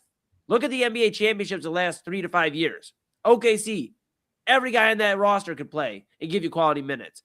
Boston could give you quality minutes. New York could give you quality minutes. You look at some of these teams that have won championships, it wasn't just because of 3 guys that went out and did a big 3. I think the NBA is shifting towards you need to have strong depth, which I can give the Cavs this grace. Maybe that's why they're looking to get young, because they're like, hey, I understand we got to stay competitive, but we want to be young for when the next wave comes in so we can hit a few more off seasons and build around the core, which would be at that point Evan Mobley, Jalen Tyson, those guys. And I'll say this too, because this is a slippery slope here too, because if you go this route, first off, you're depending on KD to be healthy. Yeah. You're depending on that. Now, with that being said, if you're turning towards, we need an elite scorer in the playoffs, KD is that elite scorer. The only thing with KD, I'm going to say something. I'm going to F it. KD has not proven that he can lead a team to a title beyond Golden State. I mean, past Golden State. Yeah, that's fair. I mean, he's had go ahead. And this is, and I'm not in OKC and that stuff, but ever since he left Golden State, there's been a ghost of Kevin Durant in terms of can he elevate a team beyond their capabilities with him on it. That's fair. But also keep in mind the injuries. And I know it's okay that, some will look at it. Well, everybody deals with the same things. I get it. But, Brooklyn was kind of a mess. Kyrie was dealing with that was during COVID and the vaccine stuff. So they didn't have Kyrie Irving for most of that run. And James Harden, I think, suffered some injuries here and there throughout his tenure. I'll give him a little grace there. Some of the other spots, Houston's been a little weird. I don't know if the young guys even like him in Houston, like Amen Thompson. I don't know if those guys even like him, Sagoon. So I get that. And some others, I get it. I understand, AA. But here's the thing. If that's the case there, then that's definitely going to be an issue in Cleveland, because KD will be very he understands ball. I think they'll like him in Cleveland, but But it's really about the veterans if you do a move like this. It's about Jared Allen, who's getting closer to 30. It's about Donovan Mitchell. And then it would be about Kevin Durant. It wouldn't be about the younger guys. It would be about trying to go out and basically just star and superstar your way to a championship, which, again, I don't believe happens in the modern NBA. We don't see that out of teams very often. It can happen. We've seen those types of runs happen, but it's rare, man. The days of LeBron James willing a team, like he did in 2018, is just not happening anymore. But I think it all depends on, to be brutally honest, the NBA playoffs, and we could bring us back full screen here. I think the NBA playoffs is kind of shifting a little bit towards how we view the baseball playoffs. Yep. Who gets hot in April and May and June? Literally, who gets hot? Because I don't know if there's any honestly, What did we learn from the finals last year or this past season? The Spurs led, 76% of the time? Right. We know who won the games. We know who the champion is, and there's nothing to take away from New York. But if you're looking at in terms of for 3/4 of the games, who was the better team, it's the team that lost in the finals, San Antonio. Right. But the thing to keep in mind with them, AA, is yes, they led, but just to my point, the depth of New York is what crushed San Antonio. They couldn't keep Wemby off the floor because if he was off the floor, they looked bad. If they had Dylan Harper off the floor, they looked bad. And they have a good amount of depth in that bench, but New York from 1 to 8 to 9, 10 on the rotation was providing quality minutes. And I guess that's where I know we got to go to break here in a moment. My final point on this, I'm definitely going to hand it back to you. It's your show. But my thing on this is if you're the Cavaliers and you knew, you had a hunch, and that's kind of where my gut is, where if you had this meeting and it went 2 weeks after the fact, if you had a hunch LeBron wasn't coming here, you should have started making moves to add to the depth of this roster. You lost 2 depth pieces, and you're trying to maneuver around. You should have found a way to get some sharpshooters in here, get some defensive guys in here, get wings in here. I know they're still looking at Watson and Kuminga, but that's where my mind would have been. Okay, you went superstar hunting, you struck out. You got to still add depth because these other teams, even if they're not making big splashy moves, are adding depth that could make them a better Eastern Conference contender later on, this season. I think if you add Watson or Kuminga, and obviously you sign Harden to a reasonable deal, you would not look at this Cavs offseason as an L. No. I'll at least give you that. Like, you wouldn't look at this as an L, and you kind of see, because I will give the Cavaliers credit in one facet here. Obviously, all of this depends on the growth of Evan Mobley. All of this. Yes. Depends on the growth of Evan Mobley, because, again, I think everybody else has hit their ceiling. But with Donovan Mitchell signing the extension, and we thank Donovan Mitchell for signing the extension, he does give you a window where not just a today window, but he does give you that flexibility to say, hey, like James, even if James Harden comes back, you probably only have James Harden for another season or 2. Right. But if you have Mitchell for at minimum the next 3 years, contracted for 4, unless you trade him down the road. Yeah. You have Mitchell, you have Mobley. At least those two give you flexibility in terms of what you could do, what you can do. And I think, to your point on depth, I think a good chunk of these teams in the Eastern Conference, they don't have it. They don't have. I think some of these teams, the safe, Philadelphia is not included in this particular conversation, but Miami, they don't have the depth. Right. A lot of these other teams, they simply don't have the depth because the superstars are a little bit more spread out now. So, what do you do? Like, the Lakers in the Western Conference, they're featured a lot on national TV, but depth-wise, where are they at? So it's very intriguing.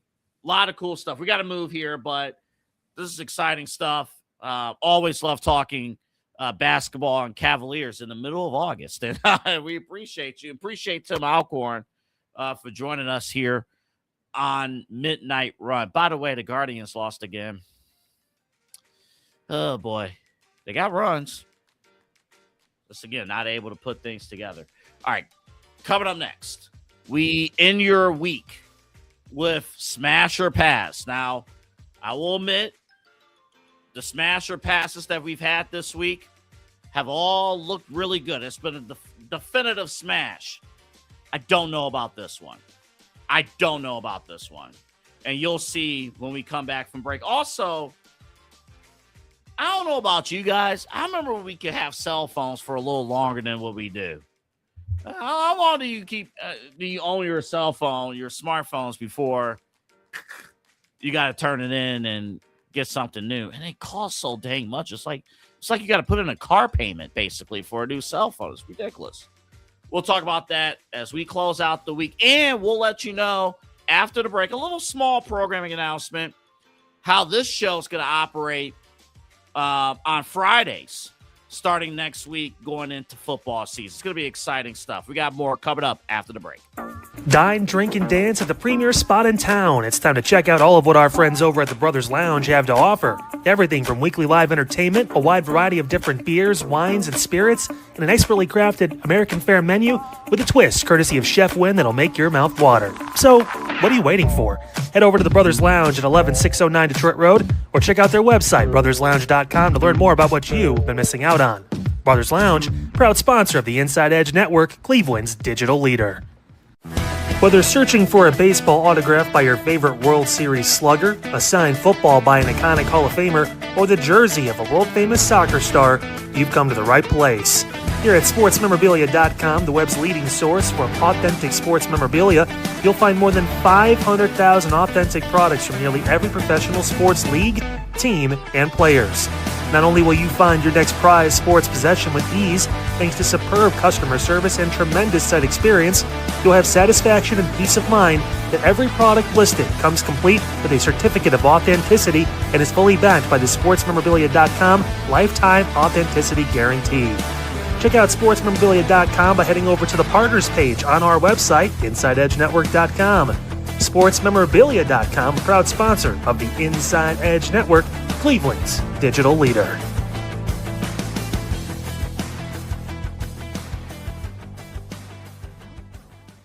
Discover our collection of handcrafted body mists made with clean, minimal ingredients. They offer a natural alternative to synthetic fragrances, perfect for sensitive skin and those seeking clean, mindful self-care, and the perfect gift for you and your special someone. Learn more about all Alley Rose Fragrances has to offer right now by clicking the link on our partner page at InsideEdgeNetwork.com. First-time customers use that promo code InsideEdge20 to receive 20% off your order. AlleyRoseFragrances.com, a proud sponsor of the Inside Edge Network, Cleveland's digital leader. Monster Moments Photography is a husband and wife wedding photography team based in Cleveland, owned and operated by Inside Edge Network's very own Ryan Mosser and his wife Hallie. For the past 10 years, they've captured more than 100 weddings across Northeast Ohio and beyond, always working together as a true two-person team. Their style centers on authentic, emotional storytelling, documenting the real moments between two people in love and creating images that feel natural, comfortable, and true to the couple. Rooted in Northeast Ohio, but inspired by their travels, Ryan and Hallie bring a warm, personal approach to every wedding day. Their work blends experience, consistency, and a genuine passion for helping couples relive their best day through timeless photography. Learn more by checking out Monster Moments Photography's link on our partners page at the InsideEdgeNetwork.com website. Monster Moments Photography, a proud sponsor of the Inside Edge Network, Cleveland's digital leader. Find us on InsideEdgeNetwork.com for the latest information on your favorite shows, personalities, and network partners. Plus, we have a merch shop. That's right, we have network polos, t-shirts, champion jackets, hats, and bottles. Rep the network. Every purchase supports independent sports and entertainment media. Thank you for your support from all of us here at the Inside Edge Network, Cleveland's digital leader for news, talk, sports, entertainment, and mental health.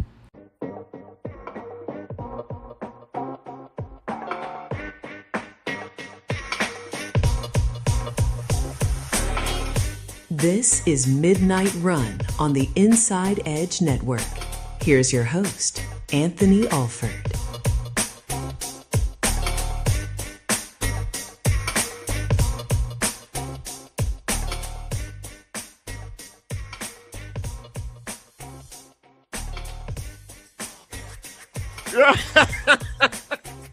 Hey, folks, you want to know what's going on in Atlanta right now? You want to know what's going on?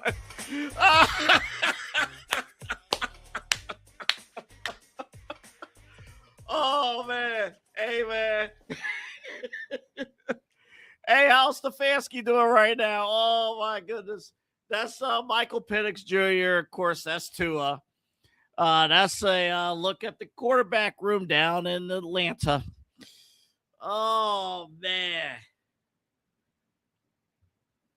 We will definitely feature Atlanta Falcons radio on Around the Dial next week. Oh, man. Not good. Not good. Not good. Man. That's unfortunate. My cell phone's about to die. That's unfortunate. I was just thinking about this. I'm like, how long do people maintain their cell phones, like own their cell phones and smartphone? I remember, and listen, I know we could do way more with our cell phones now than ever before. But man, I kid you not, I remember the days of the old flip phone where you can go 2 or 3 days without charging your phone and you'll be fine. You're perfectly fine. The best thing about the best thing about it, the old flip phone was when you were angry at somebody, you could just, you know what, screw you.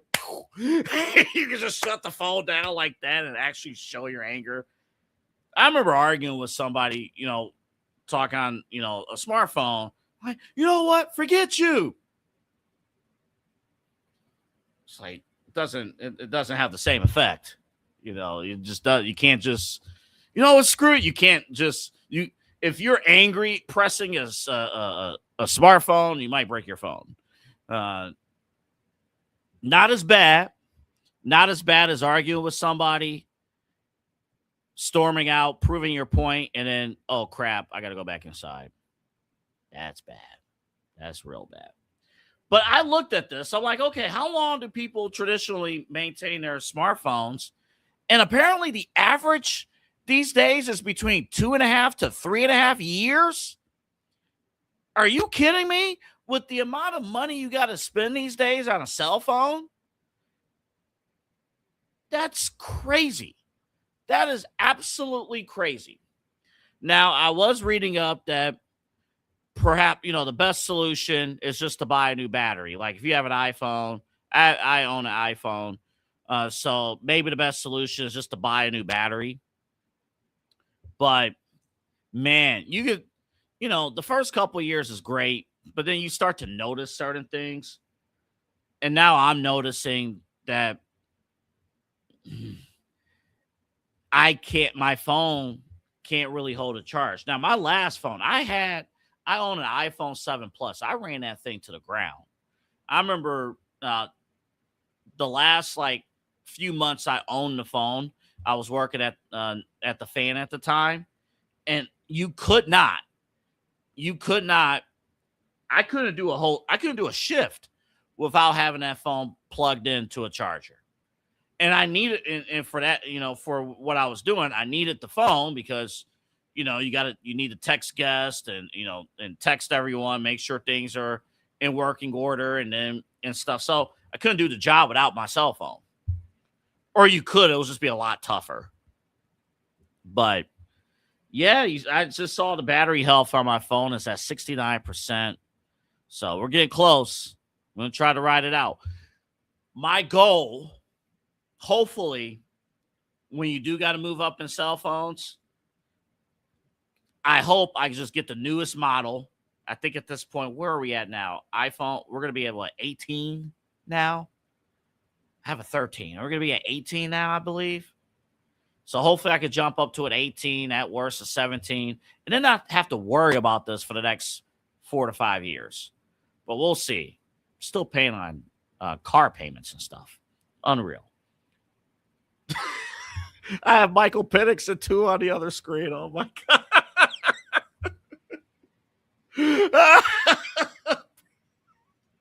Yo, if the Falcons finish in last place in the NFC South, that will be the meme of the year right there.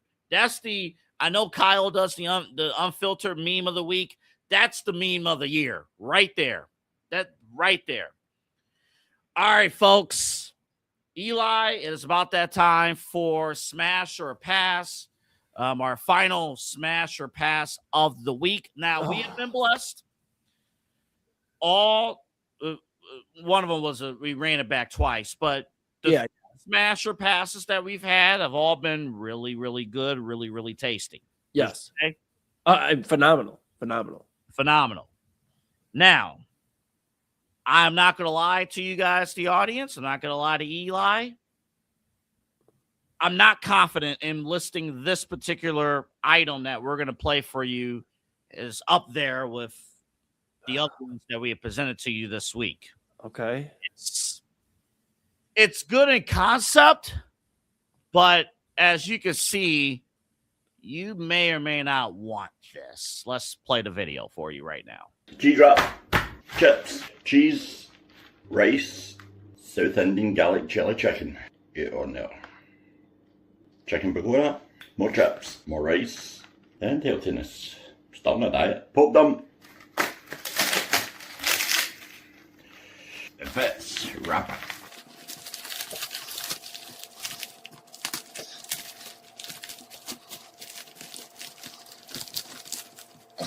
Yeah, yes, we are. Another fat bitch. Make it crispy. Can I do it? Voila. Sorted. I'm 500 followers away from getting monetized on my other channel. Cheers, guys. Nice and crispy. South Indian garlic chili chicken. Cheese wrap. That's a sandwich. Healthiness and more sauce. Cheers, guys. That is dynamite. Keep it real, guys. I'll phone you back. Keep following my other account, guys. Bad Ass Finley Vlogs. Cheers. No. Absolute, no. And honestly, the concept is not bad. It's him making it. Yeah, it's the fingers. It's the fingernails. Yeah, where's the gloves? Where's the gloves? Also, chips is kind of diabolical. I'm wondering how many teeth this guy has in his mouth because dentists everywhere were smiling seeing that video. So many chips thrown on there. You could have just missed the chips, and I may have been interested. I got to see what's going on with that sauce. If it's like sriracha, then I'm out. Just too much going on. My stomach started hurting a little bit. Just, dude, no. And again, I would entertain. I mean, I can't eat all of that anymore these days, but like I would entertain it. But you also had, I believe, what he was breaking up or tortilla. Yeah. So so it was stale. So you have chips. I know. I think you use real potato chips, but but you had stale tortillas in the burrito. Yeah.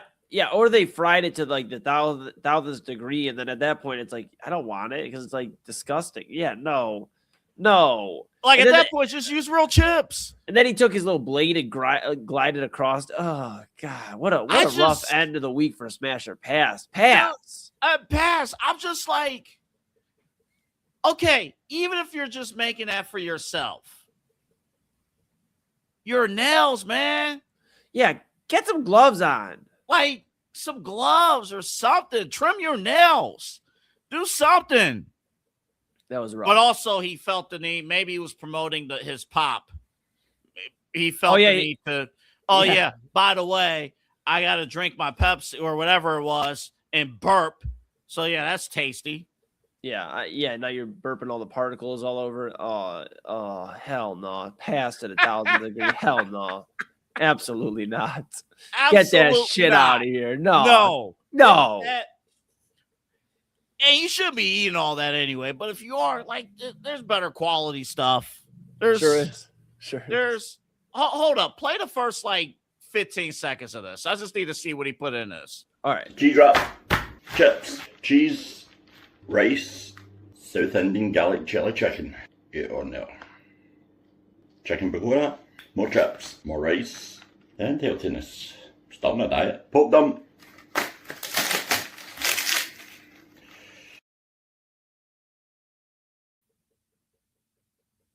Oh my goodness. Yeah, Dubs. It was so shocked. It was so shocked that I had to mute you. I mean, my goodness, bro. They were putting French fries. I think he's British or from the UK. He kept calling them chips, but they're French fries, I think. Even then, no. I'm going to be real, too. I think you brought it up briefly. That salsa does not look good. I'm sorry. No, it looks nasty. It looks like jelly, like expired jelly. It looks gross. I'm sorry. I don't know what was going on with that sauce. Yeah. Oh, and then he did add vegetables. He added a small piece of lettuce. Yeah, and maybe, you got to be careful with the lettuce nowadays, with the, you get the tummy hurting. all that cheese and stuff. Oh hell yeah, no. man. Okay. He took a lot of great items and ruined it. Sure did. That's what we're hoping the Browns offense doesn't look like tomorrow. That is true. All right, quick programming announcement about this show. We're not going anywhere. It's not like we're canceled anything, despite what some may say. No. So we're going to be live every Friday. I think there's one Friday I'm going to take off just due to vacation. It's around Labor Day weekend. But basically, we'll be live every Friday like normal. But on Fridays, I'm coming back from high school football. I'm on the road. Can't wait to be doing those games again, myself and Kyle Cornell. We're excited. We're going to actually be in West Geauga next Friday. So cannot wait for that. Fairview and West G, 2 teams coming off of playoff runs, but replacing a ton of seniors. So it's going to be very interesting to see those new look teams. So Fridays will be a football focused Friday. Moving forward, and obviously the NFL doesn't start yet, but it's preseason, so we do have NFL stuff. But on this show on Fridays, you're going to get a good mix of high school football scores here in Northeast Ohio, what's going on across the state. So you'll get that. You'll have that going here on this show.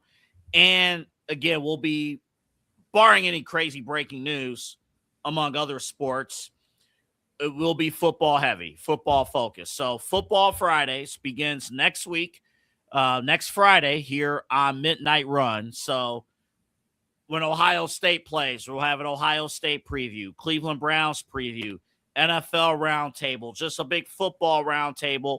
Eli will be a part of that as well when we get to that. So especially once we get into the NFL regular season or even a little bit of the preseason, we'll do a full roundtable of all the games, kind of break it down and things like that. So,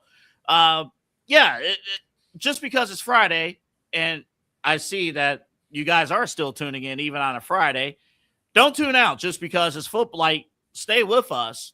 In fact, even, we have our daily lineup starting at 8 o'clock with Autumn and Eli, I believe, and then just rolling all the way through. So it's going to be fun. It's going to be fun. But yes, that's what we're going to do as we, believe it or not, next Friday, we start high school football. I can't believe it. And Tim, we brought that up with Tim at the very beginning of the interview. And he's right. It's crazy, Eli. Like the very beginning of the season, it's hot as you know what. Yeah.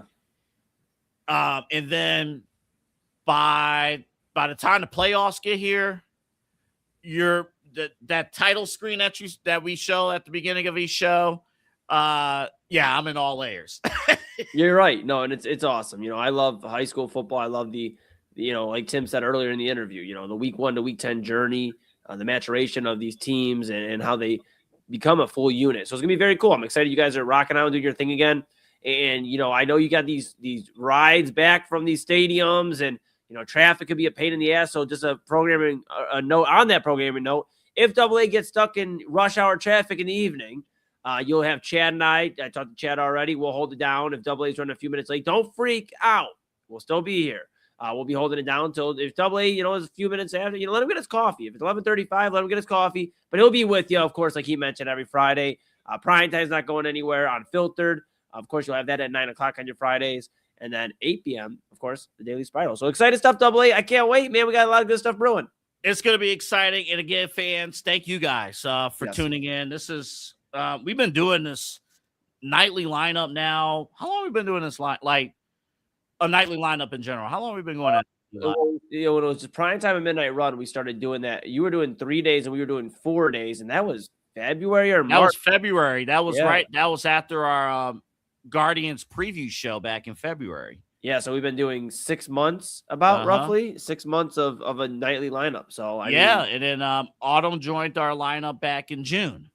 Yeah, our daily lineup back in June. Right. And yeah, now it's crazy to think we've done our first week of the new revamped evening stream. And we get Autumn back, of course, at 8 o'clock, so we get the full show of everything next week. And with all that stuff, it's been so exciting, and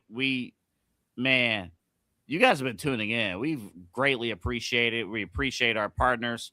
Big shout out to Brothers Lounge. Yes. As well. I almost went there tonight, but I had to do, I'm like, I got to do the show. Got to be responsible. Yeah.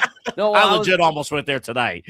Well, I was telling a lot of people, I was telling everybody earlier, they got a lot of great weekend shows. I believe they have a free show in the wine bar this weekend. So they, on the front stage, you go check that out. Of course, you go get, a bite from Chef Win, and Chef Win's winning bites, a burger, a wings, the fries, the chicken and waffles, the nachos, whatever you're thinking, you go get something good. Brother Lounge, 11609 Detroit Avenue, the title sponsor of the Inside Edge Network. We are very happy to be working with them. We appreciate them. They're the home of Moon Bash, home of a lot of shows that I book, and we are excited to have them, working with the Inside Edge Network here. We got to get AA back to Chef Win's winning bites here. We got to get back to the menu here soon because he has been scouring the menu, looking what he's, what should I get? And he is ready to get his next meal.